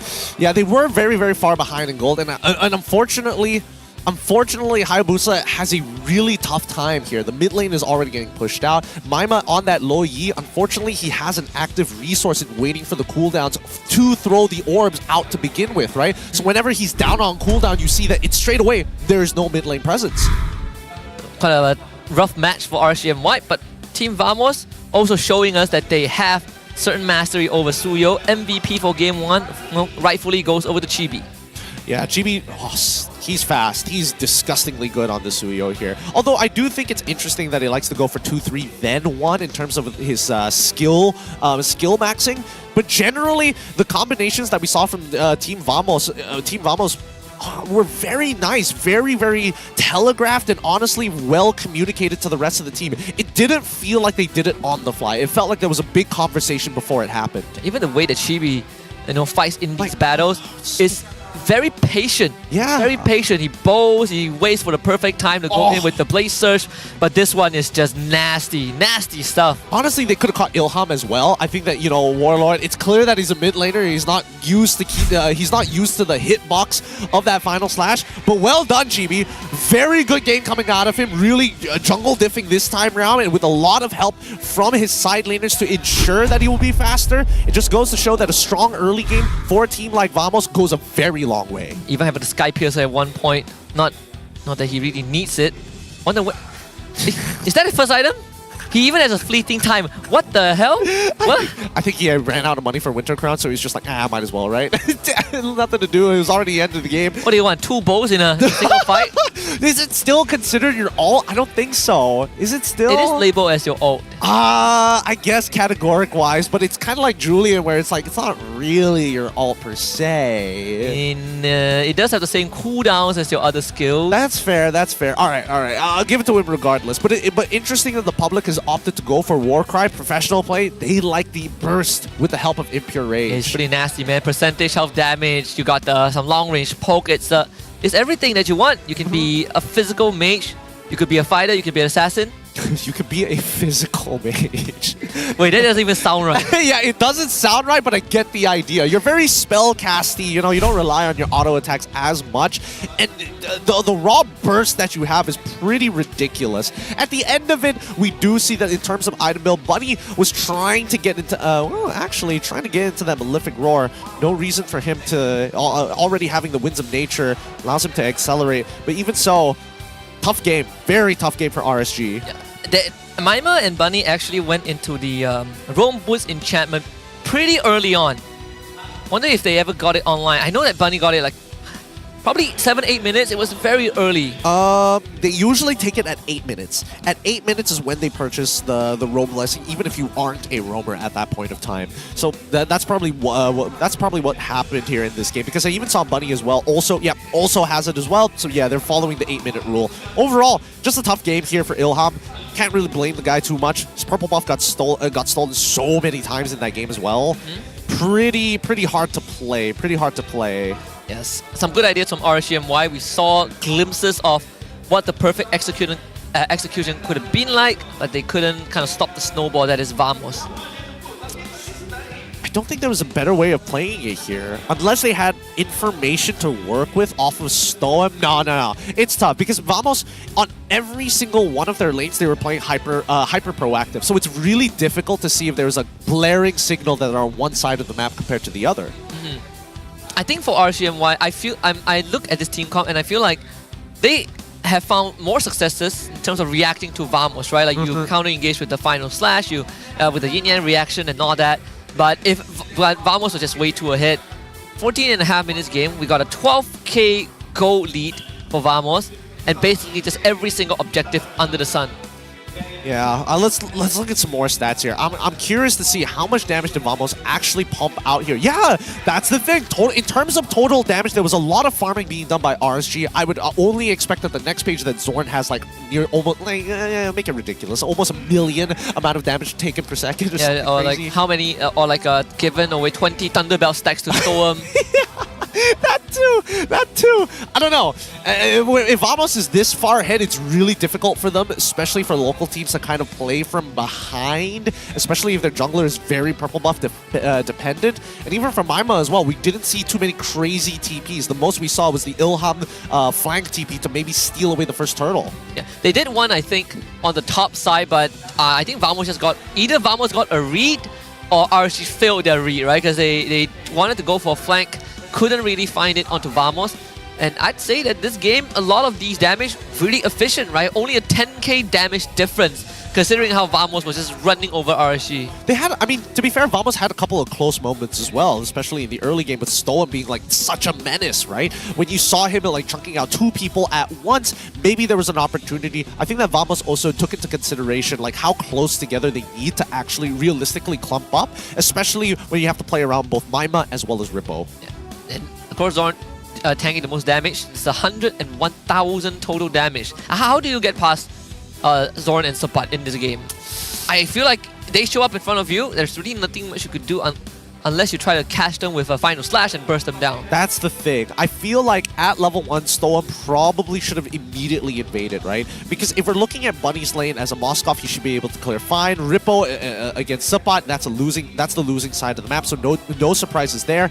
Mid lane, you could have done something. Maybe they could have gone for like a double invade here by fast clearing mid lane and then looking for Chibi, but it's a hard read to make because you don't know which side of the map he's going to be starting on, and if you guess wrongly, you're down on tempo. Actually, Stoem did try to invade, but he was just blocked out by Zorn. Then went to try to go for a quick mid clear, but somehow lost the clear against Vamos. Either way, Hall of Famers for game 1. Chibi as the rich guy, Maima as the carry, and Zorn, of course, sandbag and best wingman. No surprises here, no surprises. There needs to be some kind of adaptation for RSG, except I don't have a clear direction on what that's supposed to be. Would I say that the players need to play better? I mean, obviously, yes, but at the same time, what specifically could have been done? In terms of rotations, it felt like they were at the right place at the right time, but they just didn't pull the trigger fast enough in certain scenarios, and other times, everybody had to focus on a different thing during the fight. A lot of things that RSG MY might need to look at going into game 2, but for now, let's take a peek at the KDA map for Chibi from minute 1 until where the game ends. Man, I do wish that we got a bit of a heat map as well on top of the KDA map, because it's difficult to tell the positions that we did see Chibi in. Because first starting off on the opposite side of the map, and then just a rain of terror down towards the bottom side before he starts getting back into the action on enemy purple buff side, which is pretty much where you found Chibi 90% of the game after the 8th minute. Yeah, most of the kills were just on RSG MY's heroes that want to get up close and personal, right? See Khalid, I kill him. I see the Arlet jump in, I take him out as well. Even the Hayabusa, even the Arlet, 3 times actually, that we did see that Maima got blasted by this Suyo. Just goes to show you really got to be careful of your distancing, because Suyo is very, very deceptive no matter what form he uses. Even so, I think that, Vamos, clean game from them. Coming in towards game number 2, I would only expect that RSG is going to take red side, so let's see whether or not that Suyo is going to be a favorable ban. Let's look at the item progression also from both teams, because I personally want to see how fast did Chibi get his items.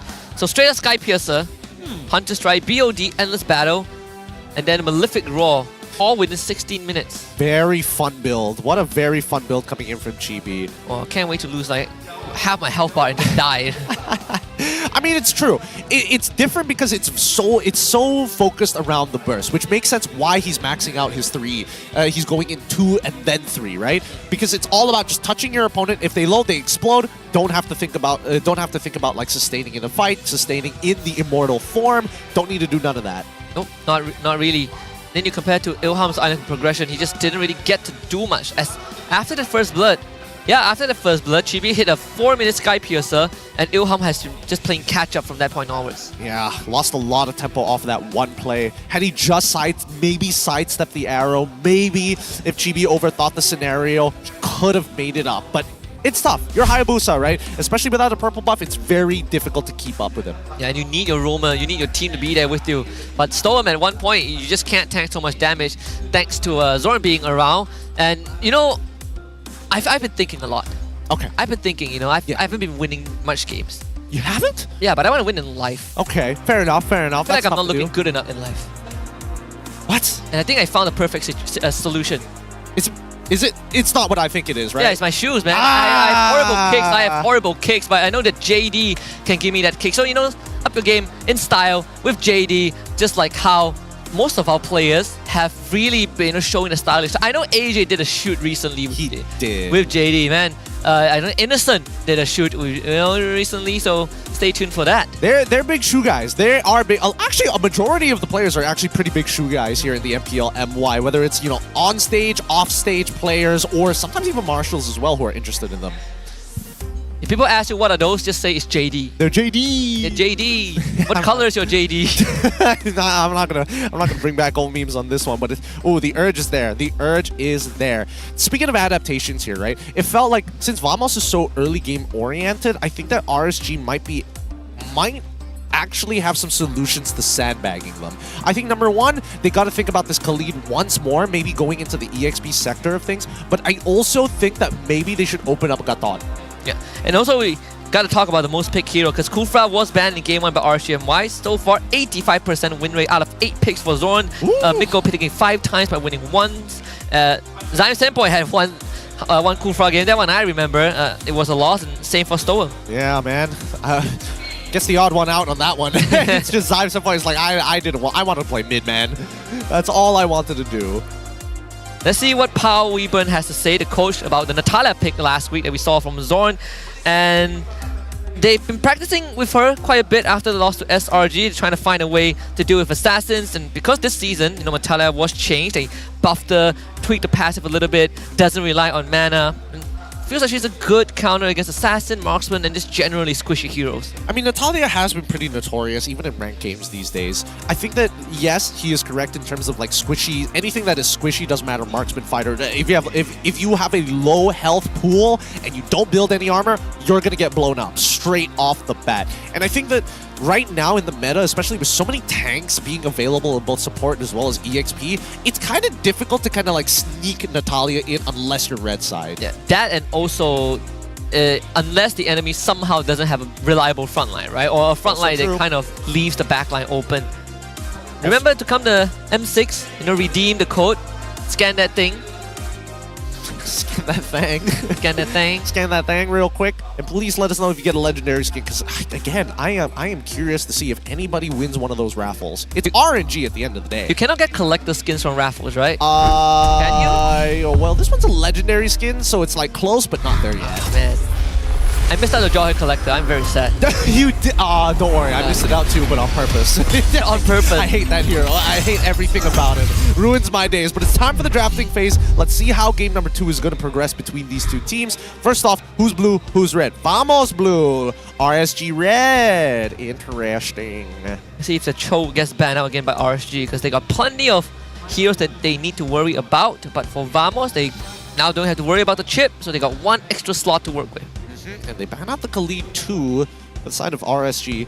I mean, it's very commonly known that RSG likes to ban out things that they pick themselves in the previous match because they know how strong it is in terms of their own priorities. Vamos, on the other hand, it looks like it's going to be generally the same, but the only real difference just being the Gatot for now. Banning out the Gatot. They did ban Phoveus in Game 1. That's more like, but I mean, they are on blue side, right? So they don't need to. Yeah. Oh, then again, Ripple can play a Mincetar. That's true. Ooh, what is this? If RSG wins, I will treat them to a meal. He will treat them to a meal. Okay, okay. We'll hold him to it. First, let's see whether or not RSG can actually equalize the game first. I think that's step number 1 here, because again, very difficult drafting phase as we see that Vamos does get rid of the Phoveus alongside it. Still don't want anybody to mess with Chibi, especially if it's Phoveus. RSG, on the other hand, their final ban. Where do they go with this one? And especially now that Khalid is also banned now, it does shrink that XP pool a little bit. I think it's going to end probably Cho. It could be Cho, but then again, like if Vamos does go for the first pick Cho, well, not anymore. Yeah, I mean not anymore, but I would like to speculate whether or not Sapat knows how to flex the Cho as well. That's my only question. So that leaves Hylos, right? That leaves Hylos up for the XP. I mean, there's still Arlet, Ruby. Hylos feels like the priority for Vamos. They could go for Edith if they wanted like a super safe flex. That's true. I don't know. I think that Vamos at this point of time probably is just going to first pick Suyo here. Because even if they do get a flex pick, you're giving away power picks over to RSG anyways, right? Yeah, I agree. Okay. So that's Suyo out. 1 down, 2 to go. High loss plus X. High loss plus X. What would it be? Would it be the Valentina? Would it be? No, it probably isn't Lo Yi. Could be a Valentina opener. What would be better than that at this stage?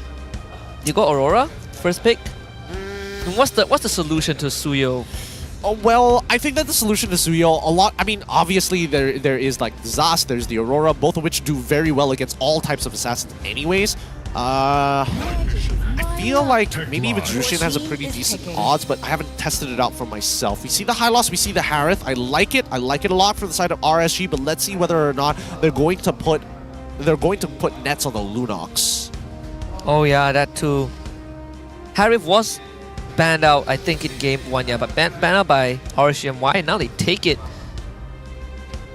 So this Hylos would be a good flex for RSG. I know Storm wants to get active, and there are teams that when they went up against RSG MY, there's a chance that the Kaja gets banned out by Vamos if they want to, play a more mobile comp, specifically against Storm. I think it's tough regardless, right?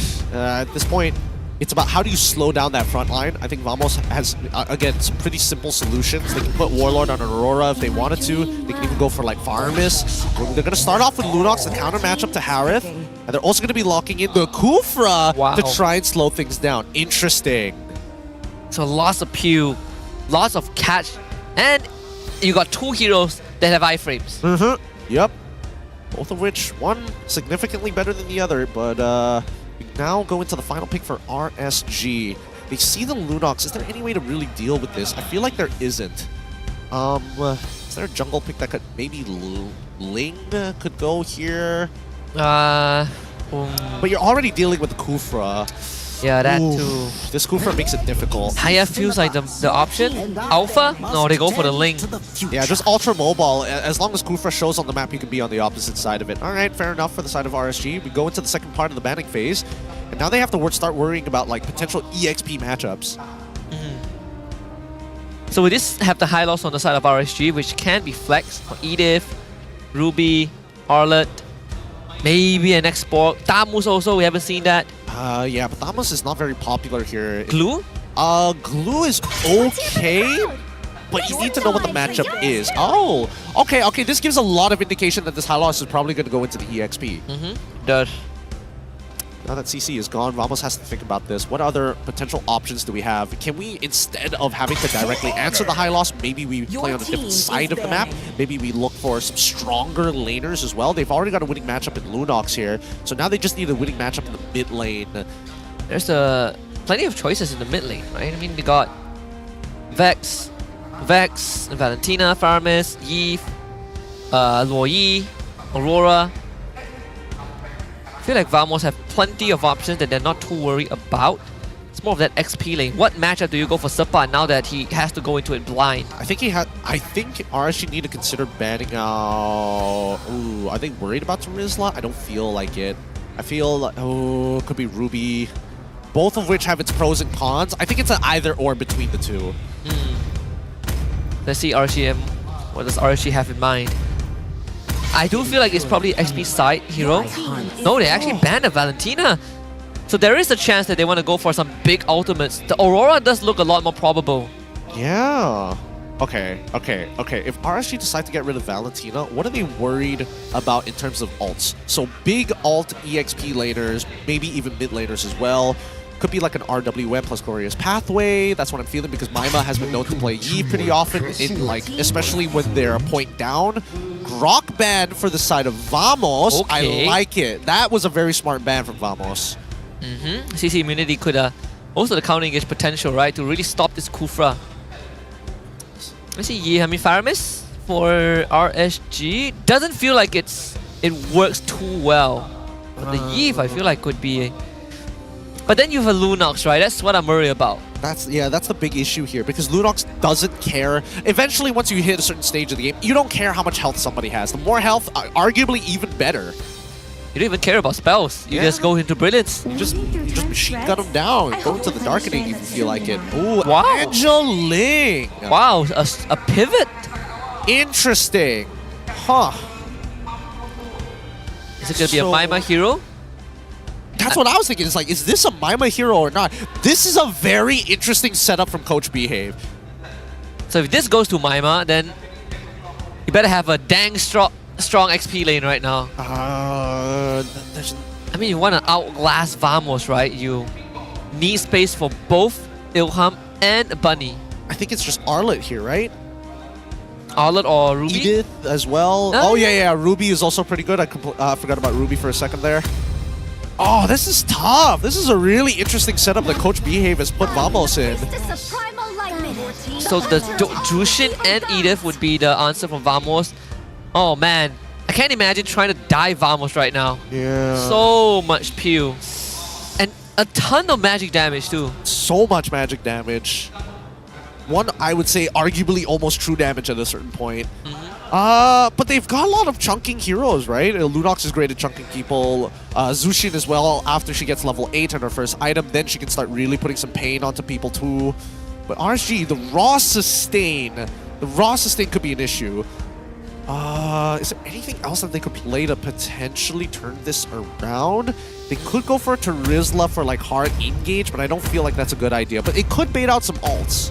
It could. Well, you want someone that can play push and pull. Oh! Akai! Okay. So it's Akai Roam. Okay, first in the season.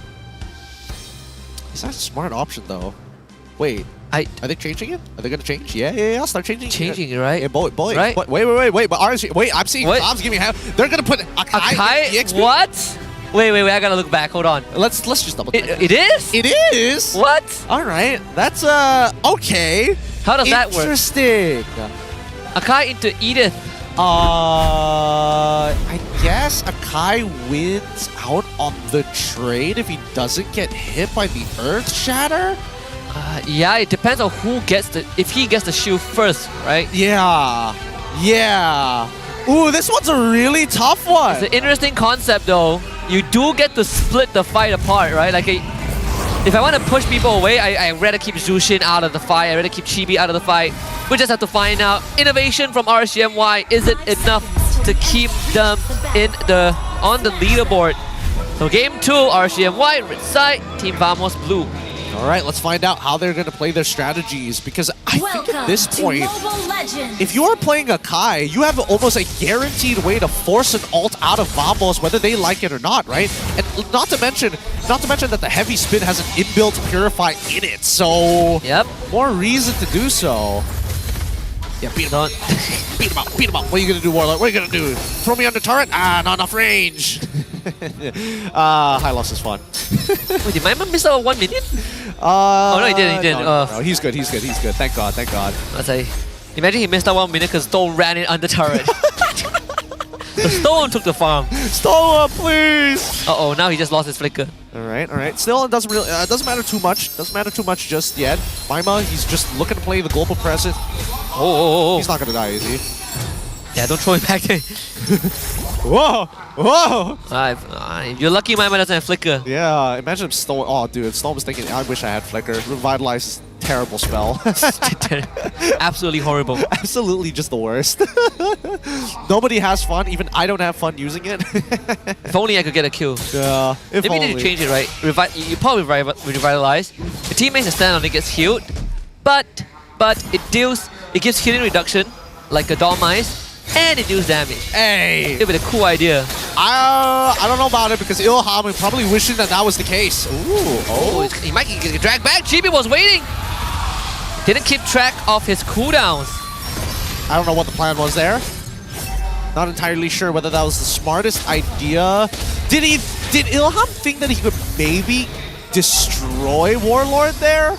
Maybe get a battle spell? That's why, I mean, he was targeting him, to be fair. He wasn't gonna land the four-hit combo, but the 2-hit to maybe force a recall? Tough to say. Oh no, I mean, Ness just hit 4. Bunny wants his 4 as well, gets it.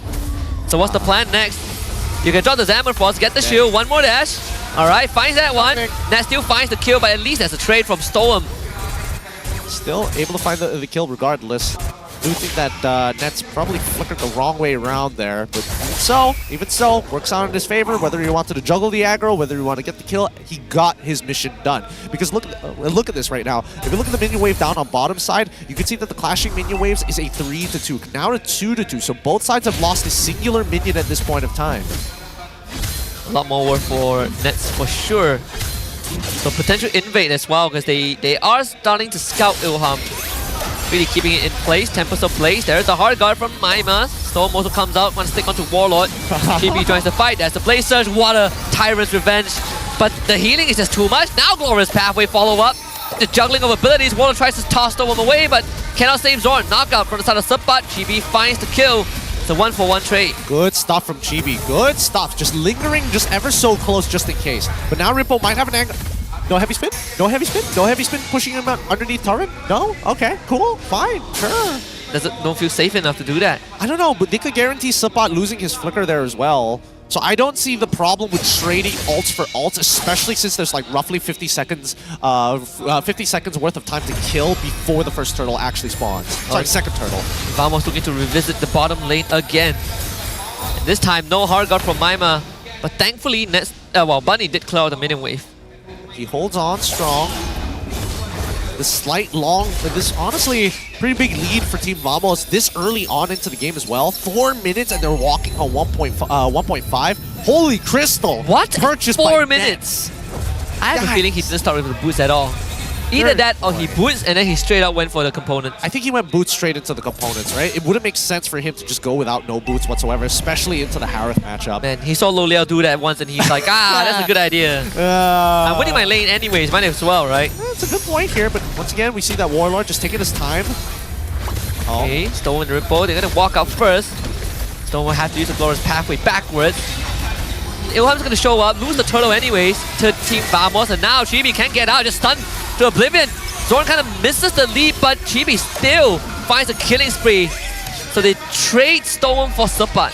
Dude, it's so hard for Ilham to win out these retry fights, dude.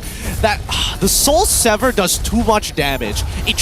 Technically, it shouldn't apply that much damage to neutrals, but the fact that it does, it's impossible to calculate. How do you calculate 20% missing with no cap on it? It's even hard to calculate than dealing with a Lancelot ult, right? Yeah. And I would say Lancelot ult was already busted enough, but this Soul Sever, 20% is just too much. And he's already building up to that Hunter Strike, almost complete in a matter of fact.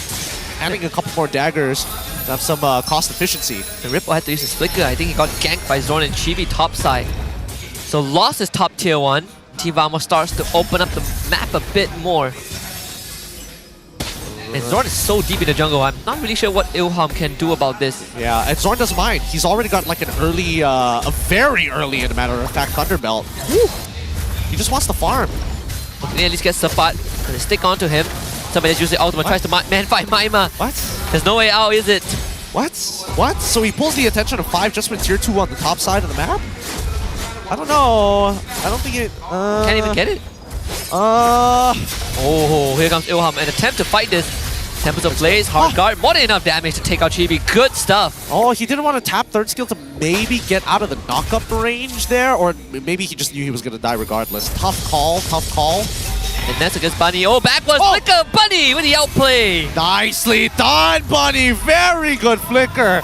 Honestly, that caught me off guard. Flickering back into the fight to ensure that he closes the distance for the Chrono Dash empowered auto. So 3 individual pickouts for RSG MY, stabilizing the game. Now it's time to look at Turtle, the third final one of Game 2. Rotations have been kind of interesting for RSG. Not seeing a lot of movement out of Maima for good reason, but he's trying to make sure that he has influence over that mid lane. Right now, Warlord proves to be just the biggest threat to RSG MY, really slows down their overall engages. Doesn't get any easier now that Glowing Wand is part of his arsenal. A flip, knock up, throw up, Chibi finds the turtle, and Stone will have to get out of there with their Glorious Pathway. It's just crowd control for days on end. Not going to be stunned up by Chibi thanks to the Cyclone Eye. Okay, nicely done. Good moves coming in for the side of RSG MY. As much as Team Vamos were able to get that very first... this mid-tier 1, I don't think Ripple should be standing underneath it. But yeah, with the final turtle in the hands of Team Vamos, RSG MY make the smart choice of sending Harith down to pick up the first turret, and then Ilham clears out the entire jungle, blue side jungle, and even gets another push, another wave on bot. Zorn does find him, but yeah, no chances of killing Ilham. It does annoy him though. For now. Man, Heartclaw. Heartclaw, he's so good. So good, dude. That's when it feels like Ling is like a real hero. Like, wow, I'm not threatened by buffs anymore, you know? I don't have to be 10% HP. I don't have to be 10% to make a decision anymore. But even so, 60 seconds left on the clock until we do see the very first Lord spawn. Looks like Team Vamos going back to protocol, a 4-1 split here with Suyo absorbing that bottom side, but now that he's got the initial push, doesn't want to give over any buffs to RSG MY. It's a way closer game compared to game 1. Might just come down to one big engage by Zorn, than what we've seen. But at least I feel like RSG has a way better draft in dealing with these, beefy front lines, right? You send the Hylos in, you send the Akai in, you have good ways to split the battle lines too. And Vamos kind of have the same archetype as game 1. You're trying to come in from the corner, with Chibi, with Nets, trying to get some kills, but they do take bot tier 1. Yeah, but as they're looking to play the rest of the map, RSG MY, on the other hand, trying to concentrate their forces on the most important objective at that period of time. This time, it was purple buff, but now they start splitting up, right? Trying to make sure that they can catch the waves. Ilham is the only person who can deal with destroyed waves that are slow pushing into them and eventually amassing. I do wonder how is RSGMY going to deal with this Lord fight. Chibi is one level ahead of Ilham. Ripple lost most of his health bar. A dive to the back from the side of Ilham. Ripple also wants to dive. He gets lifted up by Warlord. And he goes down, but maybe Ilham can save the entire fight with the help of Maima. Bunny dashes in, takes out Nets 3 for RSGMY, and Lord is open for business. Good stuff coming in from RSGMY. They found the opportunity to take out both Nets as well as Warlord. Both Nets and Warlord should never be standing one on top of each other. They got to be side by side, but they have to have a good amount of distance in between. There's just too much to worry about with Storm pointing in one direction, Bunny looking for another, but mainly Ilham, who is able to chase them down. Yeah, and good stuff from Ripple, just throwing his life for the greater good. Pretty unfortunate he got lifted up when he rolled in, but either way, now RSGMY finds the first gold lead in the series against Vamos. Just close. Wow, the timing. Yo, man, that could have been a pretty insane pick there, but completely fine. At least now we see that RSGMY, as they've stabilized against Team Vamos, the question is how are they going to develop a lead? Because Bunny just got his Holy Crystal, finally. But the timing isn't too bad, right? 10 minutes into the game. Stalin's side. Looks like he had the Fed of Heaven too. So Lord will just slow push the bottom lane. If RSGMY can get all out of the turrets, I think put them in a very good spot to control the map. Speaking of very good spot, RSGMY just allowing and protecting these waves one by one. They know that bot is getting pushed in naturally. Mid as well could be contested for, but on the opposite side, where you've seen that Team Vamos is already cleared top, the second wave about to crash, Ling is able to catch it just in time. So Stone and Ripple will probably end up losing their life for this. Revitalized pop by Stone, the glowing wand, just healing reduction, a bit too much for him to deal with, but they did take the bottom tier 2. Ilham and Maima considering a potential dive, but it's all about the structures. So RSGMY, they did get what they come here for. Gonna try for more! And Zorn is not gonna let them get away. Maima escorted out by Ripple with a heavy spin. So he gets lifted back up. Ripple, stun, flicker, can't get away. So Vamos finds 2 kills. Good stuff from Vamos. And now that we do see that at the very least, Ilham is in a position where he can honestly threaten anybody. Even maybe, he might even be able to take Chibi on in a 1v1, assuming that he is at max HP, right? He's not low, he's not chunked out. He needs to be healthy for these fights. So there is this meme, I'm not sure if it's a meme build, but you get Sky Piercer on Zushin. I mean, I'm pretty sure... I saw an execution, but I'm not really sure if... I think Warlord has it. I think for very good reason as well. He already has Nets to chunk people out. He already has Chibi to chunk people out. More so, chunking in a sense of not jumping in their faces, but poking them out with the bow. So now that you have 2 means of long-range poke, Warlord just has to make sure that he is just hovering over them with a lantern. Man, 2 Sky Piercers, huh? Once the buff on the flip onto Ilham, that's going to delay the engage. Very early, Temples of Blaze, the butt gives his life up. RSGMY wants to go for the chase. Chibi needs to get out there. Zorn will try to get him out of this. The entourage from Team Vamos, even dropping the brilliance from Nets. RSGMY only finding 1. So now they back away. Next Lord about to spawn here in 11 seconds worth of time. Sophan still going to be out of commission for the next 13. So by the time this thing actually spawns, RSGMY will still have a man advantage here. So they can decide to do this quick, or they can really slow it down. And I would probably imagine that they have to fake doing a blitz first. Of course, they need Maima alive for this. I think, yeah, Ultimate already back up. So RSGMY can do this dance, this slow tango. The jungler might meet each other though, yep. Bottom side, Ilham with the help of Maima is going to try and chase Chibi down. No iframes. Just get completely destroyed. So that's 37 seconds without Chibi. Yeah, can't do much about that. I think that RSG MY need to take advantage of the situation now to get to look for an endgame scenario before this game drags on further than it should. Because Nets, he's scaling fast. As strong as Bunny is right now, Nets is catching up quick. Yeah, Maima isn't with them. Not really sure how long it would take for the ult to come back up with fleeting time, but they will try to blitz down the Lord. The rest of the front line trying to buy as much space as possible. Zorn to the back. He's going to get taken out. Actually, no, he gets away. But RSG MY still finds the Lord. Sabat ends up dropping, and RSG MY are going to disengage and prepare for the initial siege. Now, having to deal with the siege is going to be a little tough.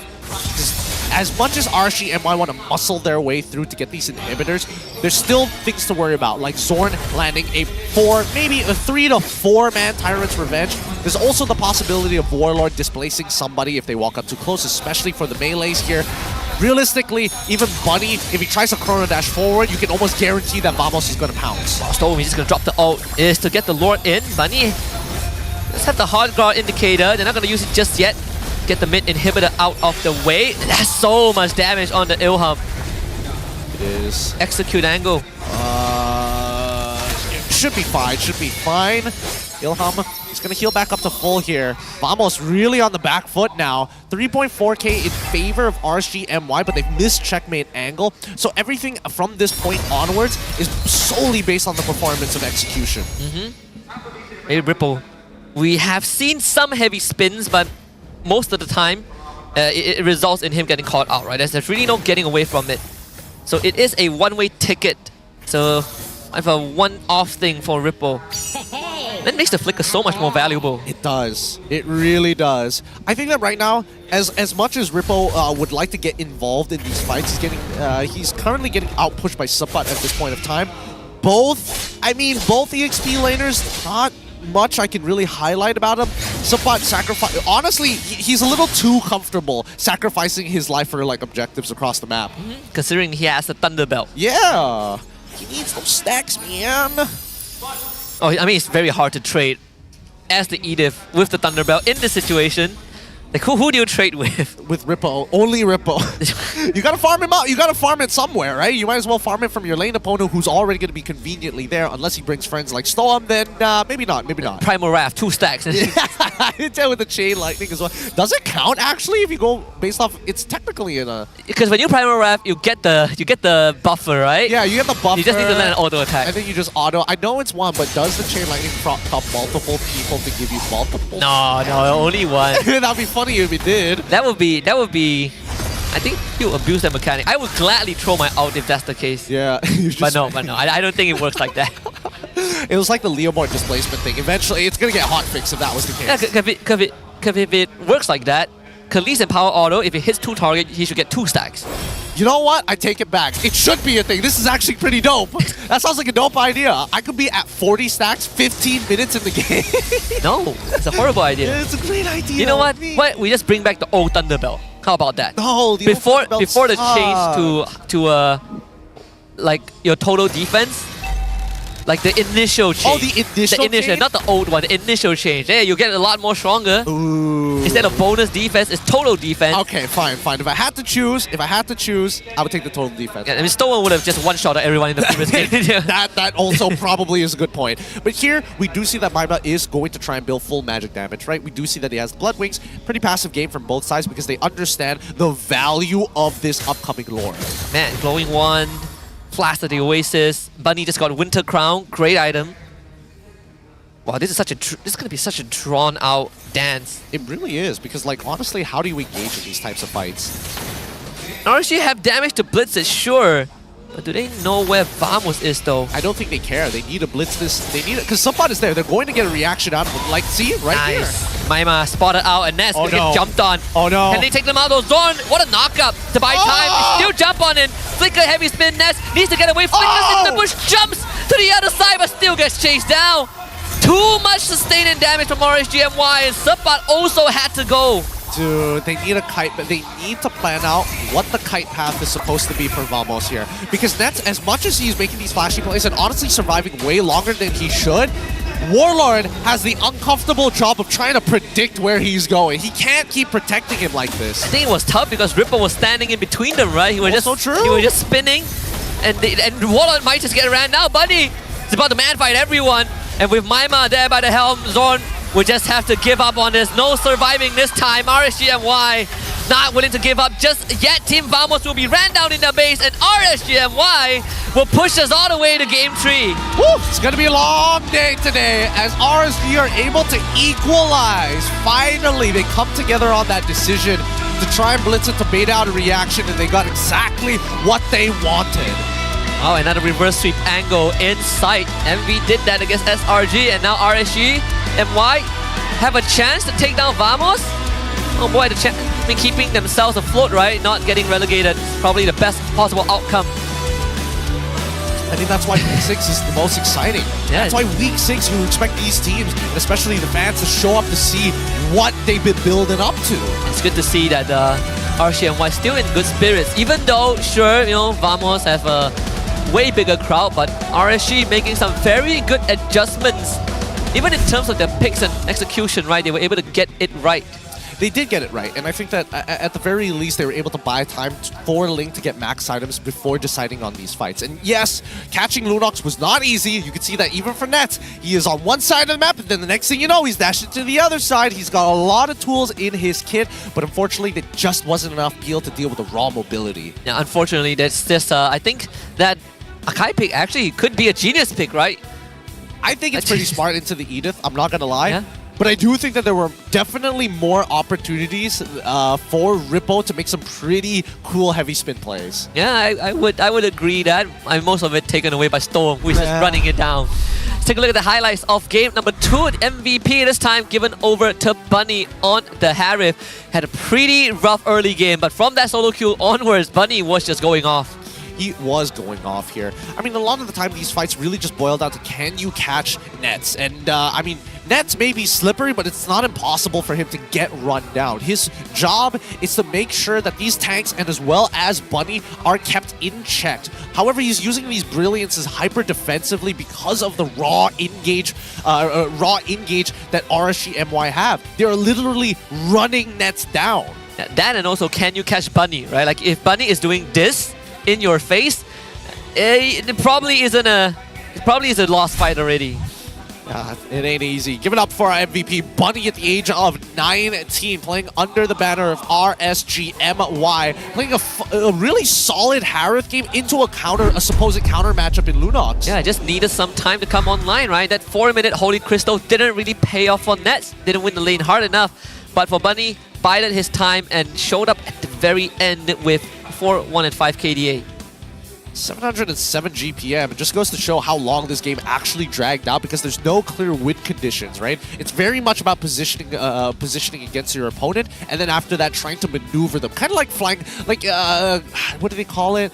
They're not combat kites. They're when you have kite fights previously. What was it called? You fight with kites? Yeah. It's your objective is to cut the other person's string with your kite. I didn't know that. There's a proper word for it. I just can't think of it. Kite fencing. Kite fencing. Call it what it may be, but it's about maneuvering around your opponents, right? And once they got Nets close enough to Warlord and then splitting both of them in half, and once Nets didn't have his flicker, they knew that it was a done deal for him. That and also Ripple and Storm knew exactly what the plan was, right? Storm is gonna lead the charge. Ripple jumps in. Ilham dives the back, and yeah, it's just lights out for everyone. It's so tough for Chibi to reliably jump into a fight like that. You come off your iframe and you just blow up. Yeah, not with that build. Not with that build for sure. I mean, yeah, Warlord definitely has a Sky Piercer. Yeah, I mean, he wants to blow people up, but the problem is that there's not like a clean target for this. The most you get is Bunny, and even then, he's surrounded. Sometimes he's surrounded by like 2 big beefy boys, and then a shield comes out of nowhere, and then Ilham shows up. Like, come on. The only guy you're grabbing is probably Ripple. Ripple and Storm. Yeah, that's fair. It is going to be either Ripple or Storm majority of the time. I mean, there were a couple of times that he made Ilham's life very difficult, including Storm. Sorry, not including Storm, including Maima, who hard guarded him that one time, and he's just picking him, dropping him, picking him, dropping him. I think that's why RSG MY switched targets, right? They let Ripple deal with Warlord, and then they just went straight for the carries. I mean, for a game that went for 18.5 minutes, this was surprisingly...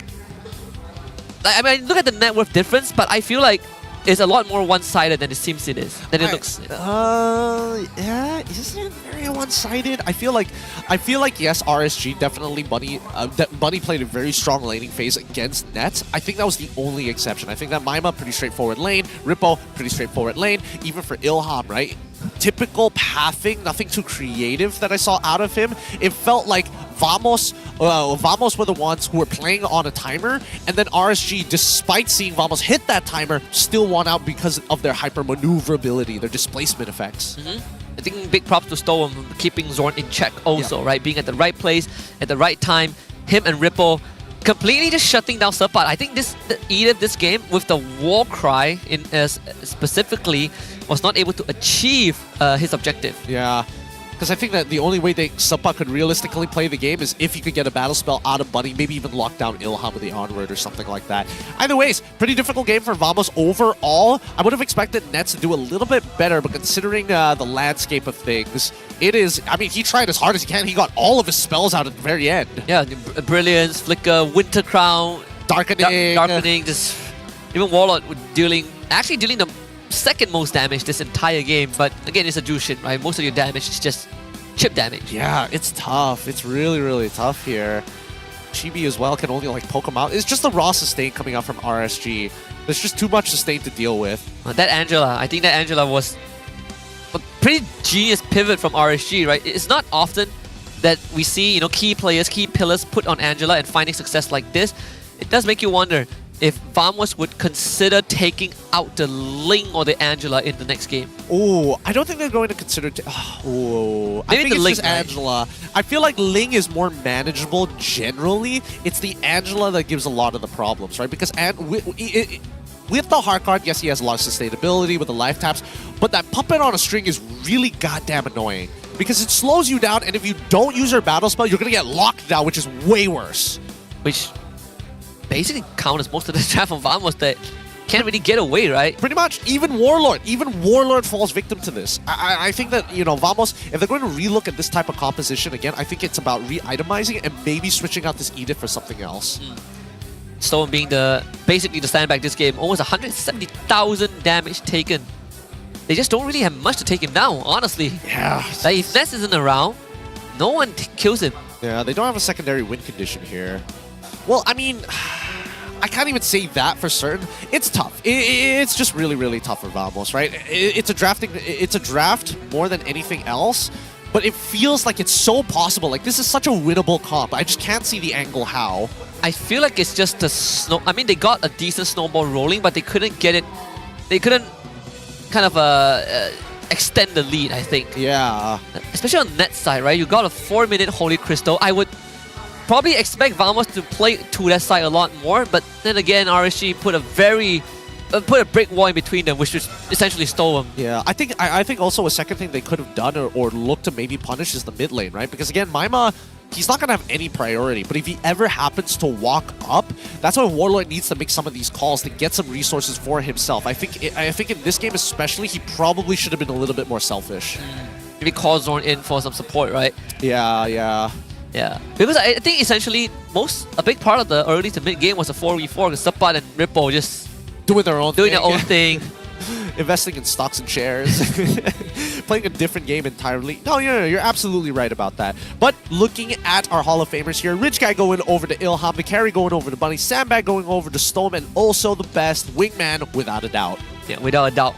On that Hylos, which has been a very valuable pick today. I think most teams that have Hylos essentially just win the game.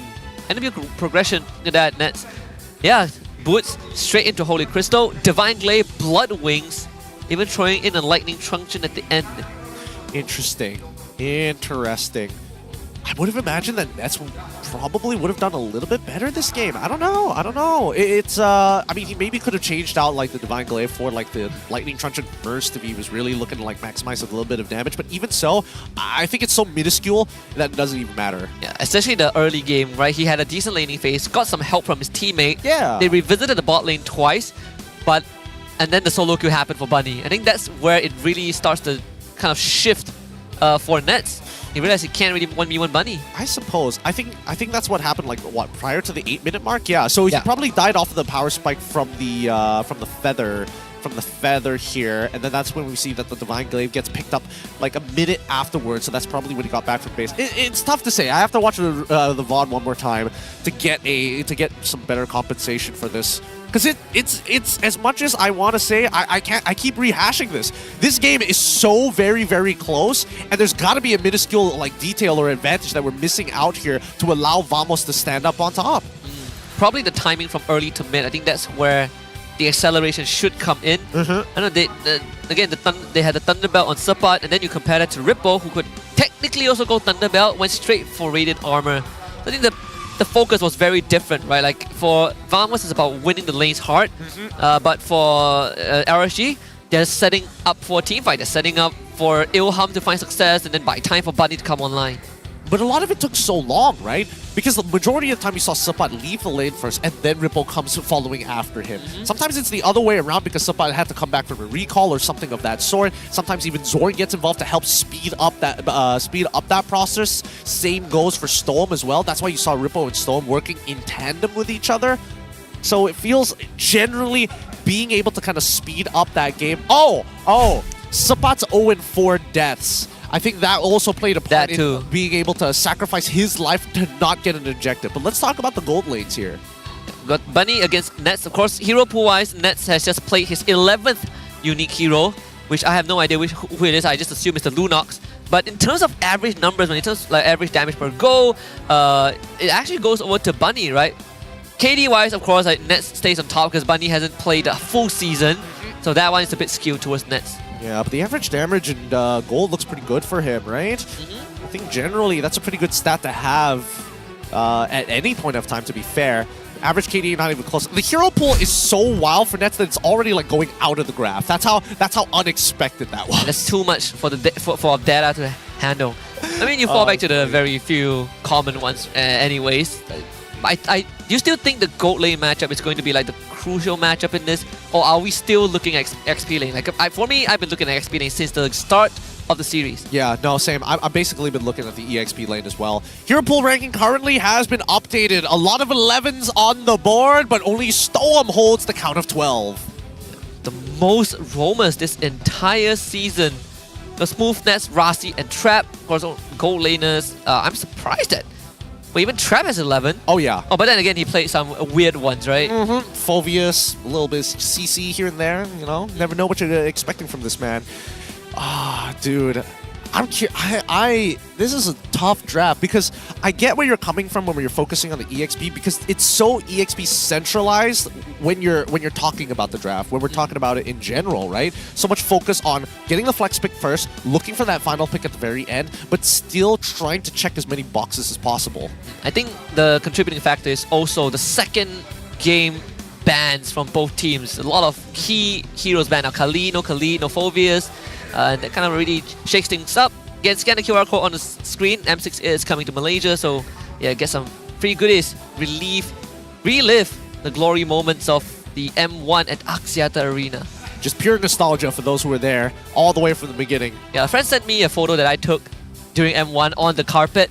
I was like, wow, good old times. Still had my yellow bow tie. Which wait. Do you mean the carpet walking up to the stage? Yeah. Because we had to reach there early, right? So we had time to walk the carpet. Dang. Oh, you weren't there that time when we took the photo. Yeah, I wasn't there that time because I had a later day. My game was later down the day. Okay, all right. Now we got 18 more seconds until we heading into the drafting phase of this game to conclude who's going to be walking away with 2 points. Is it going to be RSG, who recently evened up the score, or is it going to be Team Vamos looking for their revenge? Let's jump right into it. Just the thought of having another upset on the same day, makes me want to root for RSG a bit more. But again, let's take a look. Like you said, Matilda and Gatot banned out by Vamos, who are on blue side. RSG MY on red, banning out the Khalid and the Chip. I feel like RSG is going to do the exact same thing, and then Vamos on that second phase is going to shake things up, which gives Coach Behave an opportunity to get some really powerful synergies. They can go like Ling Angela straight away, because I'm expecting a Cho ban at some point. So Vamos did ban out the High Loss, which has been a big problem in the second game. Oh, wait. Hylos was a problem in that second game, so that means they don't have an opportunity. They either have to ban Cho or Phoveus or leave both open. Maybe both open? I think you banned Phoveus, right? Yeah, they banned Phoveus, so Cho is open. Stolen does play Cho, so does Vamos want to pick Cho first pick? I think that's the question. I mean, Vamos, they got Zorn, it feels pretty notable for him, but at the same time, I would like to see whether or not Suppot is capable of doing it too, because that just brings so many more weapons to the Vamos arsenal. Oh, no, they just take the Harif away. Okay, that's interesting. So they don't necessarily have to go for the combo. They could go for another Ling pick here. They could. They could go Ling Lunox.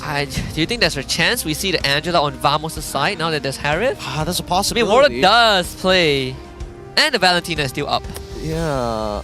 Ooh, this is an interesting one. But Pobs and Behave equally matched in their own ideologies of the draft.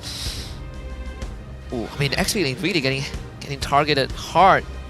So you could pick Cho and a Ling. And then Vamos will probably pick Valentina. Right now, Angela is kind of like up in the air. Yeah. Yeah. So they take Angela and Ling straight. Okay, so they double down on the combination. This is what I was expecting Coach Behave to do before that final ban. So this is where Vamos picks Chop Tro, right? Come on. And Valentina, right? And I feel like the Valentina can be held.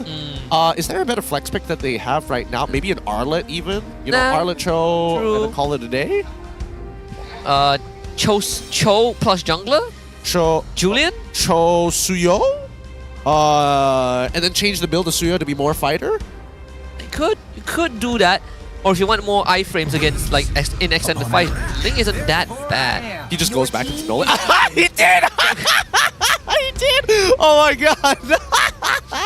Just keep it straightforward, right? Keep it simple. Dude, I swear to god, MPL MY has the worst habits when it's like technically it doesn't have to be correct, but if you're good at it here and you're comfortable on it and we're at match point, we'll give it to you. When all things go wrong, you go back to comfort picks. Straight to comfort picks. Matchup might not be the best, but at least I feel good playing it. At least you feel comfortable. Again, big philosophy from Pops. He wants to give them the best tools possible and is within their comfort range so they can make sure that their executions and mechanics are usually clean. But this, I mean, no Suyo here untouched by both sides. They've got their junglers locked in. That's so funny. Let's see RSG. So the third pick, they picked the Grok. Okay, I like it. Grok, very atypical matchup against the Cho here. But could be a flex pick. That's the thing. You never know. Ripple did play the Grok XP before. I know Zeno played it too. Both of them probably grew up in that meta, man, when Grok was just devastating people. He used to be Glue when Glue came out, where you just come up, just one shot the wave, punch him once, and you've won the game essentially. And you know, there could still be. I'm not sure if like RSG MY wants to be that experimental, that adventurous, putting Ripple on Grok. But that Kaja doesn't look too bad, you know? Kaja, Kufra. Kaja, Kufra? If the Grok is in Rome, then who else? I mean, Arlen. Actually, you know what? I take it back. I think Ruby ain't that bad for Ripple. Yeah, Ruby is really good now, in a matter of fact. Like especially against the Nolan as well. Wouldn't be too surprised if he picks it up. Then again, it also works as that flex pick that we're looking for anyways. So plenty of options, We see the Natan ban for the side of Vamos, right? Okay. So what's that? It's weird because you already have the Harith, right? Are you that worried about... Because as long as you take Purify, generally you win 90% of the matchups. So what about the Lunox, right? Like, does Bunny play the Lunox? It could be like a hard call from Vamos saying, hey, Bunny, you clearly don't play Lunox, so we're not going to ban it, I guess? Supposed to. They probably would look at a Claude ban here to take out the late game potential of RSG. But then again, there's already a Ling, right? Like, the Claude doesn't really matter too much. Unless we see like a Yve come out from Vamos. I think that's like the only exception. We could go down that route, or the Aurora, now that there's no Valentina and Vex. I think the Aurora for sure, right? I think the Fireman doesn't feel too good in this. Doesn't feel too good in this draft. Especially with Wild Charge, with Tempest of Blades. There's just too many targets are going to get knocked up here. Yeah, not the Loi either. Yeah, not much options for Vamos. Ooh. I suppose Aurora is one of the safer options. So they banned the carry instead. I feel like... Sabat Cho? You think that Zorn would just go for like a Tigreal or something? There's that possibility as well. That's why I'm thinking whether or not they're going to like show Arlet or something that's a little bit flexible between the two. At the end of the day, Ling is going to be like the main person that Angela's going to target with the hard card anyways, unless we see like something crazy like Yuzong get picked up here. Then maybe there's an opportunity for Rippo. Because a part of me do feel like this could set up for like you ban a tank buster at the very end, right? When you have a matchup that favors you by default, maybe you just want Zorn to have a big setup. And Sepat can be the secondary one. If he's playing that sacrificial like he did in the previous game, it wouldn't be that bad of a choice. I don't like the Edith. I don't like the Edith at all. Man, I wanted the Ruby. I feel like the Ruby would have been a good one. My thought process was either the Ruby or you go into like you could just go hard into it. You go into Exborg, right? You never lose lane. Or you just pick Yuzong, right? You just dumpster. Well, that one feels like a little bold. That feels very, very bold with what the meta requires of you now. As much as Yuzong is great at like finding those engage and getting into that backline, Harith blows him up. Or you could just go back to Akai. That too, but I feel like you don't need to. You don't need to right now. You got Edith, you got Grok, you're all good. You're set up, Rippo. Yeah, I mean, you don't pick the Edith, but you pick the Akai instead, right? Might as well do it again. See, final 2 picks from Vamos. It is going to be the Natalia and Fireman. So it is a Sapacho. Hey, playing very dirty right now, Vamos. Dirty! What a feint! Techniques. Dude, Pops is getting good at this. He's getting good with the feints. I mean, good showing from Behave with a quick feint of his own in game number 2, but game number 3, Pops did not want to be outdone. So really went for the Fireman, huh? I mean, vibes are looking good on RSG's side. Now this is the final pick. Who is it gonna be? Who is Bunny gonna get? Grants you immortality. Wow! Okay. Just the worst. So there is the smoke screen, but I don't think Alice cares about it. Yeah, Alice genuinely doesn't care about it. This is a really dirty pick coming in from Bunny. Coach BA picks it and just looks over at Pops. Dude, this is such a wild draft. I love it. I love it. It really, we got to see the stops from Coach Behave, Coach Pao, as well as Pops, just really going at it here. Man, I cannot say for certain who's going to win the game. If we're talking about like rough scaling, I feel like RSG generally does better. But then Vamos has some like high power spikes with the Harith, and I would argue even first item for Zorn. So good luck for the early game. I mean, Vamos leaning back into a more execution-heavy draft. You know, it's a comfort zone with RSG MY. They also got their own surprises. So this would conclude in just a little bit. Game 3 kicking off. Team Vamos on blue side, RSG MY on red. All right, let's see how this is going to play out here. This early game is so important for both teams. Ideally for RSG, they hold out on the early game and make picks of their own, while Vamos, they're looking for everything. Anybody who's low, anybody who can start a fight, just do it. It's about how much health you have, not how much you're going to lose from it. Yeah, and Zorn's going to start leashing it for Chibi also. Speed it up. That's what the Natalia can bring to the table, right? Just, well, Fatal, Master Assassin, Lethal Ignition is all about damage. Zorn wants to carry the game as well. Yep, and they're getting Storm to actually help out Ilham as well. Expecting to be fine in your jungle by yourself, especially with the Natalia, not the best option. He's not hitting 4 anytime soon, not in this circumstance. Ilham gonna jump away, actually gets silenced. Now has to somehow escape from this. Slowed down by Sepat. Maima will save him. But RSG MY slowed down at the start. Good defense. Good defense. Oh. Shouldn't be a kill, right? Pop it on the string. Uh-oh. That's first blood. Maima tie him down. Finds the first kill of the game. Overextension coming in from Zorn there.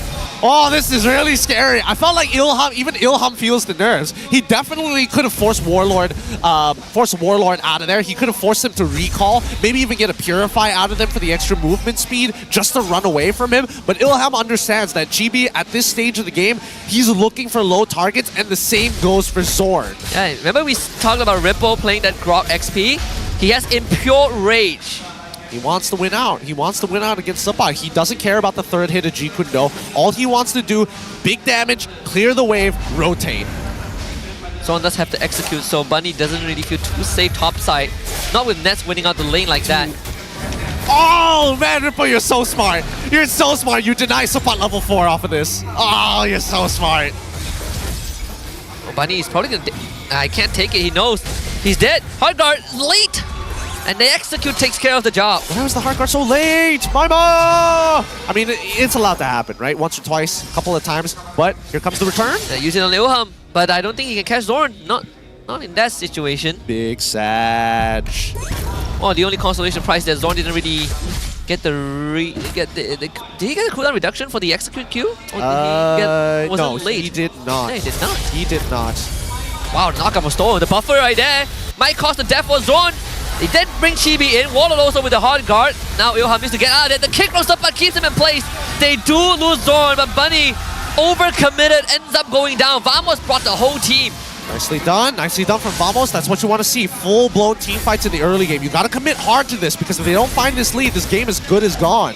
So now we see that the rotations from the bottom side to the top side is already there. Now to start unlocking that mid lane just to ensure that this purple buff is in constant threat. Man, Ilham is so far behind.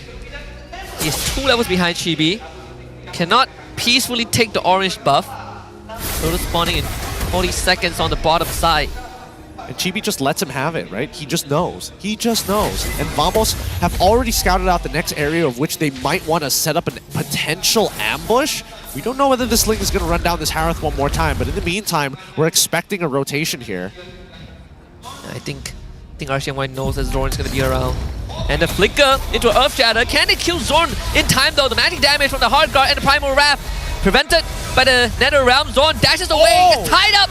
Goes down to 10 HP, has just disappeared. Wow charge to stop Slurpan in place. And Warlock gets jumped on, flipped back by the armors, uses the Purify. Ilha on the chase, takes him down, tempers the blaze, dodges the damage from Chibi, and manages to get out. RSG MY finding 2 kills. Sneaks away. Good timings here. Team Vamos dropped the ball a little bit. Not everybody was prepared to fight for that. It looks like RSG MY took full advantage of this. Warlord, honestly, the fact that he's in there for so long to try and bail out his boy Zorn, yeah, at a certain point you gotta cut losses. Yeah, just let him go down, right? Eventually he's gonna be able to get some damage, and Bunny's got Clock of Destiny, and RSG MY willingly surrenders the turtle. Can't fight without the hard guard. But look at the setup on the top side here. There is a bit of a read though. Oh, Warlord again. Primal Wrath used. Warlord, no ultimate. Ilham jumps in, finds the kill. Zorn could not execute him. Now Bunny is going to find a route onto both Zorn and Nets, but he is dying too fast. And Nets gets the trade back. Yeah, Alice is just not strong in the early game here. She doesn't have the blood, she doesn't have like the stacks to worry about anymore. She gets double the amount of mana growth and mana regen anyways, so she just needs levels and items. Oh my god. Got knocked off the wall! Oh! And he's dead! That's a weird position for RSG MY to be in. That's what I'm trying to figure out. It's like, why? But why? But why though? Help! Help! Oh boy. Let's get Chibi at a 1.8k lead. Oh my goodness. This is unbearable to watch. 1.8? Yeah. Dude, Ilham hasn't even finished Berserker's Fury at this point. Chibi is just that oppressive right now. Even took his orange buff. Something has to change, right? If they want to buy time for Bunny, this is not the way to do it. I think they've already botched that up, right? With 3.3k lead. I think that Team Vamos at this point, yeah, still having full control over the map. But if they wanted to fight for that purple buff, they absolutely can. And I think it's a pretty good idea to do so now. So Ilham gets the protection of his full team just to get the buff. Now, how do they keep that map kind of control? Because now Zorn he's roaming around the map. Yeah. Especially the top side. I think right now, Team Vamos just needs to break that mid-tier 1. That mid-tier 1 is causing them a lot of issues. Okay, Sampat, this is your moment. Do the thing. Not gonna do the thing? Alright, works as well. Back away. Majority of the reinforcements are here as well. But look at what Zorn is doing. He's just keeping tabs over Ilham. Man, this is what being stalked feels like. I think he figured it out. Yeah! Knocked him off the wall. Oh my god, so much damage from Zorn. He's dead! The hard guard is just not used. Oh my god. Guys, you guys are on comms. Come on, come on. This should not be a thing. Gotta respect the damage from this Natalia, man. Naughty boys. Hey, this is not gonna look good. Oh, whoa. If they can get Sampat, it would be a... Wow, Zorn gets away. Finally goes down. Ripple flickers wild charge. They really want to get Warlord. Sampat finds the kick on the storm. Uh-oh, Storm is going down. Chibi comes in for the flank. Rippo, the next to fall. And now the rest of RSG MY forced to retreat. What was the plan there? I get Zorn dying. I get chasing him down was one thing, but to chase that hard, I'm not 100% sure about it. Even with Warlord, right? I would say that, like, in terms of the timing of which you wanted to save Zorn, kind of awkward because he himself did not have the Netherrealm. He only got it after Zorn died. It's so. I mean, it's starting to slip away from RSG. They are getting a bit sloppy now. Oh, how do they play this? Okay. So the most ideal scenario for RSG MY is that when... Oh, not again. What does Zorn have? Only a Blade of Heptasis. He's gonna get BOD next. Yeah, he's most likely gonna get a BOD next. I mean, technically he can go like Malefic if he wanted to, but doesn't seem like there's a reason to as of yet. If I want a one-shot, probably go BOD. Man, he's having a great time. He's having the time of his life. Okay, I think for RSG MY to win out a full-blown fight, Bunny is going to need 3 items first. Most importantly, he needs a Winter Crown, because that's the only way he's going to be able to sustain the raw burst coming in from nets. I mean, some MR if he wanted to, but knowing how Malaysian players are, there's a very low likelihood of that. I mean, if Vamos can pick a draft like this, why would I need defense, right? I just man-fight him. Just man-fight him. Starly Messiah already bought by Bunny. That second item, we're looking for that third before they start. Because it's Bunny goes in first, baits everybody in, Rippo jumps on, Rippo goes with the wild charge, maybe even looks to cut off some exit points, because we need Warlord to pop that ult. Once he pops that ult, then RSG MY can go. Man, Vamos have a 7.5 goal lead right now.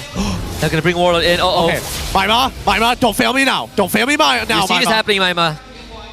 He's getting chased. Warlord's here. Hard guard. I have friends. Take that, Zorn. Stay back, demons.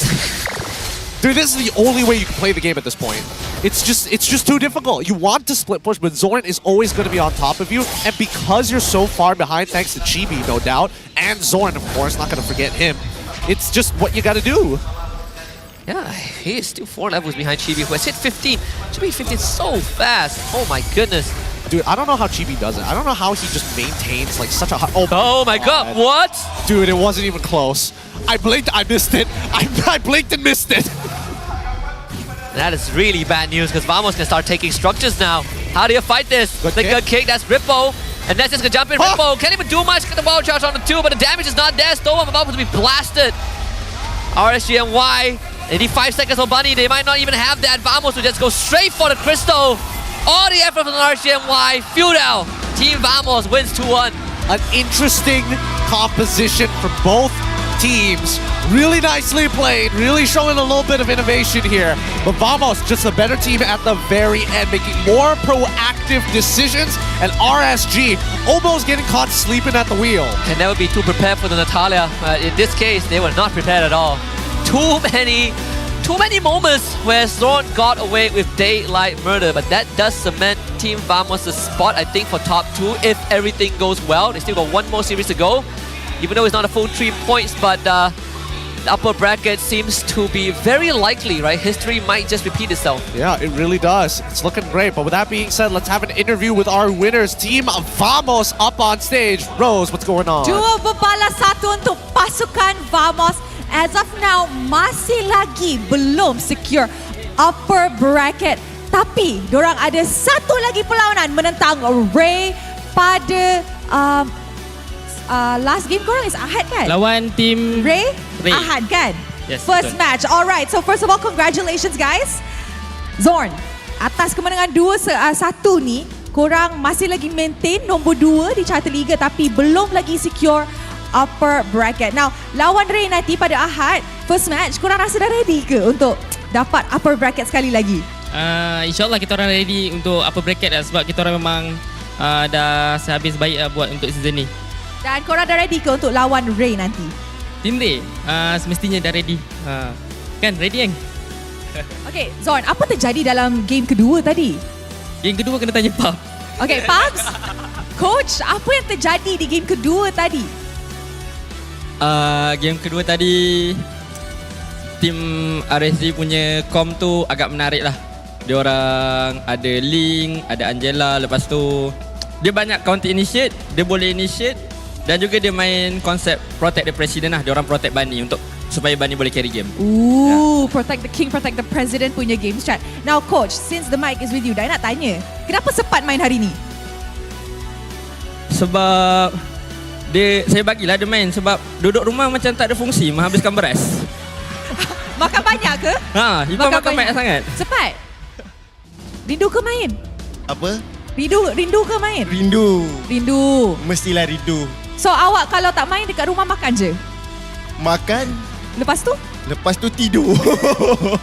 Memang apa ni, life of the sub kan? Betul. Life of sub. L sub 2. Pengganti Gorgeous. Oi. Dia ni kan. Okay, so macam mana rasa main sekali lagi? Best. Alhamdulillah menang hari ni 2-1. Lawan pula dengan ex-roommate saya, Bunny. Apa yang nak cakap kepada ex-roommate you, Bunny? GG, nice game Bunny. Nanti claim ayam gunting Oh, ayam gunting. Dia suka makan ayam gunting? Betul. Alright, sempat menang, sempat belanja di ayam gunting nanti. Alright guys, kita nampak perlawanan yang sengit. 2 membalas 1. Siapa yang MVP korang? Mari kita tengok MVP perlawanan ini in 3, 2, 1. MVP jatuh kepada Chibi. Alright, Chibi, congratulations. Now, kita dah tahu korang dah secure playoffs. Now, tak kisahlah apa bracket ke tak, pasukan mana yang korang nak rematch dekat playoffs nanti dan kenapa? Pasukan mana kita nak rematch? Pasukan mana kita nak lawan dekat tanya playoff? dia dah coach, pandai. Todak kot. Todak, kenapa Todak? Sebab Yanlot minta kita orang.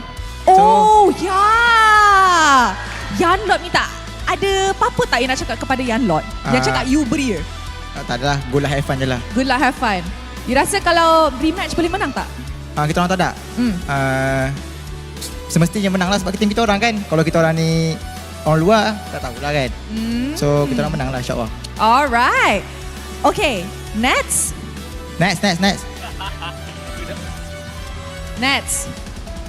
Bunny dulu dalam Vamos juga kan? Kan, betul. Betul. Dua-dua gold laner. Hari ni you kalahkan Bunny, apa yang nak cakap kepada Bunny?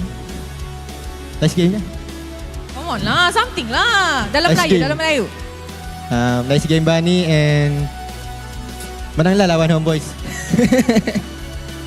Okay, now the mic is with you. Apa yang you nak cakap kepada orang yang datang? Sponsor dulu. Fan dulu. Terima kasih untuk fans Forza Vamos dan fans RSG. Thank you untuk support and shout out to sponsor Kopi Saigon, Critical, Alha Alpark.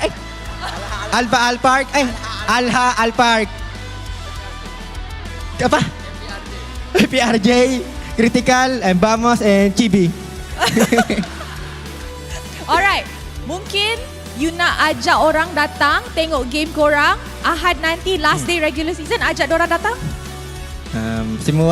Semua nak datang MPL, datang je. Sebab best tengok MPL. Itu dia. Untuk semua orang yang nak datang je lah Best tengok MPL. So, congratulations to Team Vamos. And once again guys, give it up for Team Vamos. Alright, korang dah boleh celebrate korang punya victory. Thank you very much. Hari pertama tapi semua perlawanan yang sengit. So untuk korang semua, korang boleh scan QR code untuk rate performance favorite player korang yang main pada hari ini. And that wraps up hari pertama minggu ke-6. Tapi sebelum tu, mari let's show it to mic check untuk dengar macam mana Team Vamos communicate.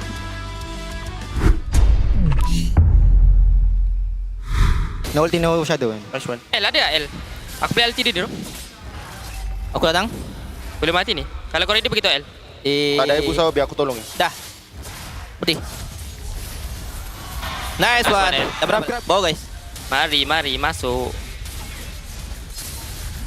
Ada 3. Already. Boleh tak guys? Boleh. 3 orang. Bunny no nature. Dan nice ropan. Nice one, push. Alhamdulillah. Next game. Lagi satu game boy.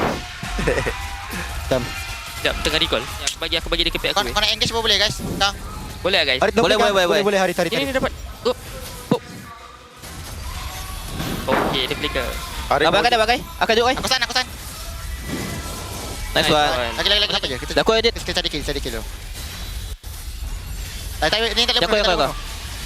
Kick. Nice one. Nice. Nice one. Easy bro. Aku growing first item guys. Grow. Double D. Nice. Sabar. Go. Maju. Ada lot, masih ada lot. Banyaknya lot tu. Target guys. Boleh end guys. End aja. Penang tu. End aja guys. Nice kan. Alhamdulillah. Congratulations once more to Team Vamos. A 2-1 victory over RSG MY. Doesn't cement them in top 2 just yet, but if everything goes well, they are most likely locked in. I mean, things are looking great for them, and honestly, I gotta give it to Nets. He's been picking up the language over this past year, and now he's forming some like real sentences that are not scripted. Hats off to him. Yeah, hats off to him. Understands the language, can speak the language well, cohesive. Man, when is he getting a Malay name? That's what we want to know. It's gonna be dude. I don't know. Based on the raw translations of some of our other import players that have earned the title of a Malaysian name, so I have to admit some of them I'm not okay with. I'm like, I guess so, but not really. Coming into this game though, I will admit that Zorn had pretty much all the reason to deny Nets a simple high five because he's too busy just dunking on these kids. Yeah, just too busy recalling, right? That is more important than a high five. I mean, what to do, right? It's his signature. It's definitely his signature, but it just goes to show that Vamos, honestly, if the game is hard, you can see that there's a very different change of pace and mood in their reactions, but when they are relaxed, that's when you know that things can get a little funky, can get a little weird. But surprisingly enough, the comms were a lot more peaceful than I thought, right? Because usually you hear a lot of chibi. The battle rap. I don't even know how they understand his calls, but I don't. Sometimes I can't even tell that it's him. Sometimes I just assume that it's like a crowd. But if you hear the voice of someone with like half their nose blocked, that's chibi. That's too accurate, okay? And I understand where Chibi is coming from because I have the same problem. So my brother in arms. Even so, Vamos played a very solid game. I think that as much as Game 2 was very much a draft issue, even Pops didn't expect that fate. But coming into Game 3, that fate was disgusting. On blue side, right? Yeah. Like of all the places, of all the sides, blue side is a Farmis Natalia last pick. And I mean, this Natalia caused so much problems. It did. It really did. But I love the response coming out from RSG. That Alice pick had so much potential to become something truly disgusting in this game had they kind of pre-planned how the rotations needed to go. Because unfortunately for Ilham, he shows up on the bottom side, he shows up on the orange side of the map, takes one fight, loses a little bit of tempo, and now every time he comes back down to the bottom side of the map, Bunny is already gone. That, and also he goes bot side, can't do much. He goes top side, it's just a Natalia sitting in the bush. Exactly, right? You just get checkmate everywhere you go. It's really tough once you get Zorn on that snowball. As soon as he got that Blade of Heptases, it's really, really difficult. It also doesn't help that his next power spike isn't even the second item C Halberd. It's when his dire hit activates. Yeah, that and also a few missed hard guard moments from RSG that really put the brakes on what they wanted to do, right? Like there was one failed one on Bunny. That kind of sucked. And then Ilham getting solo kill in his own jungle. Twice with the hard guard indicator on top of him. And Maima still didn't die this whole game. Maybe he had the third eye open. He's like, I could save Ilham, but at what cost? He's probably still gonna die anyways, and then I'm gonna join him. He's the almighty. He's the future. But it's a really tough game for RSG. I think they had some like really good concepts here. However, how do you abuse these concepts? Maybe if Ilham wasn't locked in on this Ling, because the one issue about Ling is that he needs items to become relevant. Once he has 2 items, he is ready to fight. Even prior to that, his burst is a much shorter period of time, but longer fights is where he truly excels when he gets those 2 items. And didn't really get to make use of the Ripple Grok in any meaningful way, right? Like it's not exactly the easiest to trade with Sapat, let alone join these fights when Vamos is snowballing. Exactly. So here's my second biggest problem with their composition. I think that Edith should have been put in the EXP lane because that lane is gone. Give Stoem what he's comfortable with. I know he's comfortable with both, but at least with the Grok, he can use the Nature's Barrier to manipulate the waves. Yeah, that too, and also you play a slightly better man-to-man defense, right? Yes. Against Sapat, against Chibi and Zorn. I don't know. They could even put Ripple on again. I still am thinking Put him on about the Ruby, right? Yeah, put him on the Ruby. I don't know. I do not know, but I think that the response was okay considering the situation. Like, Behave already kind of set it up for him, and he's like, oh man, I only have one pick to turn this all around, and I think the Alice was probably his best bet. Yeah, probably. But you do give up a lot of that early game because Bunny did not have fun at all. He did not have fun. He really didn't. The poor guy, dude. I mean, his Harith is kind of nasty. I'll give it to him. The Alice is just, it's really difficult playing in this It's just matchup. a hero thing, you know? Yeah, I think 90% of the games we've seen here today is like a hero thing. That you cannot trade. Ness just eats up your damage with his shield. Yep. Zorn shows up and you just die. Yep. I mean, what can you really do about that, right? It doesn't help that even Sapat is willing to he leaves the lane so fast and Ripple can't rotate as quickly that Sapat is able to make a gank on the top side, recall, and still come back into the lane. Like Vamos was able to bring the full team to the top jungle. Yeah, no, I thought that was a bit of an I thought that was a potential overextension there, but considering that Vamos did it so early on in that game, and by the way, Sapat wasn't even level 4 at that time. He was level 3 on the first turtle fight. Yeah, that too. Man, this game was like a 10-minute game. It was so fast, but it's such a Vamos flavored draft, right? The moment they get the snowball going, you just cannot stop them. Yeah, you really can't. Just die at every corner. Ah, man, it's so hard. It's so hard to deal. It's so hard to respond to Natalia because it forces your draft. It forces you to play in a certain way, and you also need a draft that actually is able to like walk in and face check for you, or at the very least, like something that has some decent AOE, right? No point and click, nothing. Yeah, you don't need to be a target, just like in the area. You don't. She cannot be the primary target, right? She just needs to be collateral. Yes, that's the main idea. I don't know. I think that RSG. I think this is one of the better showings. One of the better showings. They didn't go into autopilot straight away, but they eventually did, but not as quickly as their previous matches. My God, look at look at Chibi's GPM. I hate Is it the highest this season? I think this is one of the highest. One of the highest, right?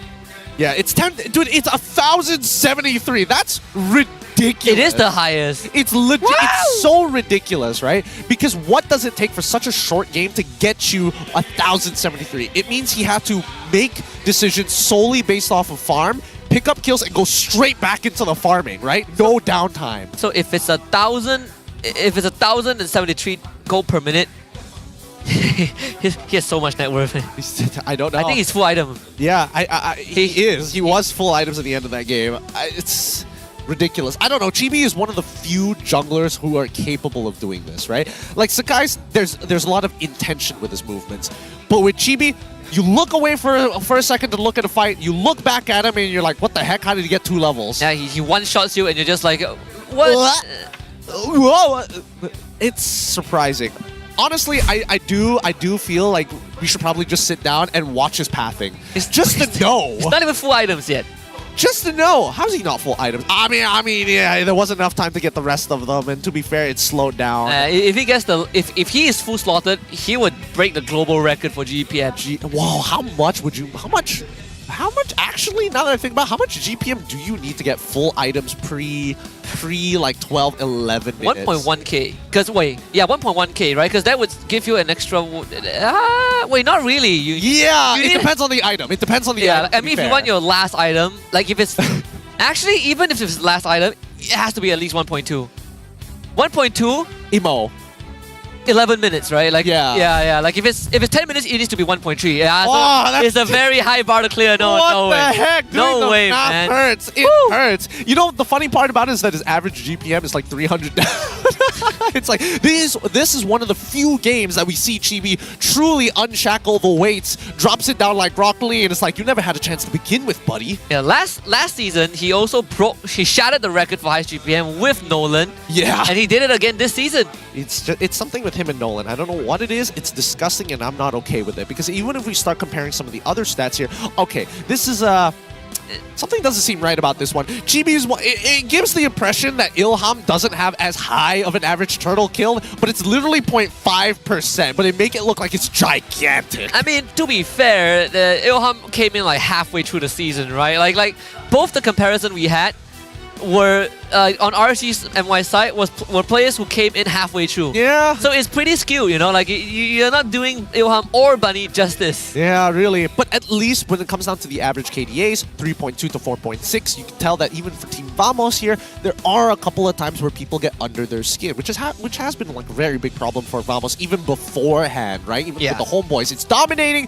but the games that they lose, you're like, but how, what, why? You can judge the state of their mind. By the amount of recalls you see, right? If you don't see recalls, you know they're having a rougher time. They're signaling to the crowd, we need some help. With that being said, this rounds up day number 1, week number 6, our very final week with Team Vamos.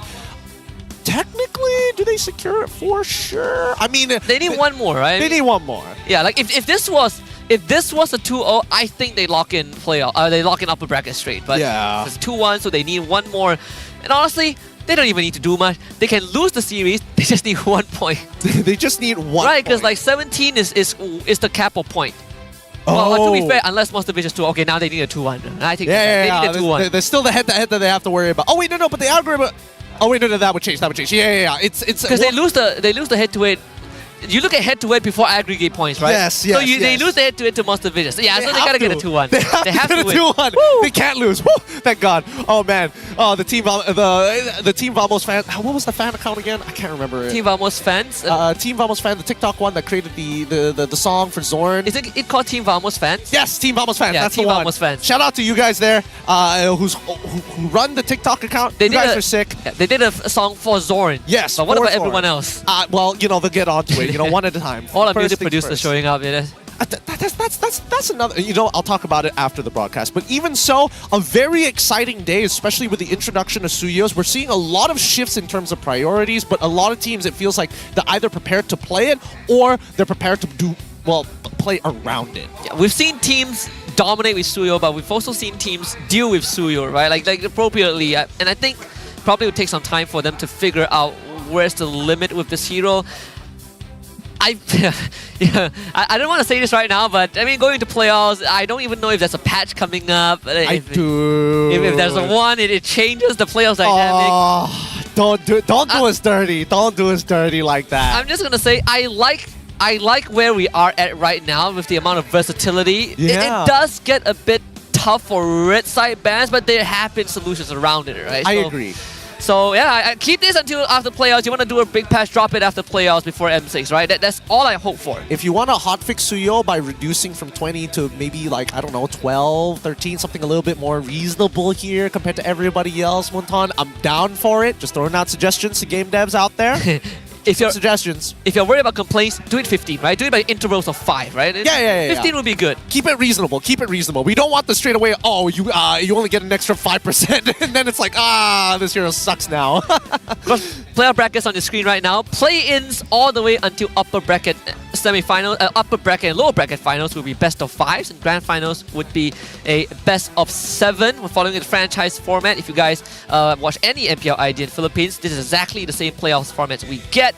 Again, if you are top 2 by the end of regular season, you get the bye straight into the double elims format, and you slot yourself in upper bracket semis. Honestly, I think these best of 5s are going to be really good for our teams here in MPL MY. So far, none of them have been really, only few of them have been tested in terms of true metal in a best of 7.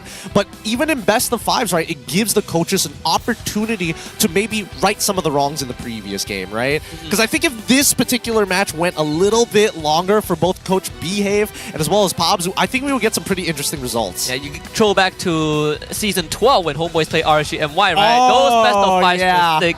And by the way, at least for this Vamos lineup, they play two best of 7s essentially, right? Like the one that they won was the first ever best of 7 we got, and then they finished second in also a best of 7. So if you want to talk about best of 7 experience, they actually got the most best of 7s experience in MPL MY. That's so ironic. So very, very ironic. But for those of you who are excited and interested about knowing about tomorrow's matches here at Day 2 at MPL MY, Torak faces off against Red Esports. Homeboys must take on RSG MY, and MV will take on JP Niners. And it is the most important series for both RSG MY and Homeboys because they are one is in 8th, one is in 7th, 8th, one is in 10th spot, right? So winner essentially has a chance to get out of 10th spot and not get relegated. But I'm looking forward to see how Monster Vicious takes on JP Niners because of what MV showed us today, right? If MV can take down SRG like that, I wonder how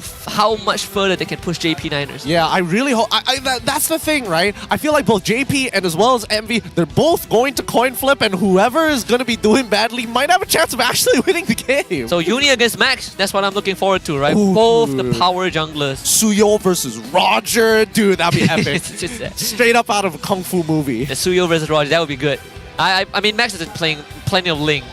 I mean, and Uni has dunked on Sakai's Link today. Let's see if it'll be different tomorrow for Max.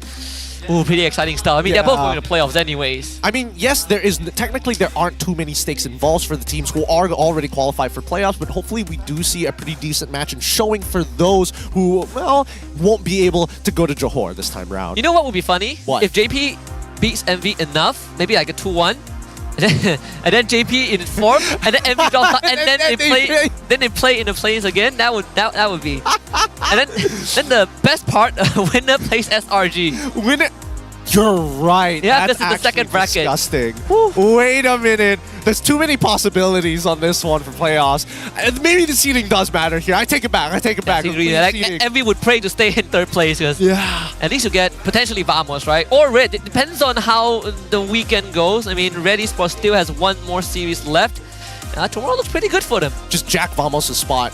Just steal their spot. Don't have to worry about SRG at that point. That would be interesting to see Vamos run the gauntlet. But for now, that's the end of Friday. We'll see you guys tomorrow, bright and early, for more MLBB action. Goodbye.